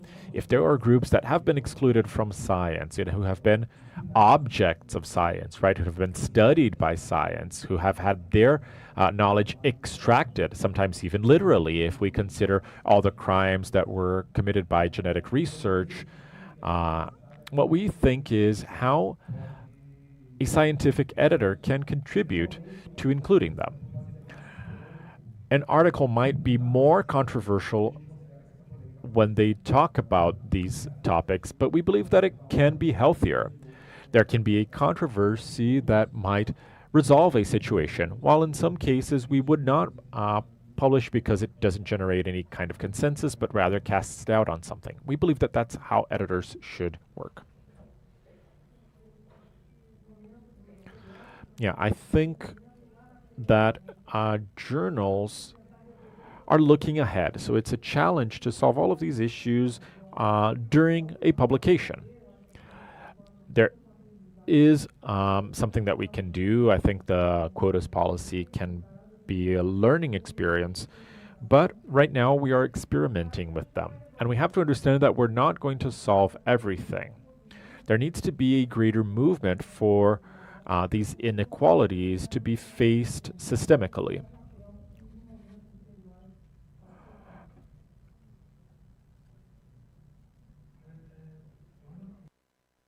Constantly emerges from the research that I'm doing, you know, with the rural communities, you know, so I'm trying to find, you know, the practices, in rural areas which have scientific underpinnings that we can use as leverage, to access abstract science. So what has been emerging is that most of the research that we do it on societies, we do it on communities. And one of the recommendations is that maybe it's time we do research with communities, not on communities, so that we understand clearly, what they feel, what gender issues, how they affect them, Not as a researcher think this is how people are affected by these issues, but as a researcher, let me work with communities, not on communities. Maybe that is one of the way, of addressing some of these issues. Thank you.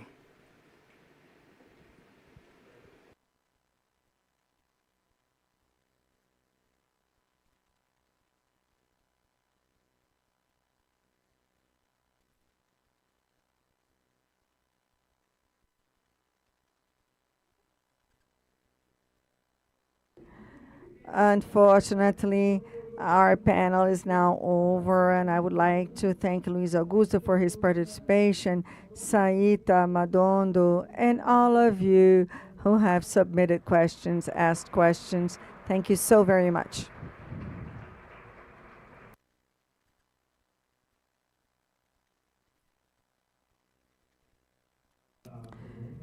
We now have a question that we asked in the beginning of this panel. So could you hang on a little longer so that we can ask the audience the same question again? It's the same question we asked in the very beginning. We're going to repeat it now. This is the QR code, and we'd like to ask you all to participate, including those who are online. This is the QR code.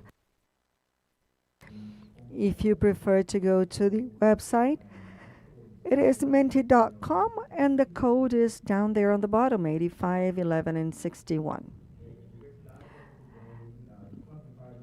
Are diversity, inclusion, and equity part of the conception and execution of the research at your institution? And the answer is no, not enough, a little bit less than half, yes, in some areas, and yes, fairly.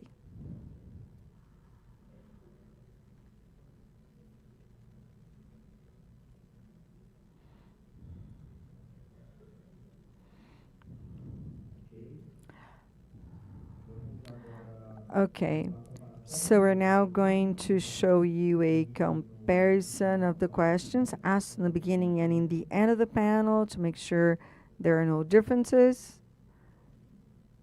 or to evaluate whether there are any differences. We should also take into account that we have more people participating now than in the beginning. But thank you all for your participation. I thank Professor Raquel and the other participants of this panel, and I would like to kindly ask you to stay on the podium for a picture of the panel, and then we're going to have another panel immediately after.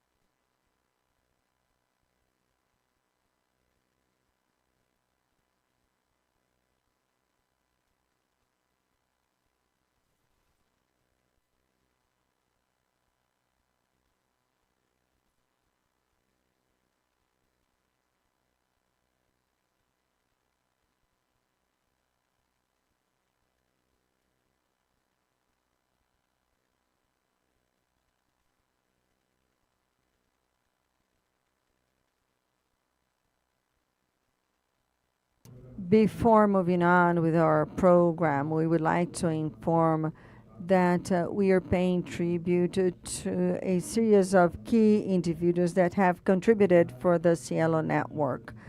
And they will be displayed on the screens during the breaks of this conference.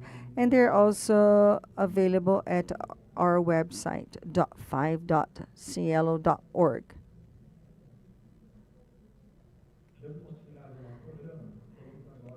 And now moving on with our program, we have a panel that includes topics on science and metadata. For this panel, we invite the Administrative Director of the Open Access Journals, Joanne Ball, Professor Robinson Zabarapino, Head of the Scientific and Technological Information Department of La Referencia,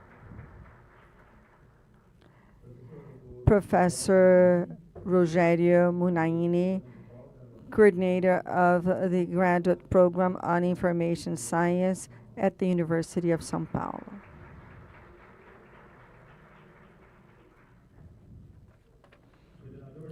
The coordinator of this panel is Professor Dr. Tiago Manuel Nunes Braga, Director of the Program on Science and Technology, IBITIC, and he also works for the Federal University of Rio de Janeiro. And before turning over to Professor Nunes Braga, I would like to inform you that we have a message that was submitted by Rachel Langling, Director of Crossref. This video is not going to be displayed in this panel, but it is available in the program at our website 25.cielo.org. And now I turn over to Professor Tiago. So I would like to greet all participants. It is a huge pleasure to mediate this panel because it is on a topic that is very dear to our situation. IBICT, there is a historical process of partnership with your own institutions, and the issue on infrastructures and open access platforms is essential for us to consider open science, because these are the platforms that enable, along with the metadata that feed them, for those documents and those products that are deposited there will have the required reach. To start our panel, I will invite Joanna Ball. She's a director of the Open Access Directory, and I would like to invite her to make her presentation.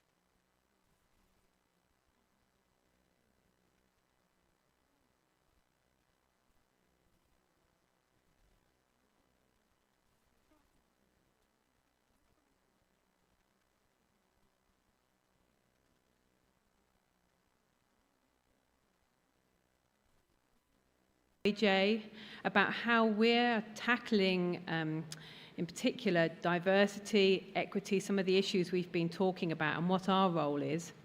And then look perhaps ahead to the future at some of the issues that we're considering with regard to that. So, for those of you who perhaps don't know about the DOAJ, we are an extensive index of peer-reviewed open access journals. But behind that index, we are an organization with a much wider mission to raise the profile, the visibility, and the impact of all open access journals, and that's regardless of their business model, their discipline, their geography, or their language. Because all of the journals that apply to be indexed in the directory have to go through a very thorough evaluation process, this means that our criteria have become seen as an unofficial gold standard for open access journal publishing and are trusted across the scholarly community. We are a non-profit, community-led organisation. We're supported by libraries, by publishers, by other organisations who want to progress open access. And because of that, that means that our services and metadata are provided completely free of charge to all. We were founded back in 2003 by Lars Bjørnshauger at Lund University Library, and we soon became the primary index for open access journals. When we started, we had just 300 journals, and Lars, a visionary, a little bit like Abel, wanted to make those journals more discoverable. So that was the vision behind DOAJ, and we've grown since then. We've adapted. Our inclusion criteria have now been extended to keep out some of the questionable and predatory practices. In 2016, we launched an ambassador program to try and encourage more journals to be indexed. And now, today, we're here integrated into open access policies, research evaluation around the world. So here's our homepage, and you can see where, as well as hitting our 20th anniversary, we are about to hit the fantastic total of 20,000 journals in the index, which we're really looking forward to. We are seeing an increasing number of journals applying to be indexed within DOAJ. 8,000 journals applied last year, but we accept only 26% of those applications for inclusion. And I'll talk a little bit more about the rejections, why they happen, and why that figure's not necessarily such a bad thing later on. We also have a specially trained quality team who investigate cases of suspected questionable practice, predatory practices, and they looked at a total of 270 cases last year. So we're quite a small core staff of 20, but we are supported by over 100 volunteers from across the world, as well as our ambassador team. And just a quick look at SciELO journals from the SciELO Monitor from last year. Lots of SciELO journals are indexed in DOAJ, but there are still plenty that aren't, and we would obviously like to have more. So how do we support diversity, equity, and inclusion as an index of open access journals? What's our role in that? I would say that it's very much about bibliodiversity and supporting the wide variety of open access journals that there are out there. We know that journals that aren't commercial tend to have kind of equity and inclusion at their heart, so diamond journals. So we're very committed to supporting that breadth within the ecosystem.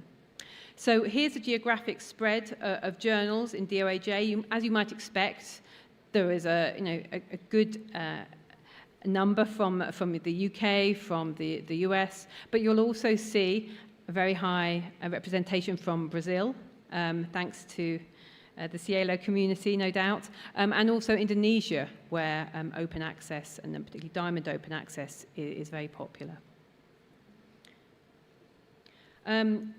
We are proud of the fact that we are a diverse index, and we just had a comment around commercial publishers and whether they are accepting multilingual articles.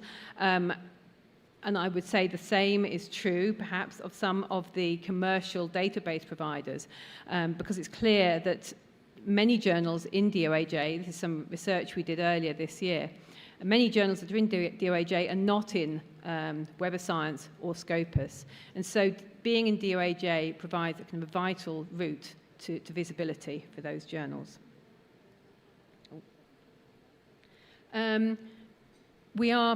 Our index is business model agnostic, so we have all sorts of journals in there, but the majority are diamond or subscribe to open, so they don't charge APCs. Again, going back to that topic of multilingualism, which is really important and tricky. We do index journals in 80 languages altogether to encourage applications from journal editors from all around the world. We make sure that our criteria are written in informal, simple language, simple English. We have an international team, a multilingual team, and we also make sure that our important documents are available in different languages. And here is the database divided up by language.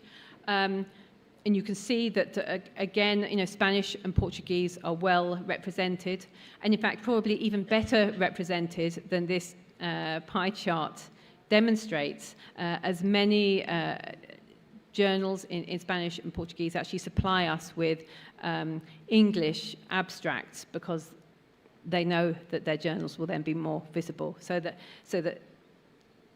the angle on that pie chart should probably be slightly different, but it gives you an indication of how multilingual we are. Sorry, I can't seem to get the hang of the clicker. And this is how we contribute to journals' visibility. So we take all the journals that perhaps don't get into the major databases, the small university presses, journals from underrepresented languages, underrepresented areas, and the metadata is fed from us both to library systems around the world, but also other services that are an important part of the scholarly communications ecosystem, which means that your metadata gets out to a wider audience. We also work to promote smaller journals in other ways. For example, we have started a journal stories series where we're talking to journal editors around some of the challenges that they see in their region and with open access more generally, and giving them an opportunity to tell their story and to promote their journals via us. And when we speak to the journals who are indexed in DOAJ, this is what they're telling us. This is some research, the results of some research that we did earlier this year with journals that had recently been indexed. And they are telling us that they are getting an increased reputation through the quality stamp that having a DOAJ indexing brings them. They're seeing increased usage, both through the website and downloads, and they're also seeing more submissions. And I said I'd come back to that rejection, high rejection level that we have in the index and talk about why it's not necessarily a bad thing. And it's all about standards and improving quality standards in open access publishing. And we're working all the time with journals to help them improve and increase their standards. So just an indication here of SciELO countries and their applications over the last 8 years, just to illustrate that that rejection level, which actually in many cases is probably lower than the average. This is how we assess journals, going through receiving the applications, taking them through our editorial process, making a decision as to whether to index a journal or not. But by far the most important loop, part of that loop, is the feedback that we give to publishers and editors around why they're not being indexed. Many times it's because there's a misunderstanding around copyright and licensing. Perhaps there isn't a clear open access statement, and that's something we are able to help them with, to advise them on, and then they come back a few months later and then have successful applications. And again, this is from the research we did earlier this year with a number of journals and a case really where one journal had been rejected, had gone away and done exactly as I said, looking at Creative Commons licenses, implementing those, and then getting into the index. We also work to provide tools and advice to help smaller journals, more vulnerable journals. For example, we launched earlier this year an open access journals toolkit with OASPA to support journals in all aspects of publishing. We're running a project to support journals with preservation, digital preservation, because there have been studies that have shown that many journals just simply disappear from the internet because they don't have the right support in place around digital preservation. And finally, in collaboration with Crossref and with OASPA, we launched Place, which is really a forum where journals can go to get advice on anything to do with publishing. I also mentioned our ambassador program, and you may have seen our one of our ambassadors for Latin America speak yesterday, Jimena. We launched our program back in 2016. We still have 21 ambassadors today. They're based all around the world, and you can see that they are very active in a number of engagements in events they take part in around the world. And what they're doing is promoting open access, promoting DOAJ indexing, and helping journals individually with questions around DOAJ indexing. So just before I finish, I just wanted to think about some challenges for DOAJ in how we support diversity, equity, and inclusion in future. Firstly, and this is a really important one, we need to increase our coverage. I mentioned that we're about to hit 20,000 journals. We're really proud of that, but we're under no illusion as to the amount of work that's still out there to be done. The study from PKP from last year demonstrated that there are lots of journals using the Open Journal System software.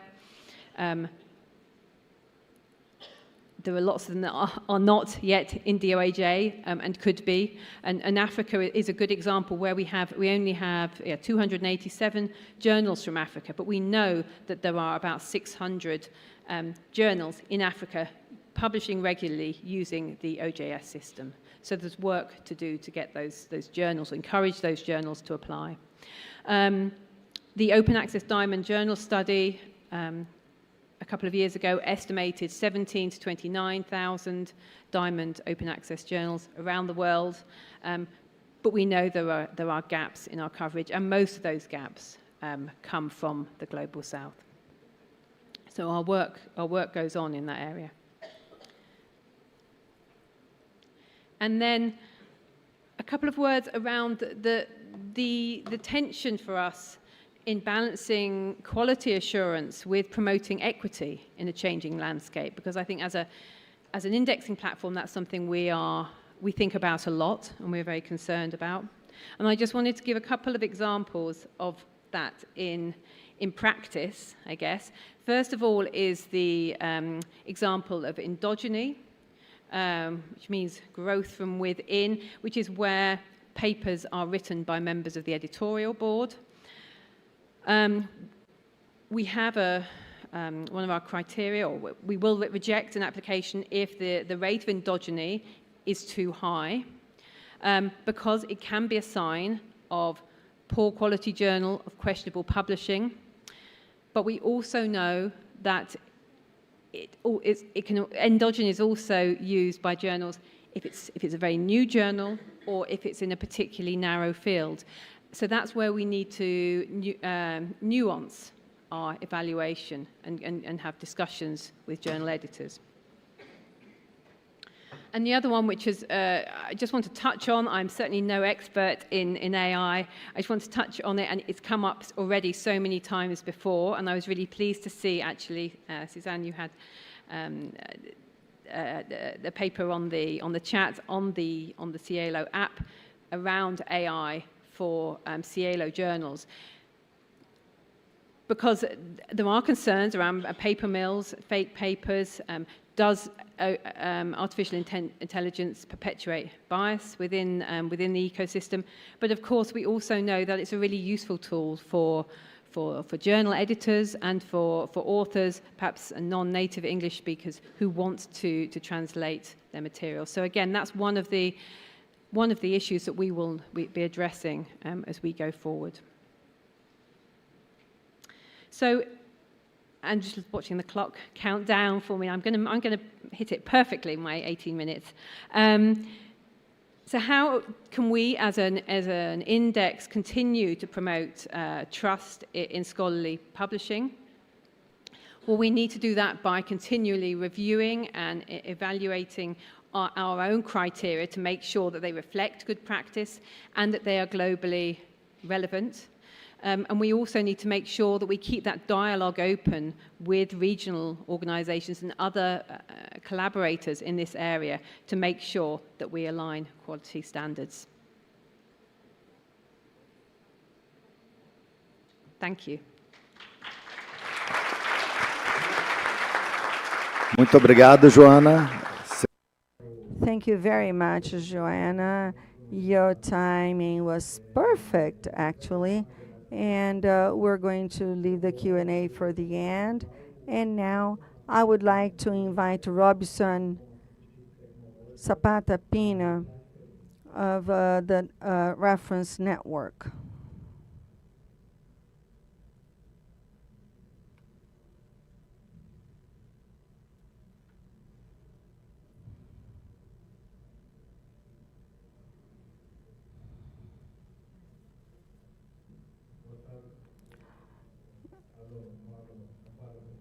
Good afternoon. I do not speak Portuguese, but next year I promise I will be here speaking Portuguese.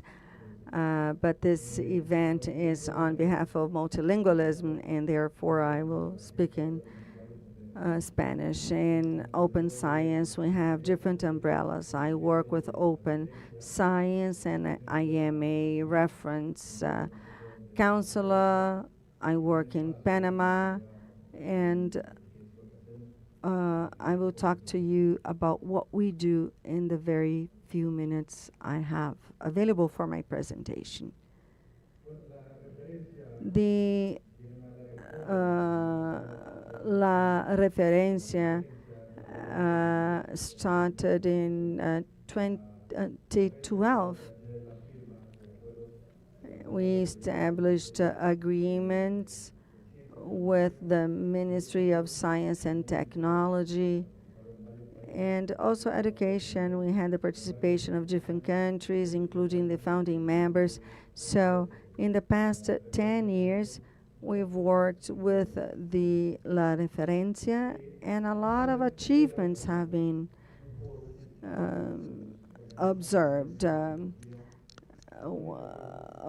Different organizations made an agreement to strengthen the ecosystem to open access by means of repositories created at a local and regional level, where all of the participating countries could have a visualization of their scientific publications that were promoted by the network. And then what are we going to do with open science, open access? How are we going to implement our national policies by means of these open access platform so that we can disseminate, evaluate, and really reaching what we have to?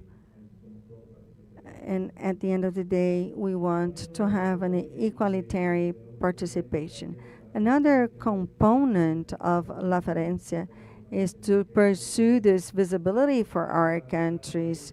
Each country has a challenge, and we should have like a hub that is connected to other information systems, for example, in the European community. With that, we create a cascade effect where the scientific production will lead to different areas with different structures in our countries. In addition, it is a platform that pursues the quality of information and metadata and how we can enrich and make these platforms operational to create an asset, in this case, knowledge and science. Very well. Among other things, and now more specifically about services, I would like to say actually that La Ferencia is a validator portal on the production of scientific knowledge. First, we have institutional reports of all of the countries that participate in the network, and then later on, we have a national level, and then in this process, we create validations, we enrich in metadata, and improve the operation and the capacity to operate of our systems and our culture. In addition, our structure is standardized according to the open air metadata guidelines. It uses the same guidelines that are used for metadata. And we're in a phase of migration of the guidelines. In this specific case, from Panama, all of them except for one. We are migrating to a 4.0 version. And in addition to that, we have intra-operation protocols so that the systems can speak to one another. And based on what was mentioned in the UNESCO lecture, these protocols enable these systems at the level of software can deal with information. Currently, we have over 5 million documents at a regional level and 500,000 of PhD dissertations, over 3,000 scientific papers. Also a number of other documents like technical reports. It's an open portal, which at the user's level, if you consider it as a public platform, anyone is a user and can benefit from the information there. Our ultimate goal is to give visibility for society so that it can also benefit from the information and infrastructure that we have available there for their own research. There's a statistical module that aims to provide information and spread it not only to colleagues but also decision makers so that they can make informed decisions based on statistics. It's an open source platform, so you can download it, and it's completely open source.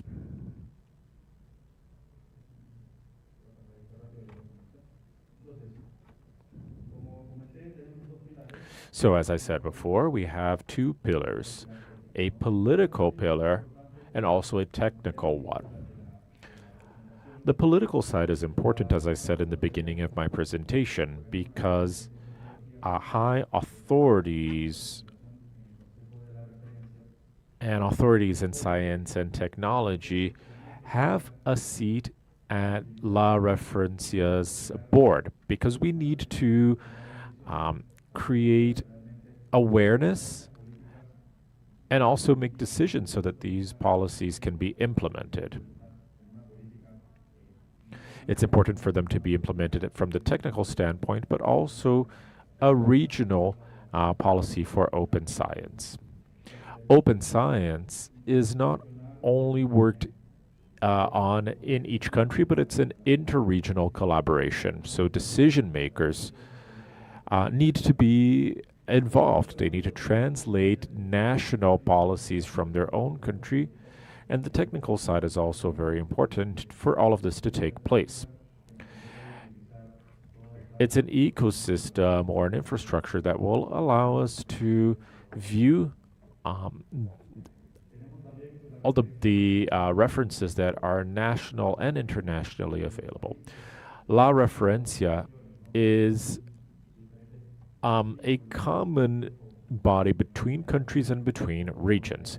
We have different connections with one with the European Community, one with La Red, and this allows us to access an open science ecosystem from the technical side and also from the political side.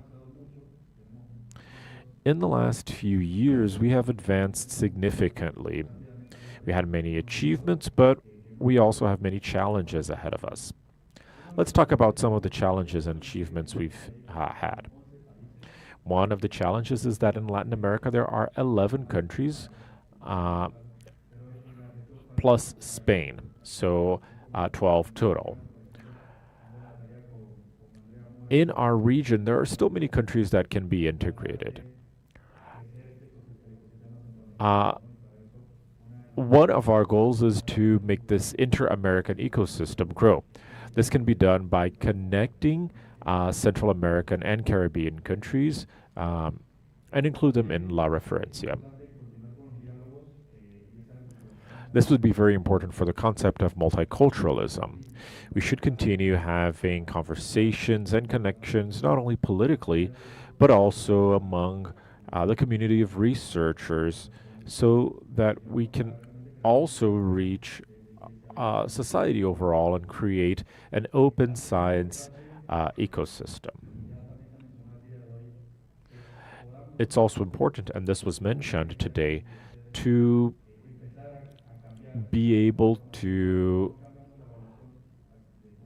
start changing the ways in which science is evaluated. If we don't change it, we'll be here for years and we'll never be able to have significant achievements.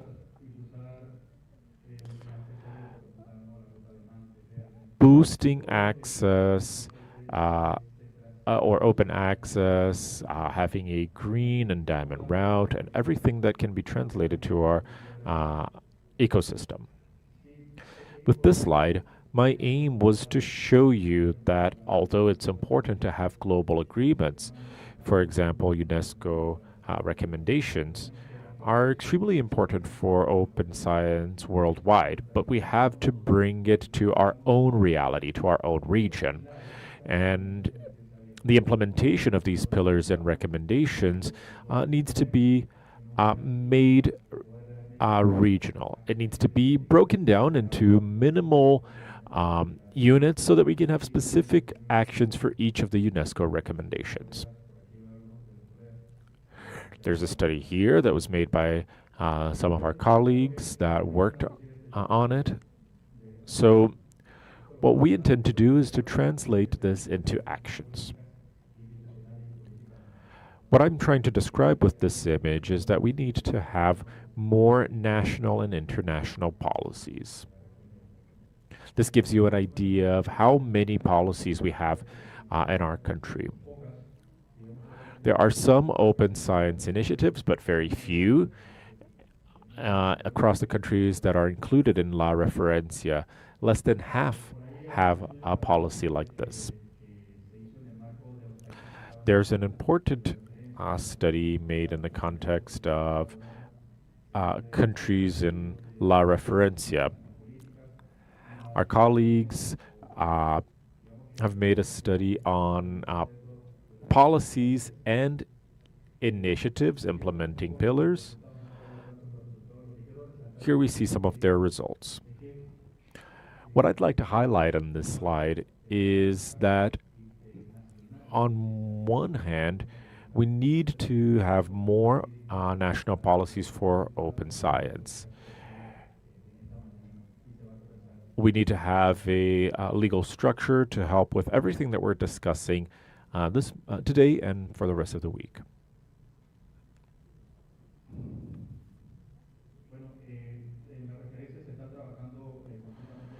Well, in La Referencia, we're working with UNESCO to monitor and implement UNESCO policies and recommendations. I'm going to skip over this part just for the sake of time. What I'd like to highlight here is that among the priorities that we found in many countries, reinforcing infrastructure is one of the main ones. Our academic publications in scientific journals intend to strengthen the managers' capacities. People who are managing research data and people who are also working with the research system. We want to create infrastructure that will allow us to place this data in platforms that are open access. Systems like CRIS have been discussed as well. And it's also important to have solutions and to create value for our community.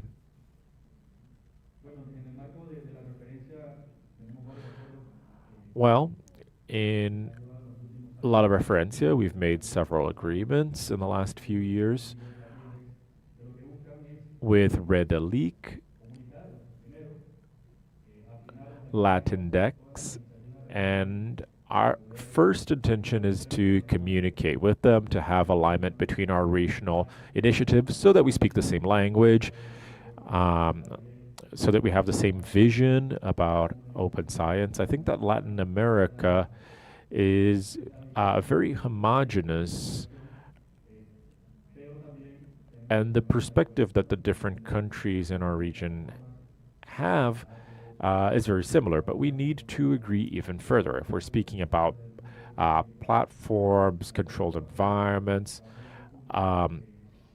it's important to bring your own technical perspective, but also work together to strengthen the Latin America ecosystem for open science. And to take this topic further to other regions, we also have agreements with other national education networks like NRN in South Africa. Our intention is to support them from the technical standpoint.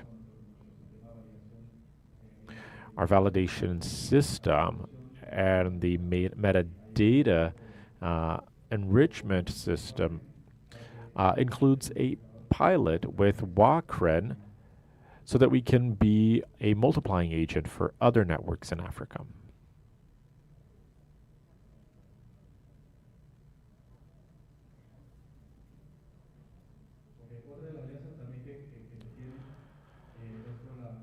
Some other partnerships that we have include one with RDA. The idea behind this agreement was to work on training research data managers so that we can adopt some types of standards that are being promoted by RDA.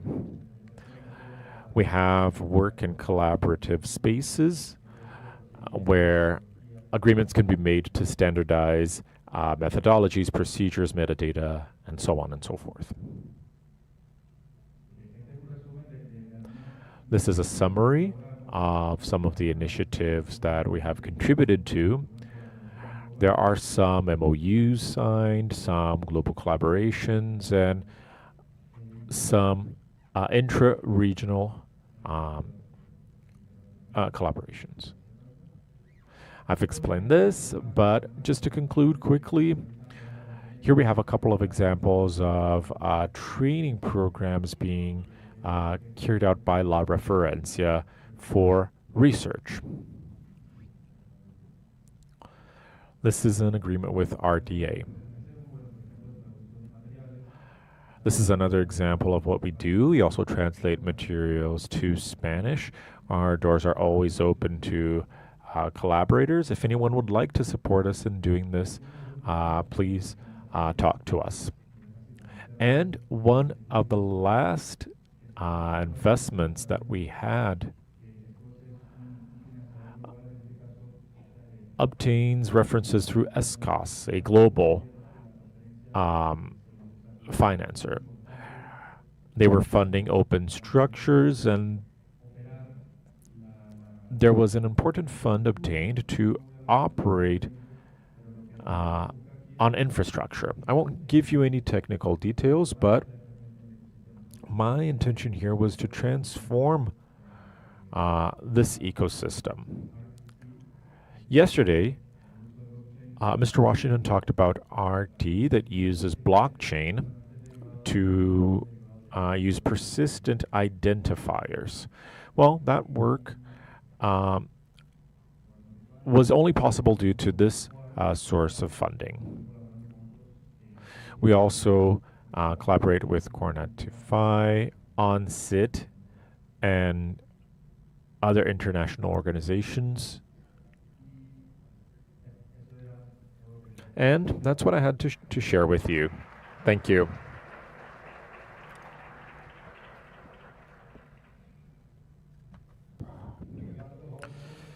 Thank you, Mr. Robinson. And the last speaker for this panel will be Rogério Mugnaini, who is a professor and the current coordinator of the graduate program in informational science at the University of São Paulo.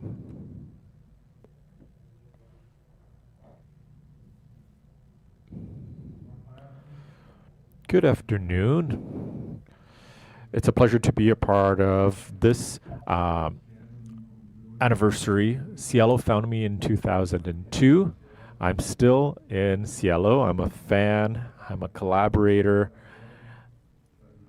It is a lab for my type of research, so it really is a pleasure to participate in SciELO. So my mission is to talk about nationally published journals. And let me just test this clicker here.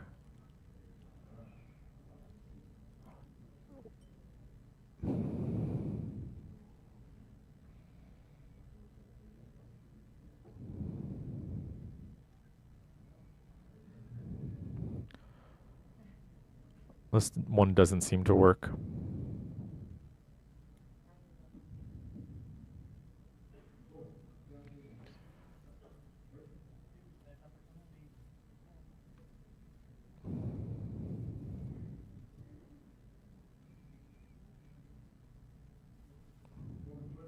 Well, meanwhile,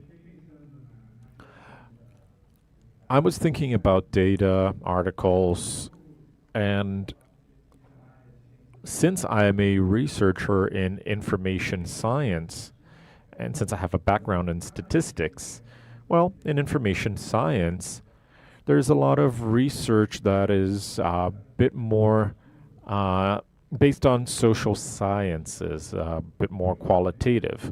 But since I come from a quantitative background, my impression is that we would only need to generate results and not write much about them. That is what we usually do. But when you look at quantitative methods, what I usually tell my students is that when you use a graph or a table, you don't need to describe all of the details faithfully. So these are things to think about, right? And my presentation will be based on data. I almost didn't have words in my slides. I prepared this presentation because I didn't know what we were going to discuss this morning. So before talking about measurement, the importance of SciELO and nationally published journals and their contribution to the global understanding of science, we need to talk about open access. So looking at some of the timelines referring to open access, I found three that are actually complementary. The first one refers to the SciELO team, and the word that drew my attention the most were initiatives. This was in the beginning of open access, and then this was followed by movement, a movement towards open access, which culminates in recommendations. We see that mandates are now going up.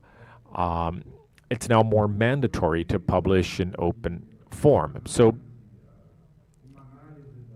one way of analyzing open access would be to, well, I don't know if my slides are appearing correctly here, but I thought about a scientific and metric journey. Scientometry, the scientometric community has been having many studies on open access. Looking at the different variables, I tried to look at what factors affect the kind of open access that you provide. If open access will pay for itself, or if it's a choice that a researcher needs to make, especially in graduate programs. The more the program is related to hard sciences, the more that they need to comply to assessment criteria, which will give privilege to impact factors, which are often related to commercial journals, payment of IPCs, and many Brazilian researchers cannot afford that.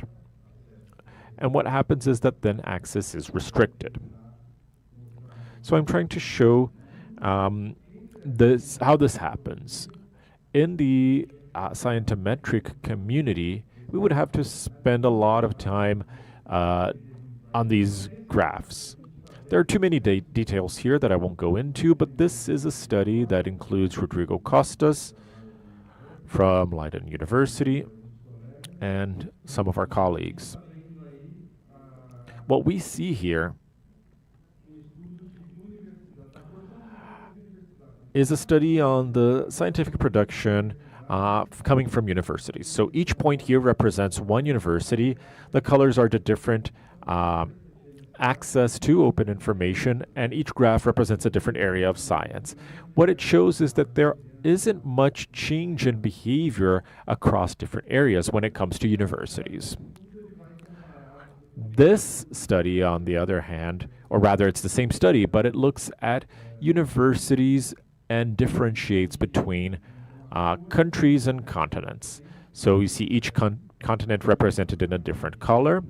So you can see that in the upper right-hand corner, there is a higher proportion of open access content in European countries.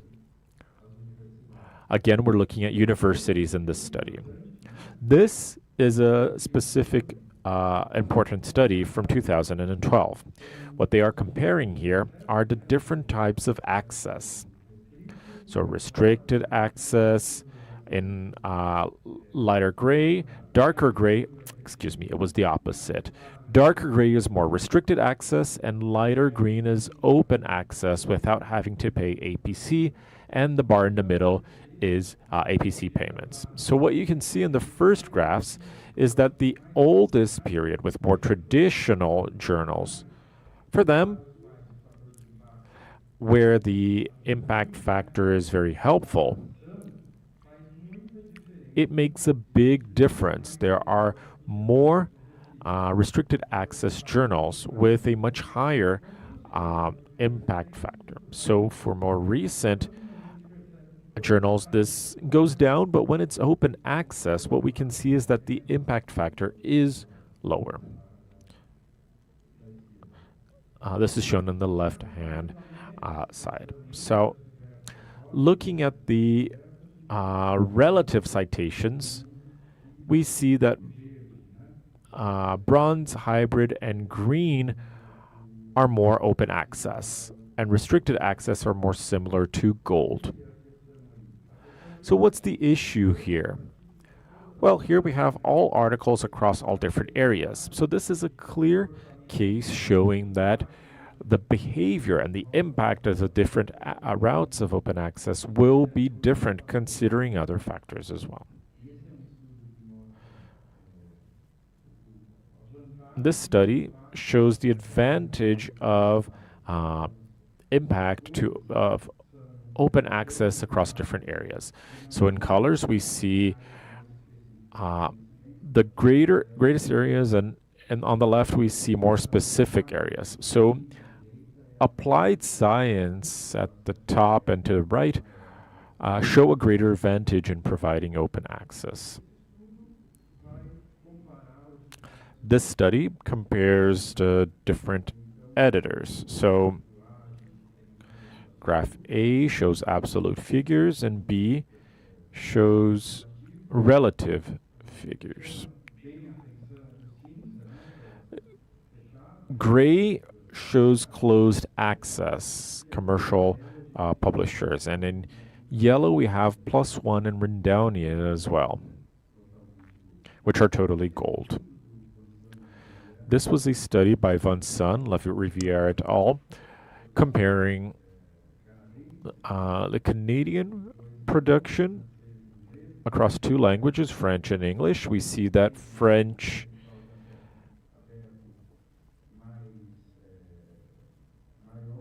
is more accessible and it came before English. This might be influenced by what we see in this graph here from the same study. The first graph shows the Érudit platform, which is French, similar to SciELO, open access, versus other publishers. So the effect of platforms in which local and open access platforms makes a big difference. This is another factor besides the publisher and platform. The same study in Canada shows the diversity of open access according to the different universities. So you can see a very diverse scenario as well. And this study was from this year, from Maria Bondon Cizic in Spain, which talks about internationality and funding. The dark blue bar shows that when there is foreign funding or funding from a foreign agency, you have more open access papers. And even when there's international collaboration, as seen on the lowest graph. This was a study that I had with Rosalie Klizanovsky, Marian Gamba, who are here, showing the distribution of open access in Brazilian articles. So the dotted line have no mention of funding. And the blue lines are the Brazilian production in Web of Science. So in Web of Science, when you have funding, you have more open access as is expected. And when you add SciELO or Brazilian articles in Web of Science SciELO, it's the opposite. So SciELO has a lot of scientific production without funding, which is a reality for many researchers in Brazil. And to conclude this last part, this table is the conclusion of a study that we had during the COVID pandemic. We collected data on articles published on coronavirus at the end of February of 2020. So right at the beginning of the COVID pandemic, when we were getting many emails about publishing houses opening up their content. And this appears in the last line, which is bronze open access. In February 2020, the percentage of articles in the bronze open access type was over 50%. But before that, gold was predominant. So that was a promotional or temporary open access. So that's what was happening then. So here we have some data connected to global scientific production in Latin America. This is a study that we're having in collaboration with researchers from the University of São Paulo and SciELO. A part of the data was given by Bruce Simago with data from Scopus, and another part of it involved countries in Rede SciELO. and we just consulted the Scopus base. This table gives us an idea of the different regions of the world. Well, the top table shows documents and articles at Scopus, and the one below shows the journals in the base. So absolute numbers are much higher. Above and below, we only have the journals. So it's important to consider that when we say, for example, that in Latin America we have 26, nearly 27,000 journals, we mean journals in which Latin American authors are publishing, not just journals in the region. So the first table shows a percentage of documents per region of national journals. So yellow shows the highest percentage in each column, and red shows the second highest. So the highest percentage of publication in their own national journals happens in North America. So North Americans have many journals, most journals indexed, so there's some endogeny because of the tradition and the predominance of English. In the second column, we see what happens in SciELO journals. And this is Latin America, a percentage of 20%, and South Africa with 2.8%. Obviously, other regions won't have such a high percentage.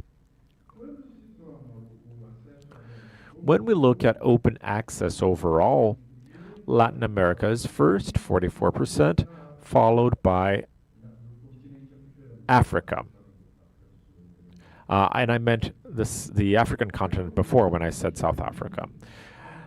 The final column shows what percentage of this open access publication happens in journals of that same country. And finally, we see the importance of open access to documents among the number of journals in that country. And we see that Latin America has 92%. When we look at the table below, the situation is reversed to some extent.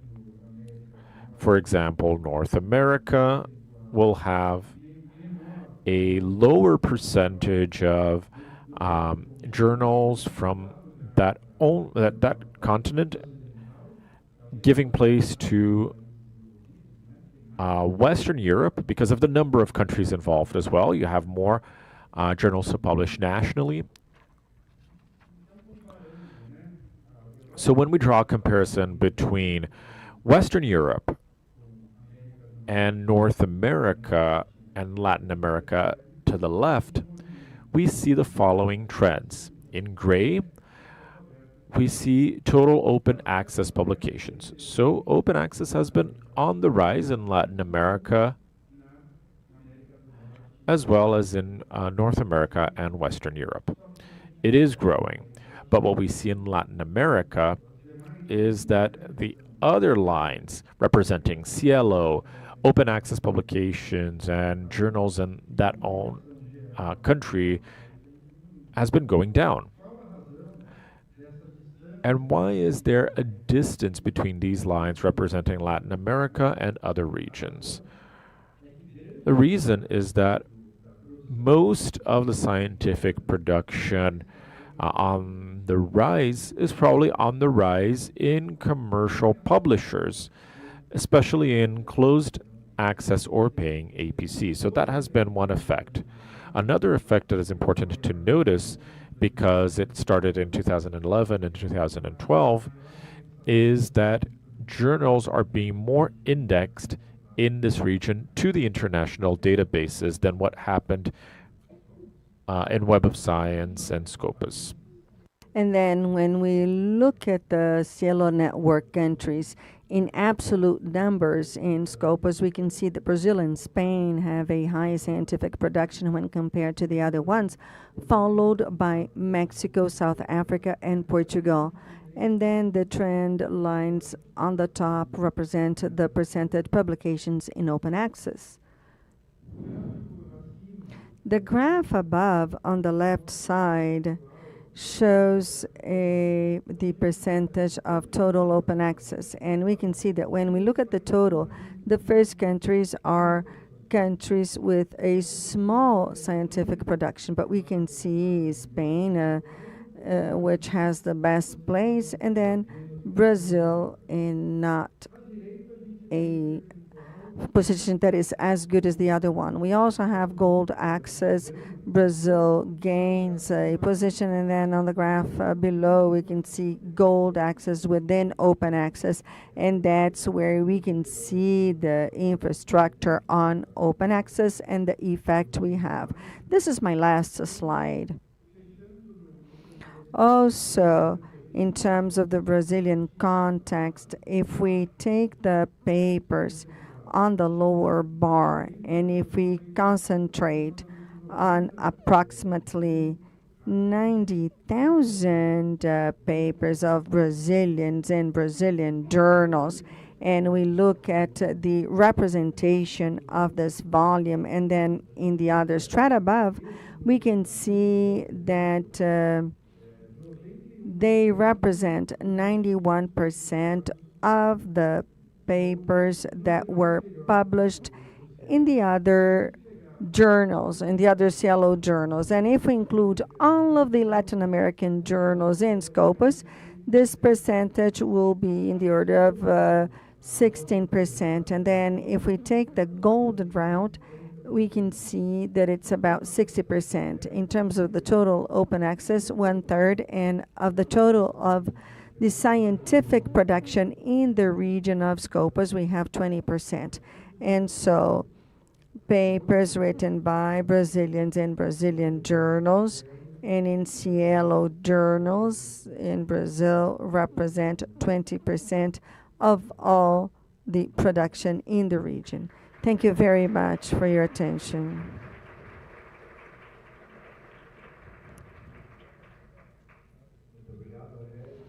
Thank you very much, Rosario. I wanted to thank the three speakers for the very interesting and provocative talks.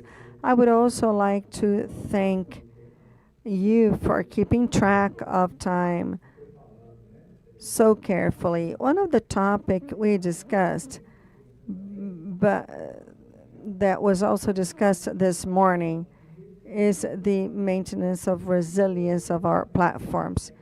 At IPTD, we have also developed some platforms. We started with JACS, and then institutional repositories. We created ABTD, Oasis, with different partners in a data repository.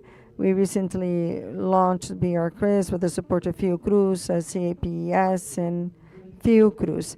And then during this whole timeline, we always had a challenge, which is the difficulty in maintaining all of the platforms that are developed. Also, in the opening session, this was mentioned several times. SciELO needs to identify its financial support sources to maintain the initiative.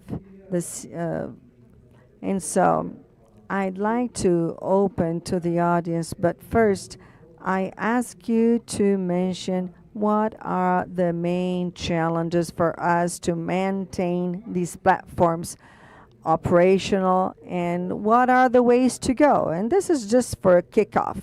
Would anybody like to start?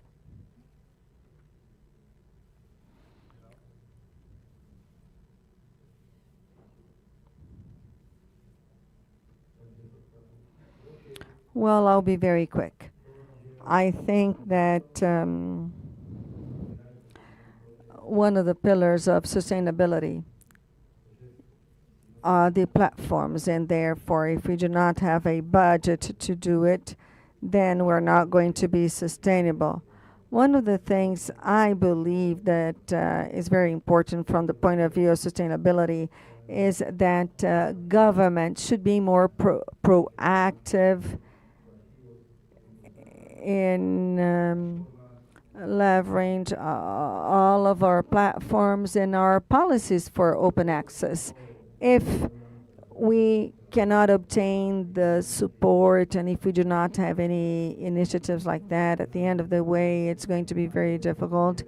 The manager, at the end of the day, is the government, and if we speak in political terms, the government has to support us. To have the support, we need to have national policies in place, as we discussed during my presentation. And if we do not have this legal framework in place, if it's not mandatory to have this support, or beyond a paradigm, it should be seen as a human rights. Of course, the government has to support us. But then on the other hand, we have to communicate better. We have to go top down and bottom up. And this is one of the aspects of the operation of these platforms, so that we can do this. Also, we have to keep a good communication. The initiatives we have in our region, they're all very important, but if we do not work together, what we do does not make any sense. I could talk a little bit more, but this is how I summarize my point of view.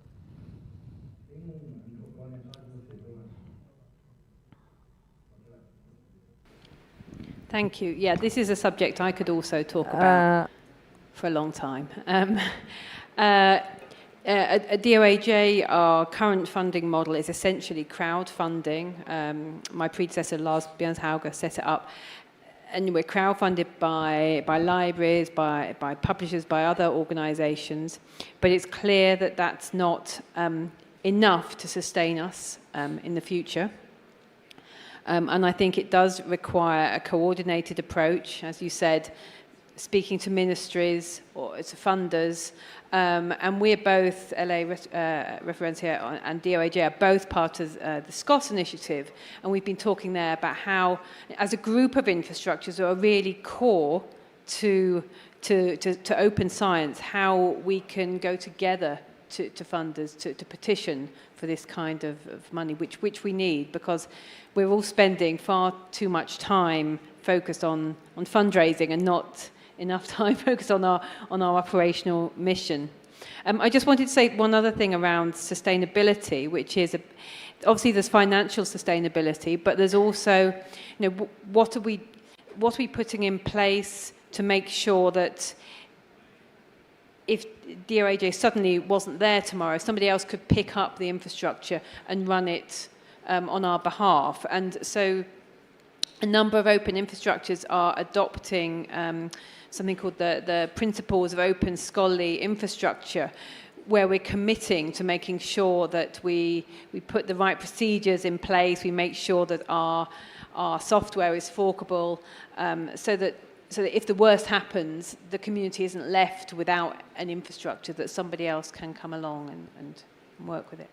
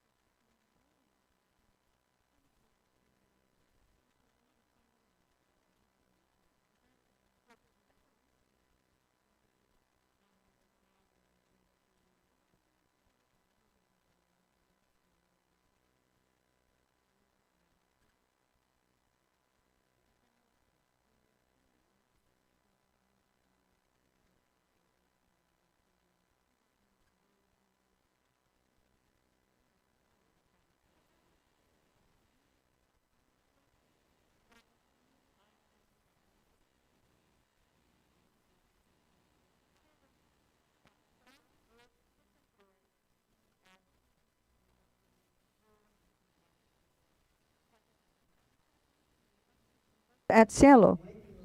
And how in the indexing criteria of the DOAJ will you include elements to identify the participation of the journal in diversity, equity, and inclusion? Would you like to start, Robinson or Joanna? Who starts?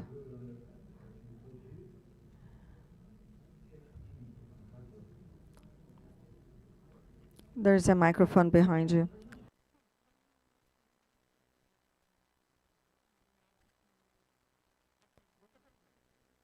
Criteria, I guess, to reflect some of the discussions we've been having today around diversity and inclusion. I'm really torn by that, because part of me wants to say, yes, of course we should.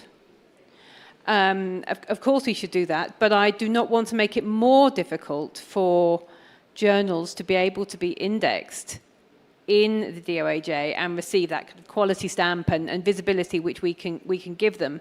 And I'm actually reminded of a conversation I had with a commercial open access publisher, where he said, don't judge open access journals more harshly than you do subscription journals. And although that particular commercial publisher is not one that I particularly want to promote their journals, I think they do very well to do it anyway.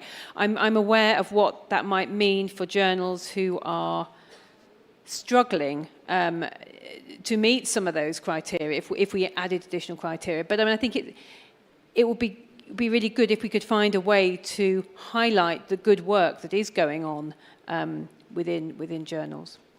So sorry that wasn't a very good answer. Bueno, well, one of the advantages of the reference are the national organizations and what they encourage, but there is a challenge. I am at a range, an intermediate range, and it's difficult for me to convince authorities, but this is another discussion altogether.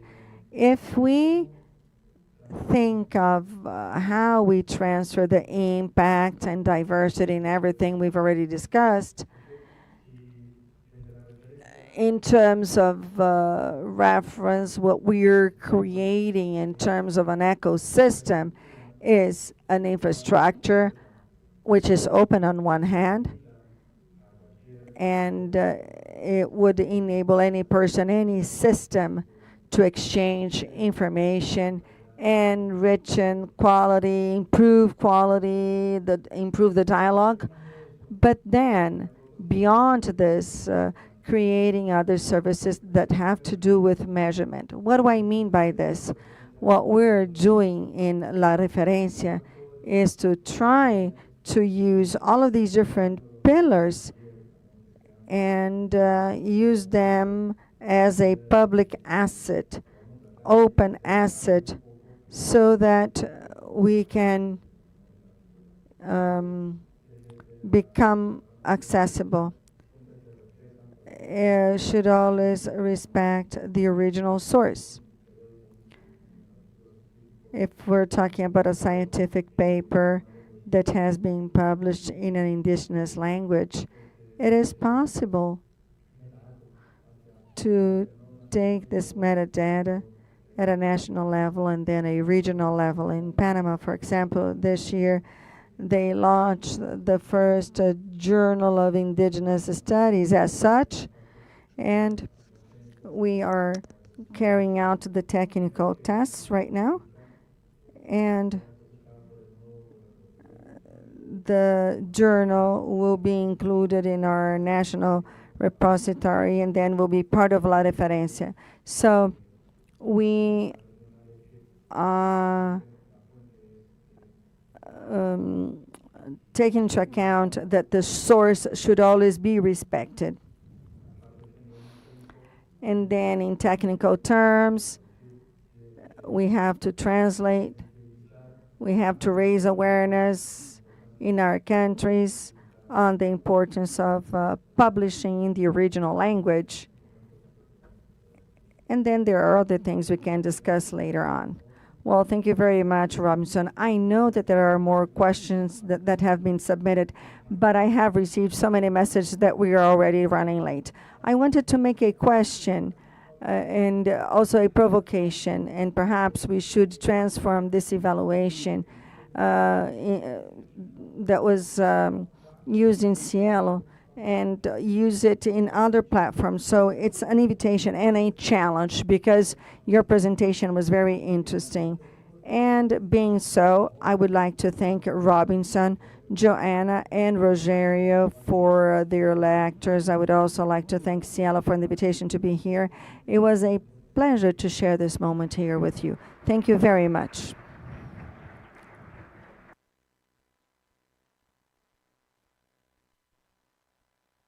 I would like to thank the speakers, ask them to stay on the podium for a picture.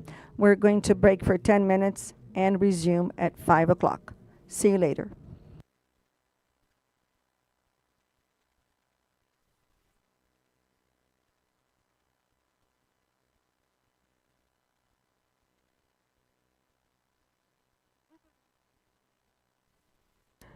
Good afternoon, everyone. Once again, before we open this panel, we have a question to ask to the audience once again, and we're going to place the QR code on the screen. This time, the question for this panel is, can the increase of books in open access favor repositioning on the importance of these publications? And this is the QR code for you to access, or you can also access through the link. And the code is 3763. We already have some responses. So, can the increase of books in open access favor a repositioning of the importance of books in scientific communication when compared to papers? So we have yes, no, probably yes, probably no, and I do not know. Once again, the QR code for those who are still trying to join here or those who are watching us online. I'm going to show you the results once again, the partial results. And for the time being, we have 39%. And then now in second place, it's more balanced, yes, or probably yes. Very well. We're now going to repeat the question to the panel. The panel itself, and moving on with our program, we're going to have the panel called Books, and we're going to talk about academic books in open science. Once again, we'd like to remind you that the speakers' CVs and bios are available on the website and the app. And we invite for this panel Professor Jason Hernani Gutierrez, President of the Brazilian Association of University Publishers, ABEU, and is also President of UNESP's publisher.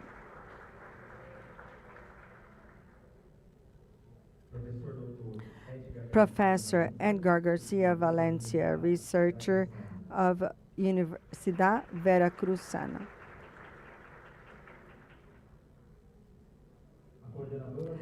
The coordinator of this panel is going to be Dr. Cristiane Vieira Machado, Director of the Fiocruz Publisher and Education Vice President at Oswaldo Cruz Foundation.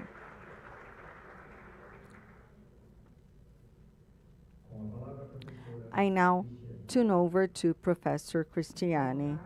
Good afternoon, everyone. those who are here on site, and also those who are following us online. It is an honor to be here and a pleasure to celebrate the 25th anniversary of SciELO.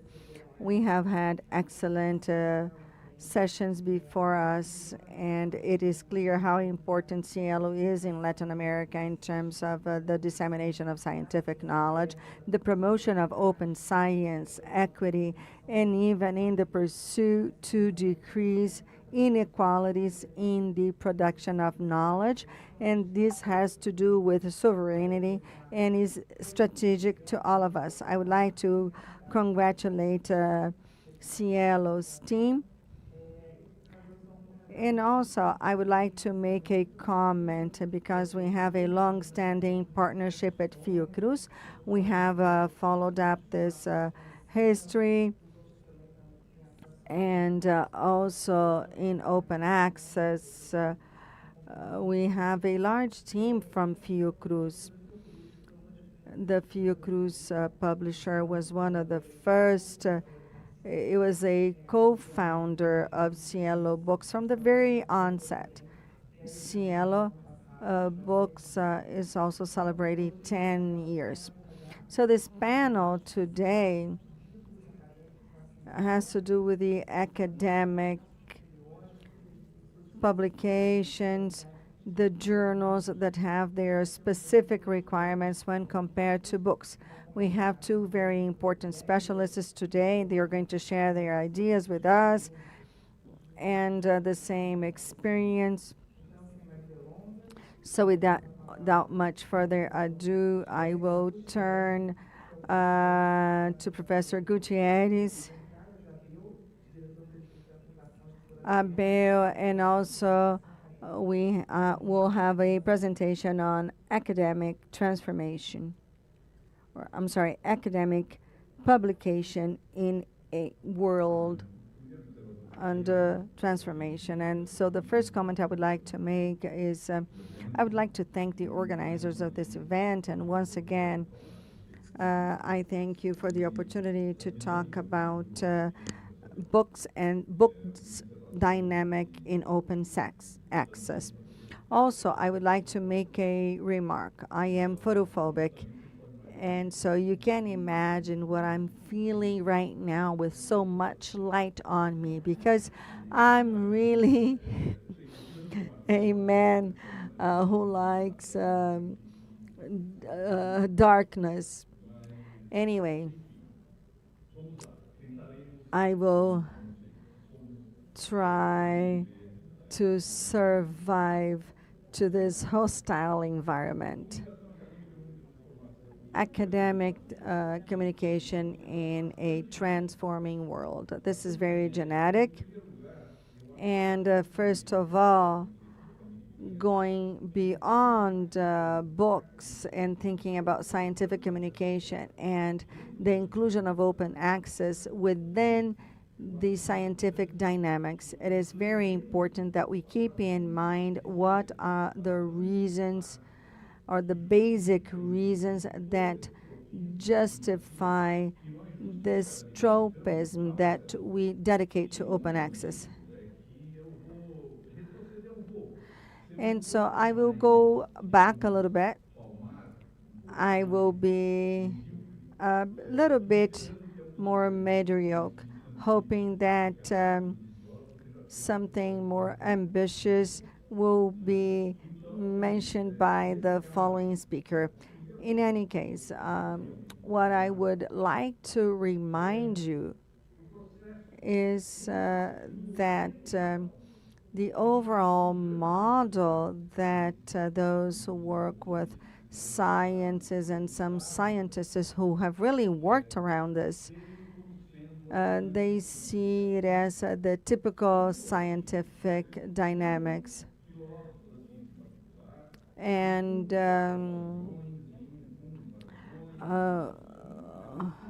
we have to keep in mind the genetic structure of what is usually seen as a typical dynamic. The whole scientific theory starts with a problem, whatever it may be. typically in the 16th century, and then also 17th, we have to think about the format, for example, of the planet's orbit, among other things that were of interest at the time. And we tried to identify what format could be identified by Galileo and so many others. So what is the typical format of planet orbits? Those who are interested in this issue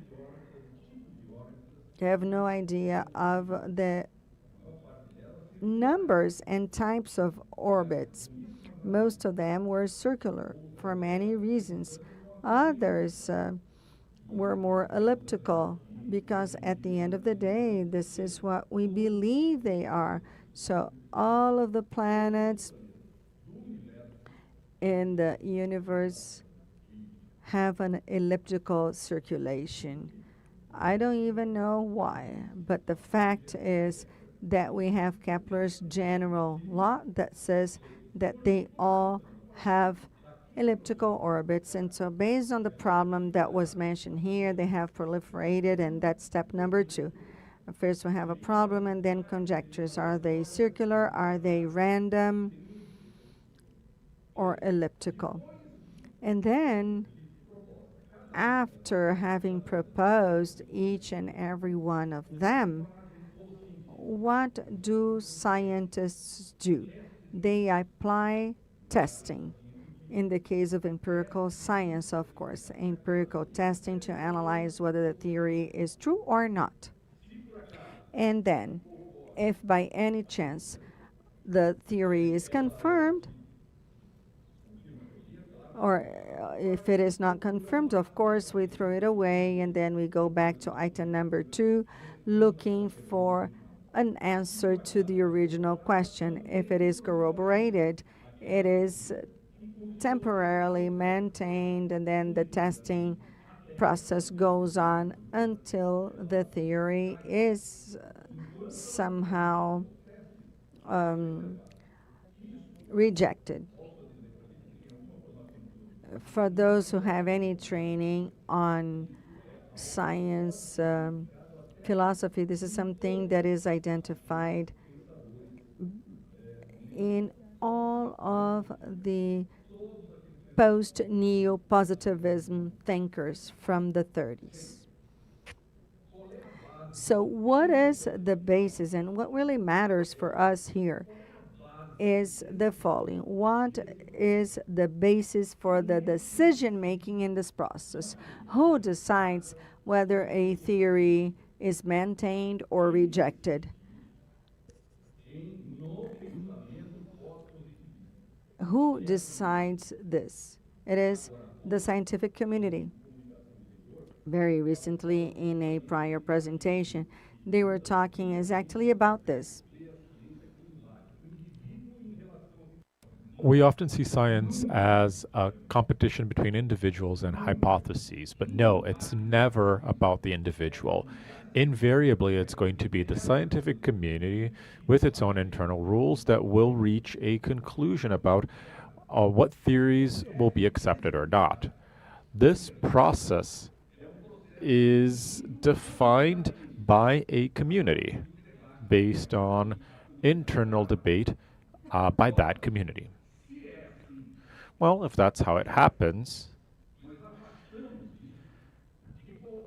this removes it from any process that can be called subjective, any process that might be individual in nature. For it to happen, what we need is to have communication. Communication is key, and critical communication is something that you do with others unless you're crazy. You're not going to refute your own positions. You have to present your proposal. You need to discuss it with others, and it will be analyzed by the community in which you are. A community that I'd like to highlight again is not the general community.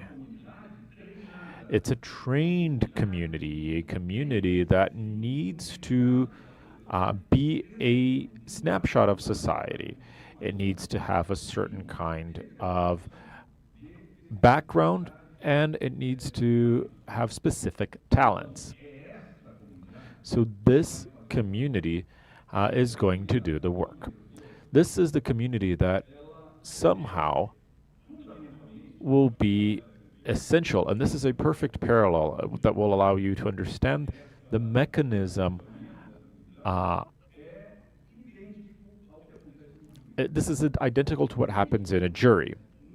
It's identical to what happens in a jury in a legal proceeding in court.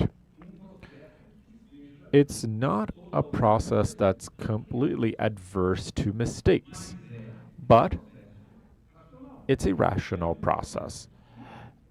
It's a process that requires discussions, studies, reflection, assessments. It's fallible in itself, but that doesn't mean it's not rational. That doesn't mean that it is not scientific. This is a very important point, and again, to mention some of the examples that were discussed this afternoon.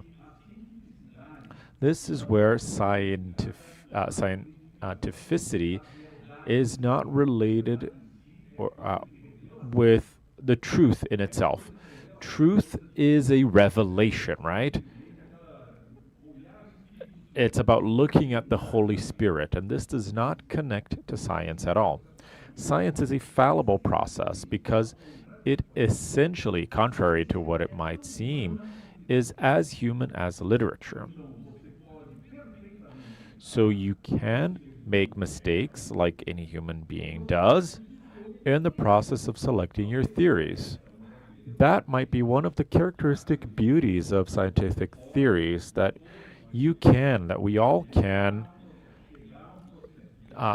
advance a process systematically without necessarily identifying the truth free of mistakes. So as I was saying, what were the preconditions in the scientific community to support certain theories or hypotheses? What are the essential conditions for it to work appropriately? As I said before, the first one is to qualify its members. That's essential. They need to be trained. Throughout the entire academic process that traditionally, from the 15th century, has characterized a scientist, that needs to be there. But more than that, it's about having the right communication channels that will allow, first, free and universal information on the hypotheses and theories. That is an ideal world, right? That's never how it happens. B, maximum exposure to criticism and debating. And C, universal and free reach of conclusions by that society. This, as I said, are ideal conditions and are very difficult to reach. What we see in the history of science, in this incessant search for the ideal conditions. Well, since the 12th century, every European university from Bologna and on start partnerships with publishing houses.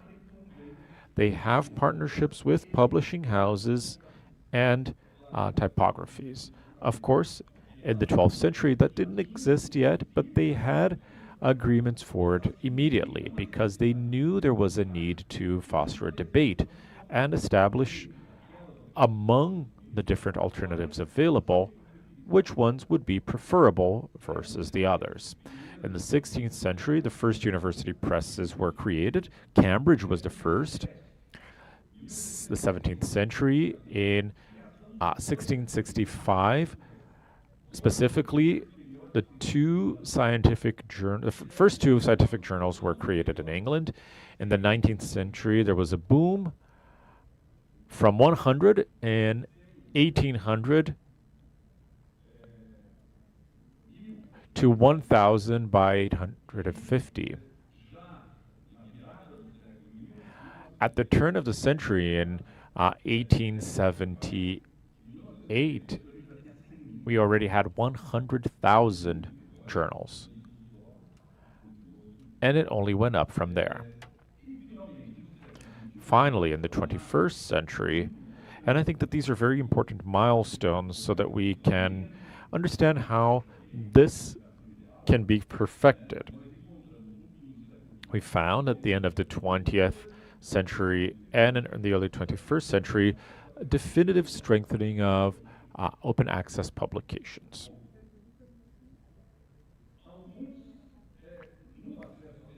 Well, in open access, and it's important to mention this, and this refers to books specifically. When we're talking about open access in general, of course, in a conference like SciELO, we're emphasizing journals. But what happens when you provide open access to books? And why should we consider open access to books an extremely important step in what we characterized before as an advance towards ideal communications that would also lead to the ideal scientific process? Well, to start this conversation, there's a lot of concrete data about this. Within hard sciences, this is data from 2020 to 2021, we found 4% of books in biological sciences, 4% of the references and dissertations and other scientific publications came from books. In the specific case of human sciences, we found a variable amount. And of course, there's a difference between the European community and the Brazilian community. But it's something between 44 to 52% of citations in scientific journals and monographs referring to books. What I assert is this 4% is misleading to start the conversation. So these 4% of books that we find in hard and biological sciences often are the basis for many of the other articles in the remaining citations. So that gives you a misleading impression that books are not as relevant in the hard sciences. Certainly, the dynamic, the ease of access to information, the speed of scientific production in hard sciences require you to base yourselves on articles, on papers, but books offer stable references to the remaining items.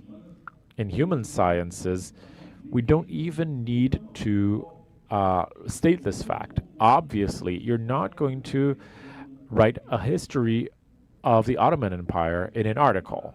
You might try, but it won't be very good. So there are certain structural elements in human sciences that require books to exist. And that's why, as we apply open access to books, as we make them be more accessible, of course, we're also going to see that impact. It will be very virtuous and very beneficial for the development of human sciences. So I am defending here the relevance of books. And this is what the SciELO Books program has attempted to do. This program, as was mentioned in 2012, with 3 partners,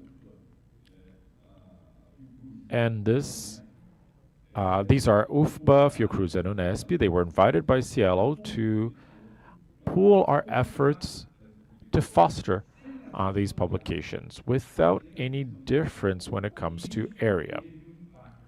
And this had a brutal impact. I said it this morning and I'll repeat it. On the day of the final judgment, when people ask us what we do, we're going to have to present something. And we can present it when it happens that over 120 million downloads were made during this time. Belle, Amanda, and everyone from SciELO can sin as much as they'd like. You're free. You are forgiven. So this is not a criticism. I'll say it again.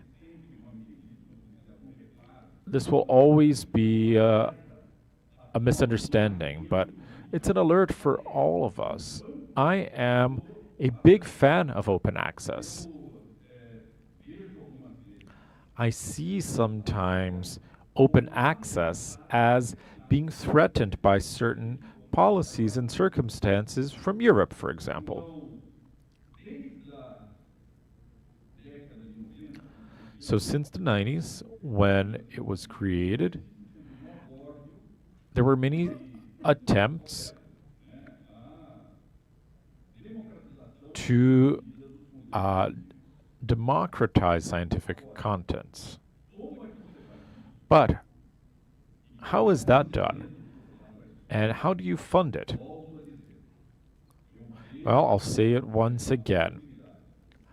I see the possibilities that we find in Europe, the possibilities that we find in the US of funding open science, specifically open access, as infinitely greater than what we find potentially in the Southern Hemisphere. In principle, we might be fostering or supporting a scientific plutocracy. Whoever has the most money will publish more and will have a larger footprint in the scientific community. Of course, this already happens, but the democracy that we intended to obtain originally by providing open access, maybe at the end of the day, it will not be suppressed by open access if we don't, and this was said during the previous panel, if we don't understand that this should be a state policy.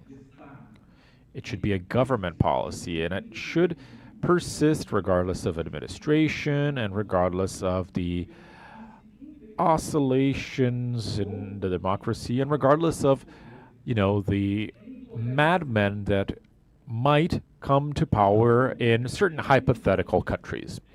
So it's due to that while I'm praising the initiative and while I think that books in open access will gain an unimaginable boost, as a neurotic and as someone who hates bright lights, I am strongly concerned. So since I'm out of time, thank you very much.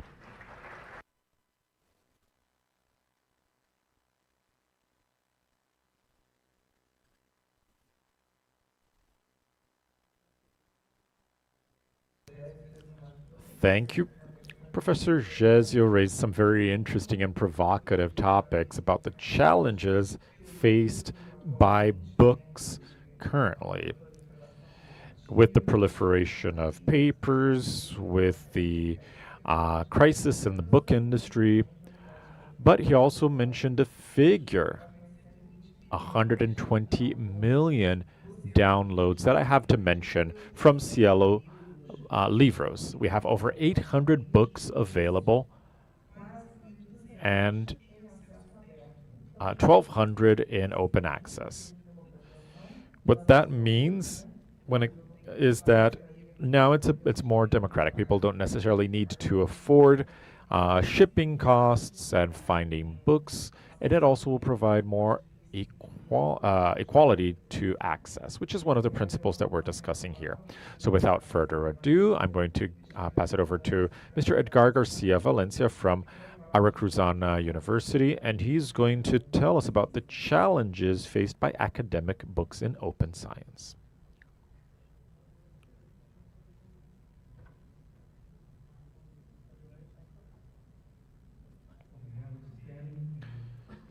Thank you, Cristiani.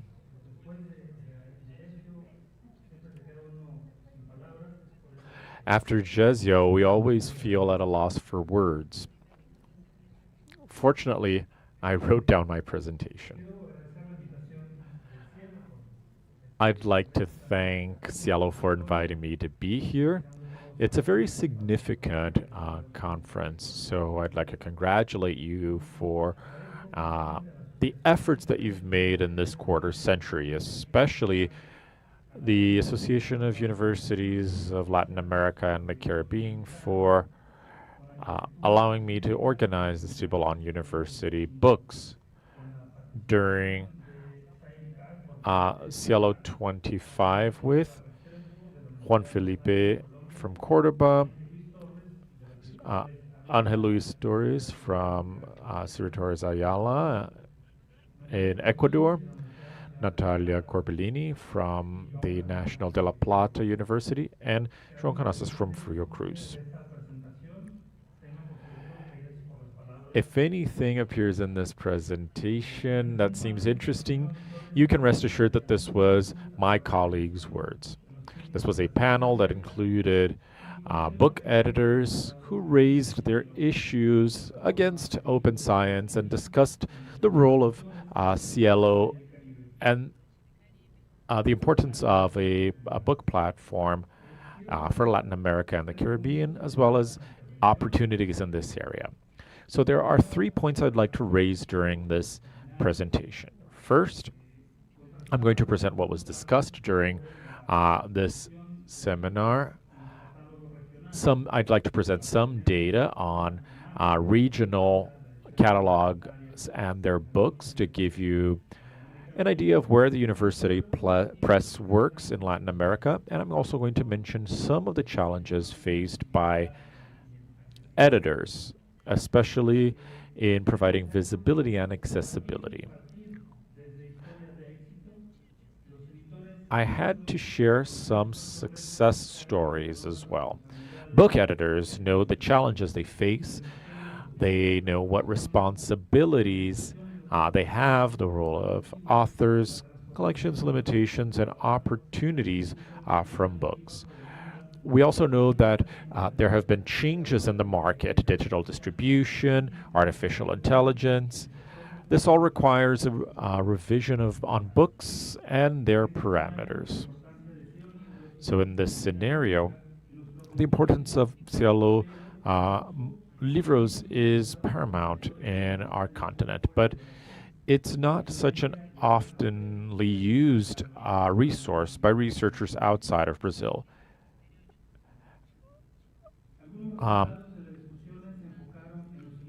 Some of the results from this discussion has focused on the following points. We need to work together on open science policies to be adopted by every institution, like coordination and planning, taking into account academia, but also libraries, classrooms, services, and publishers. It all needs to be seen from the same perspective as an integrated ecosystem.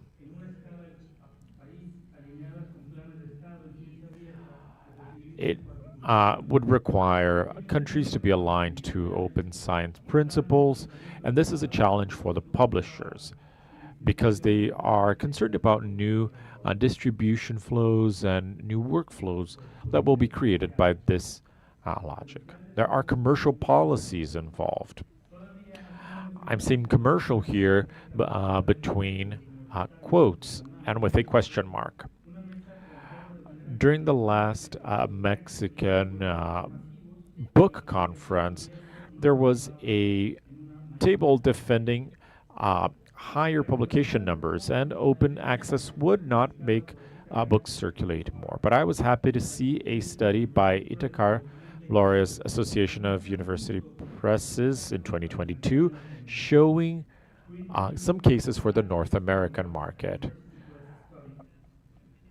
open access press monographs, and a university press study say that and their conclusions can be extended to Latin America. They state that we are still in the first stages of evolving open access in the publication of academic books, without any stability in the consolidated models, but that offer a mixed model that is increasingly robust. This is a concern for almost every university press, to find a model that will allow them to have a mixed model, where we can have publications on sale, but that can also be publicly accessed, allowing readers to choose how they will access this content, and books that refer back to society, to indigenous peoples, and to the societies in which the studies were made. That would serve as a social return. One of the most recent projects where many publishers participated through their regional networks were national catalogs, organized in thematic and general catalogs. They were made possible by metadata platforms. We have CIME from Netizen, a major visibility portal, and ELAC.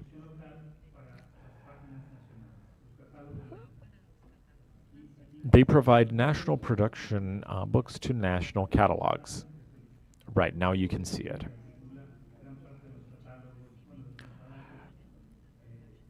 This is the logo that of the company that organizes these catalogs and their metadata.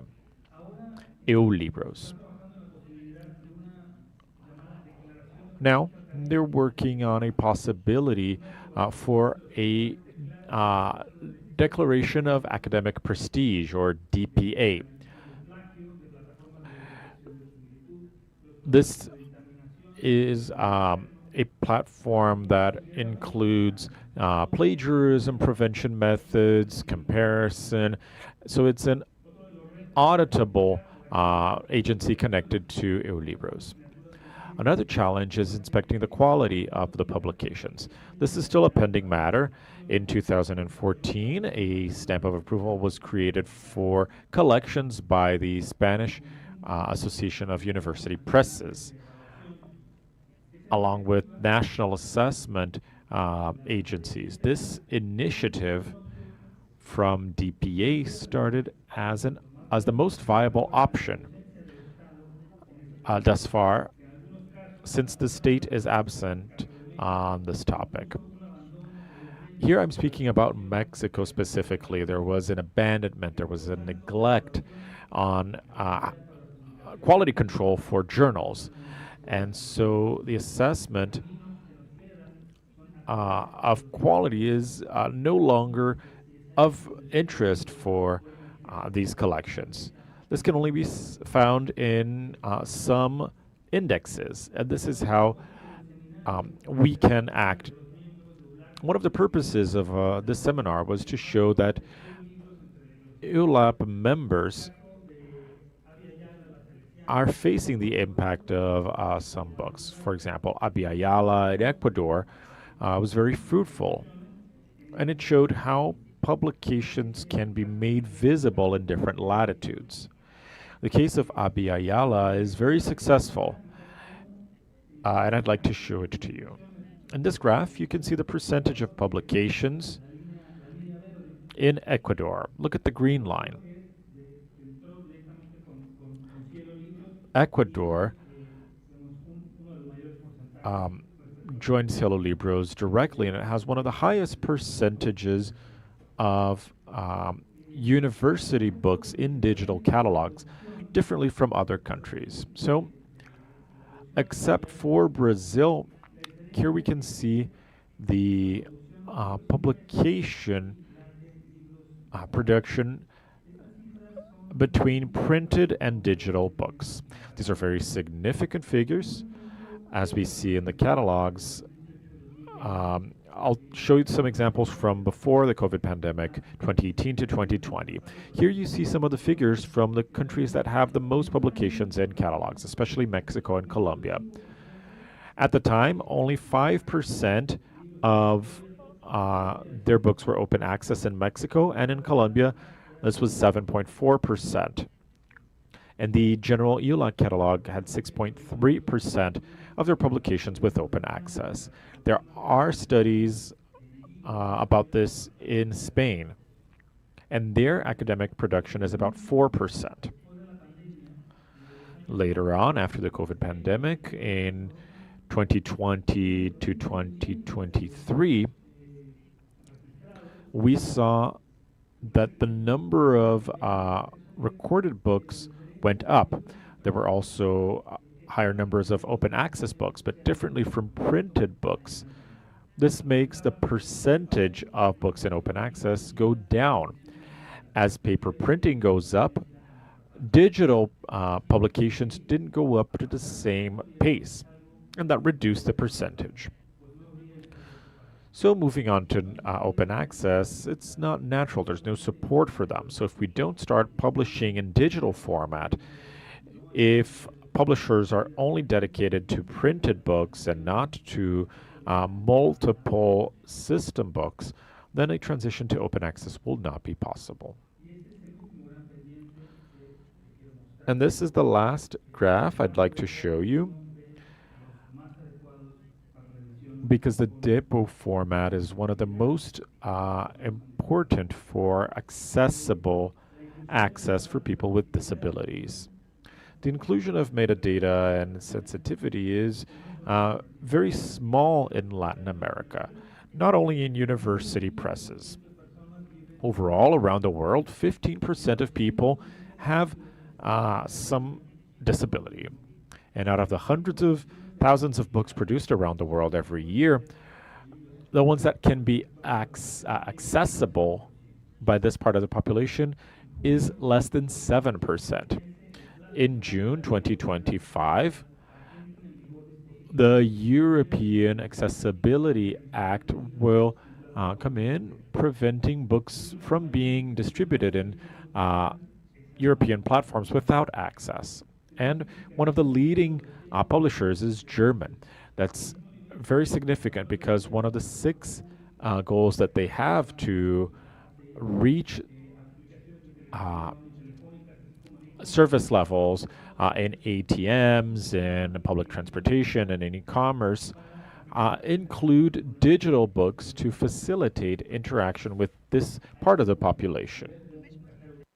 And then we should have an automatic one for money for public transformation, and digital books are also within this level of service. And to be able to deal with this, we have different consortia, including the DAISY consortium with the SC validation according to all of the rules that are in force.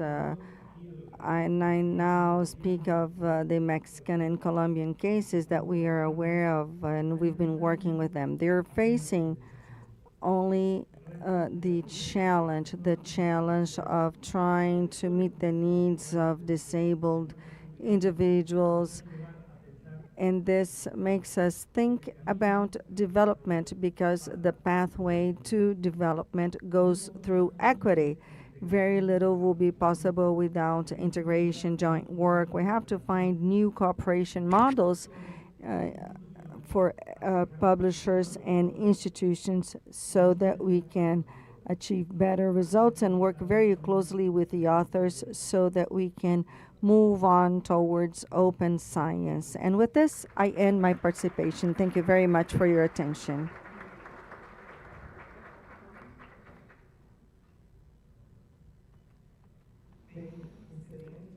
Excellent, Edgar. Thank you very much. Including the dimension of accessibility. And in the cases of books, we have something very specific. In the past, we talked about audiobooks, but the cost was very high for audiobooks. And today we have solutions such as the softwares One of the things I wanted to provoke for your reflection, and also for the sake of the discussion, I wanted to include some other aspects. One of them is the possibility of digital books in addition to access, so that we can leverage some innovation. We now have an initiative at our Fiocruz publisher in partnership with SciELO to have some type of book that can be updated. It's called the Bio Collection on Scientific Dissemination about strategic topics, but these are topics that go through innovations very quickly. So it's important for the public to be familiar with virology, for example, which may be updated, and with a physical book that would be a lot more complex. Another relevant thing, what happened during the pandemic, we had an inflection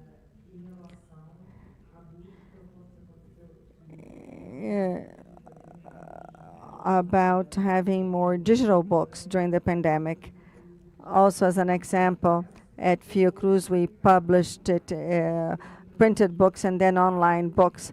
But during the pandemic, we published them at the same time. And then the authors of older books that were only printed, because we were gradually moving them to online books. And there's a schedule about this. And they all started calling us because they identified that books, the online books, may be cited in some journals and books, and so that is another factor. I'm sorry. You're photophobic and I'm very clumsy. So anyway, these are issues for us to discuss. They're relevant for this topic. SciELO books have given us some examples. You mentioned that other platforms and universities have started making an effort to have their websites and platforms of books in open access, and I will mention Fiocruz.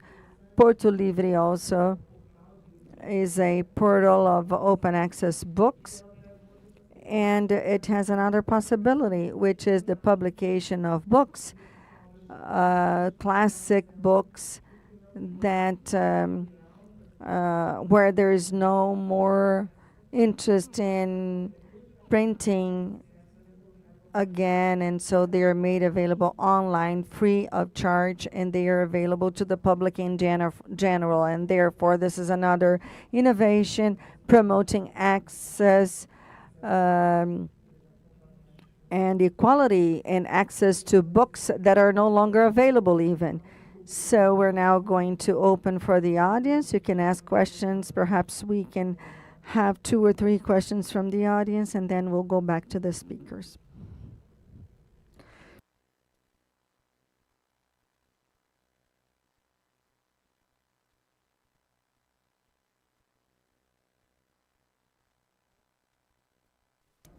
Abel, first question. And then our colleague, I can't really see him. Well, if you allow me, I wanted to provoke you, really.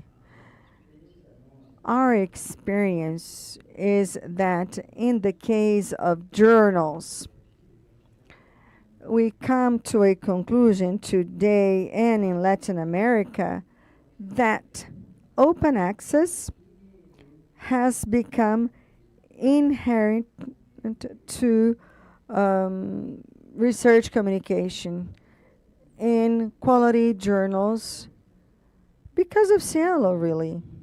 But in the case of books, there is a determining presence of publishers. So the question I want to ask is the following. Are the university publishers a barrier for the explosion of open access books? We have another colleague. Can you stand up, please? Oh, he's raising his hand. Thankfully, I am mediating the session and I don't have to answer this question.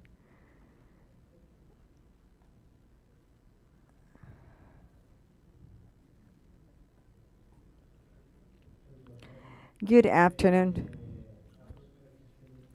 Professor Cristiani talked about DOI.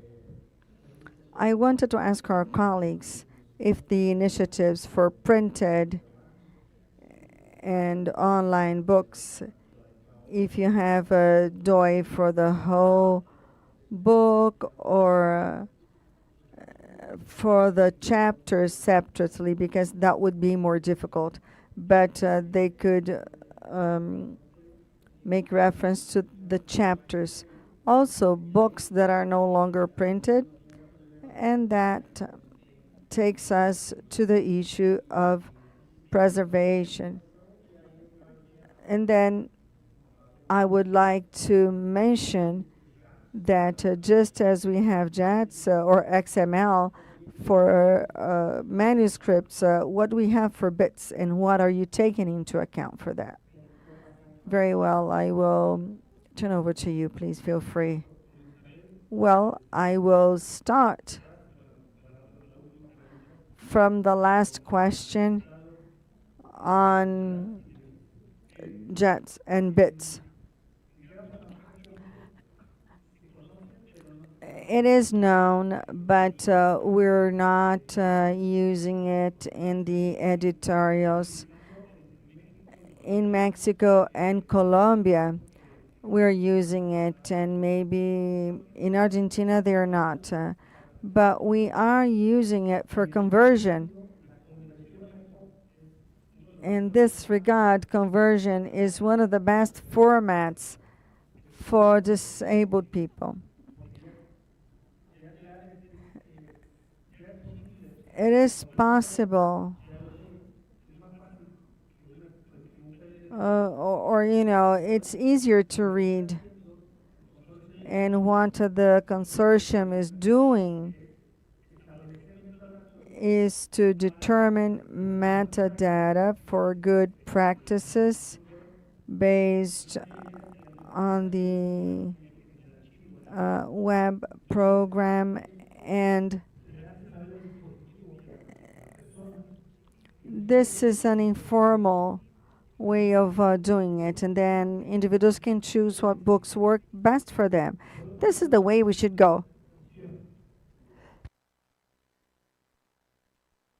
But on the other hand, open access has always existed, and the libraries as well. That's where we had open access. Offline, of course, but it's the same tradition.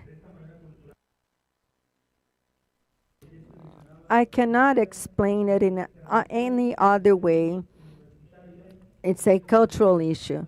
There's a university tradition that comes from the days people used to handwrite. There is more tradition, but there is a lot of resistance to changing these business models. The point of equilibrium is easy to find. We have the study of the American Association that demonstrates it. But also, it calls my attention that until 2022, we could say that we were in the early phases of access to books. But it really has to do with tradition, and this would be my answer.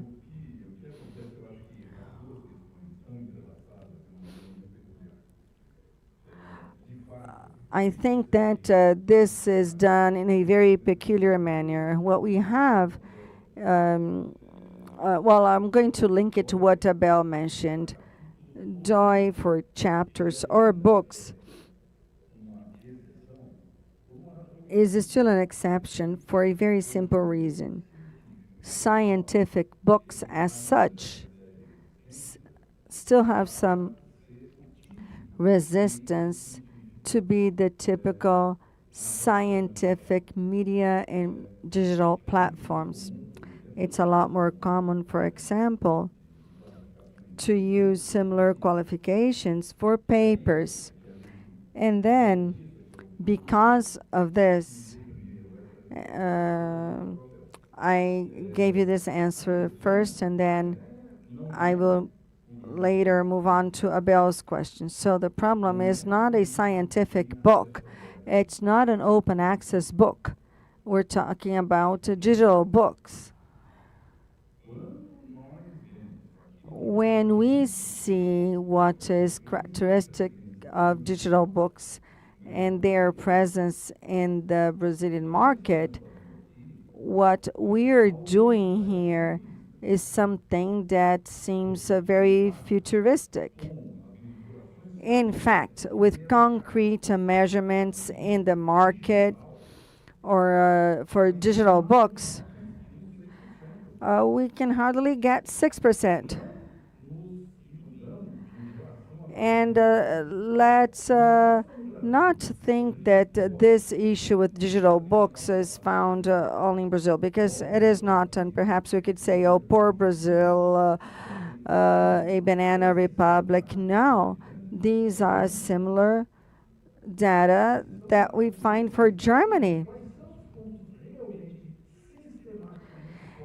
And then these are points that are systematically out of the curve. And then they never even went below 20%. And I'm talking about market, and I'm not here, I'm talking about books in general, not the scientific market. And therefore, in human sciences, when you have topics like this, the history of the Ottoman Empire, history books, even the ones that are more complex, they are open to the public in general. They are hybrid, and they reach the scholar public, and also the general public in general. It's very low.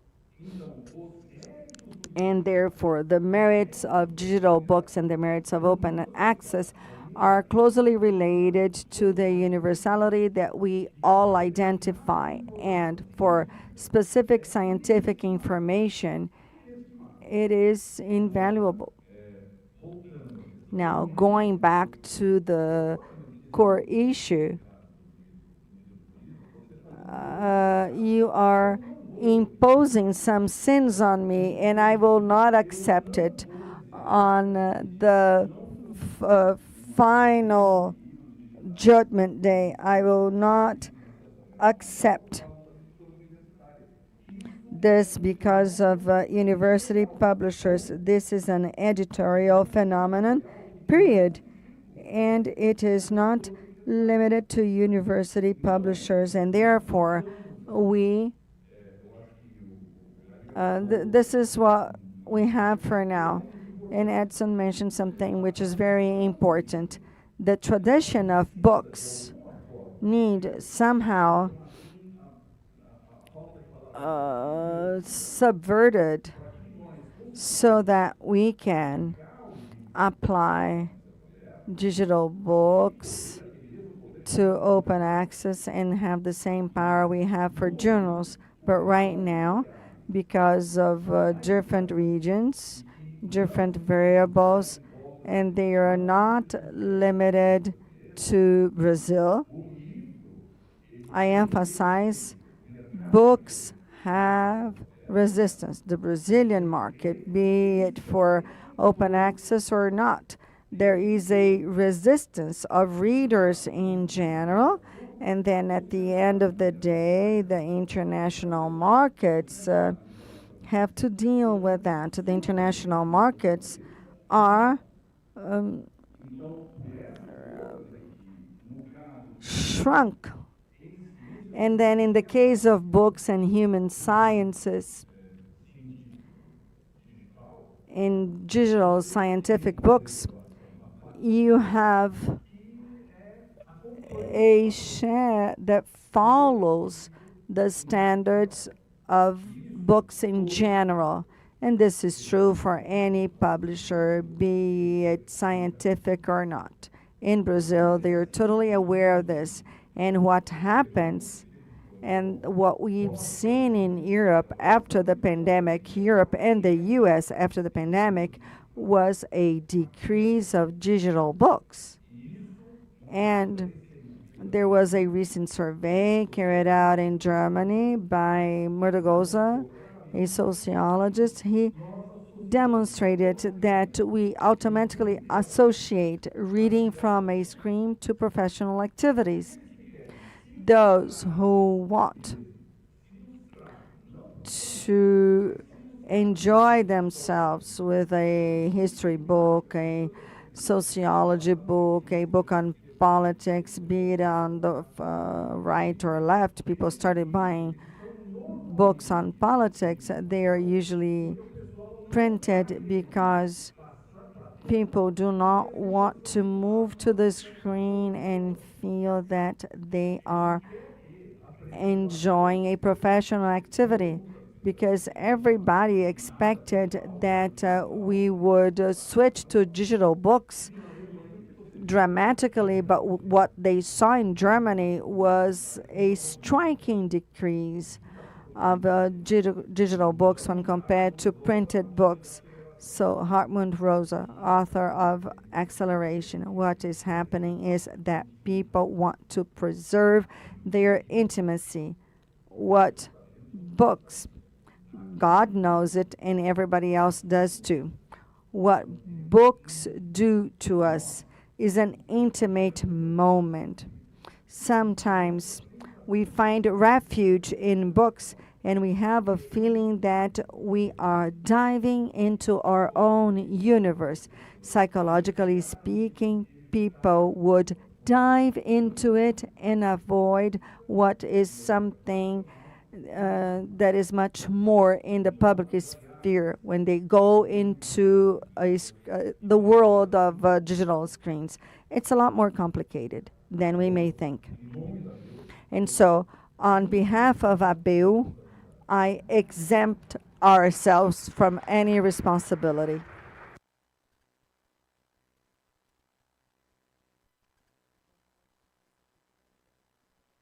We are about to wrap up, but I think there was somebody with a final question. Cecilia. Cecilia from the publishing board. Well, I just wanted to ask a question. Maybe I will be repeating myself, or repeating what everybody's know, but there are book chapters. I have book chapters that have been published in Europe and in the United States. And there is a practice, and I'm talking about the places where I've published myself. So there is the following practice. You send your chapter. This chapter is first printed online, and then it starts circulating, and we have to wait for other chapters. And then we have the printed books afterwards. I don't know. I've never heard about this, and I don't know whether you've mentioned it before and I didn't understand, but I wanted to know if this makes any sense. Well, thank you very much. Do we have any questions? We can have at most one other question. They will answer, and then we'll close. No?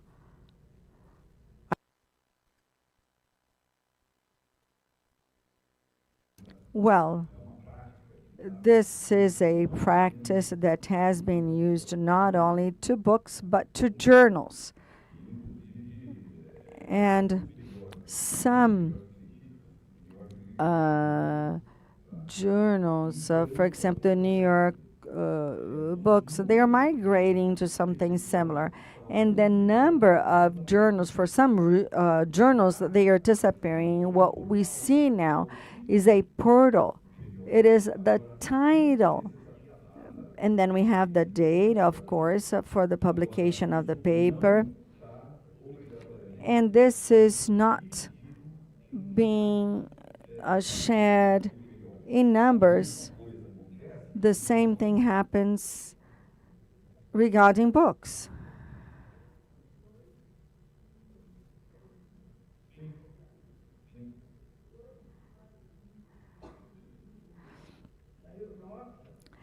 in the US and in Europe, they all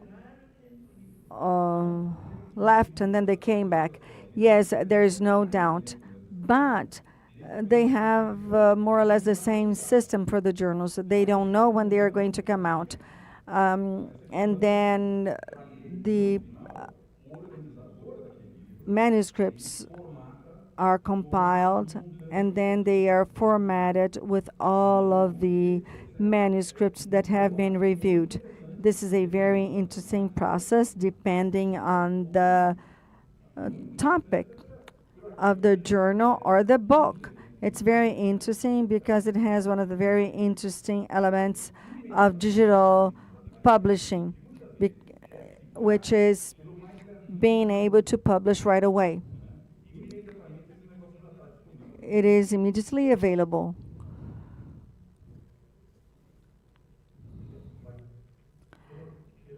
Well, I just wanted to contextualize what he commented for Brazil, because Brazil has SciELO books and also chapters, and then maybe Colombia, one or other publishers. Ecuador, they almost have a success case.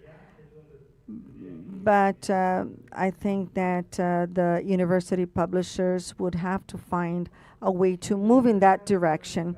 Well, thank you very much. We have to wrap up now, and I wanted to thank Professor Edgar Valencia, Gerson, for the excellent lectures. We've learned a lot, and I would ask for a round of applause, and then we'll call in our MC.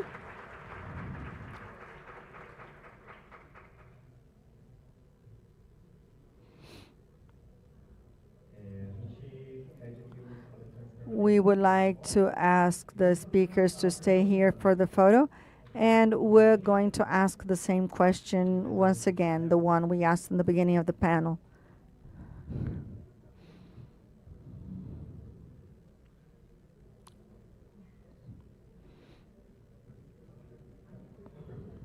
No questions? Okay, okay. All right, let's wait for the questions to show up then. Okay. So the question we asked in the beginning was, can the increase of open access books favor a repositioning of the importance of books in scientific communications when compared to journals? And this is the QR code for you to access. In the meantime, I would like to thank Professor Cristiani and the speakers. Thank you very much. So these are the answers. We have yes, no, probably yes, probably no, I don't know.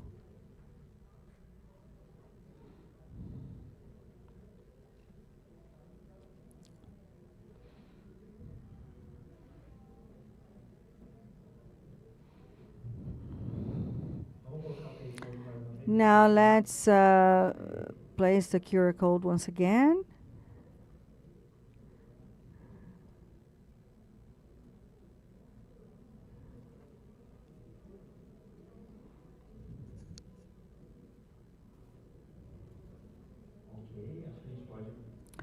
Okay, so we can now show the comparison of the two questions.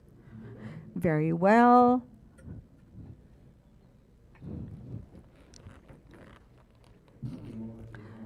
So there was an increase for the yes answer. So we now close our activities for the first day of our SciELO 25 Years Conference, and tomorrow we start at 8:30 in the morning. And once again, we thank you all for your presence. See you tomorrow.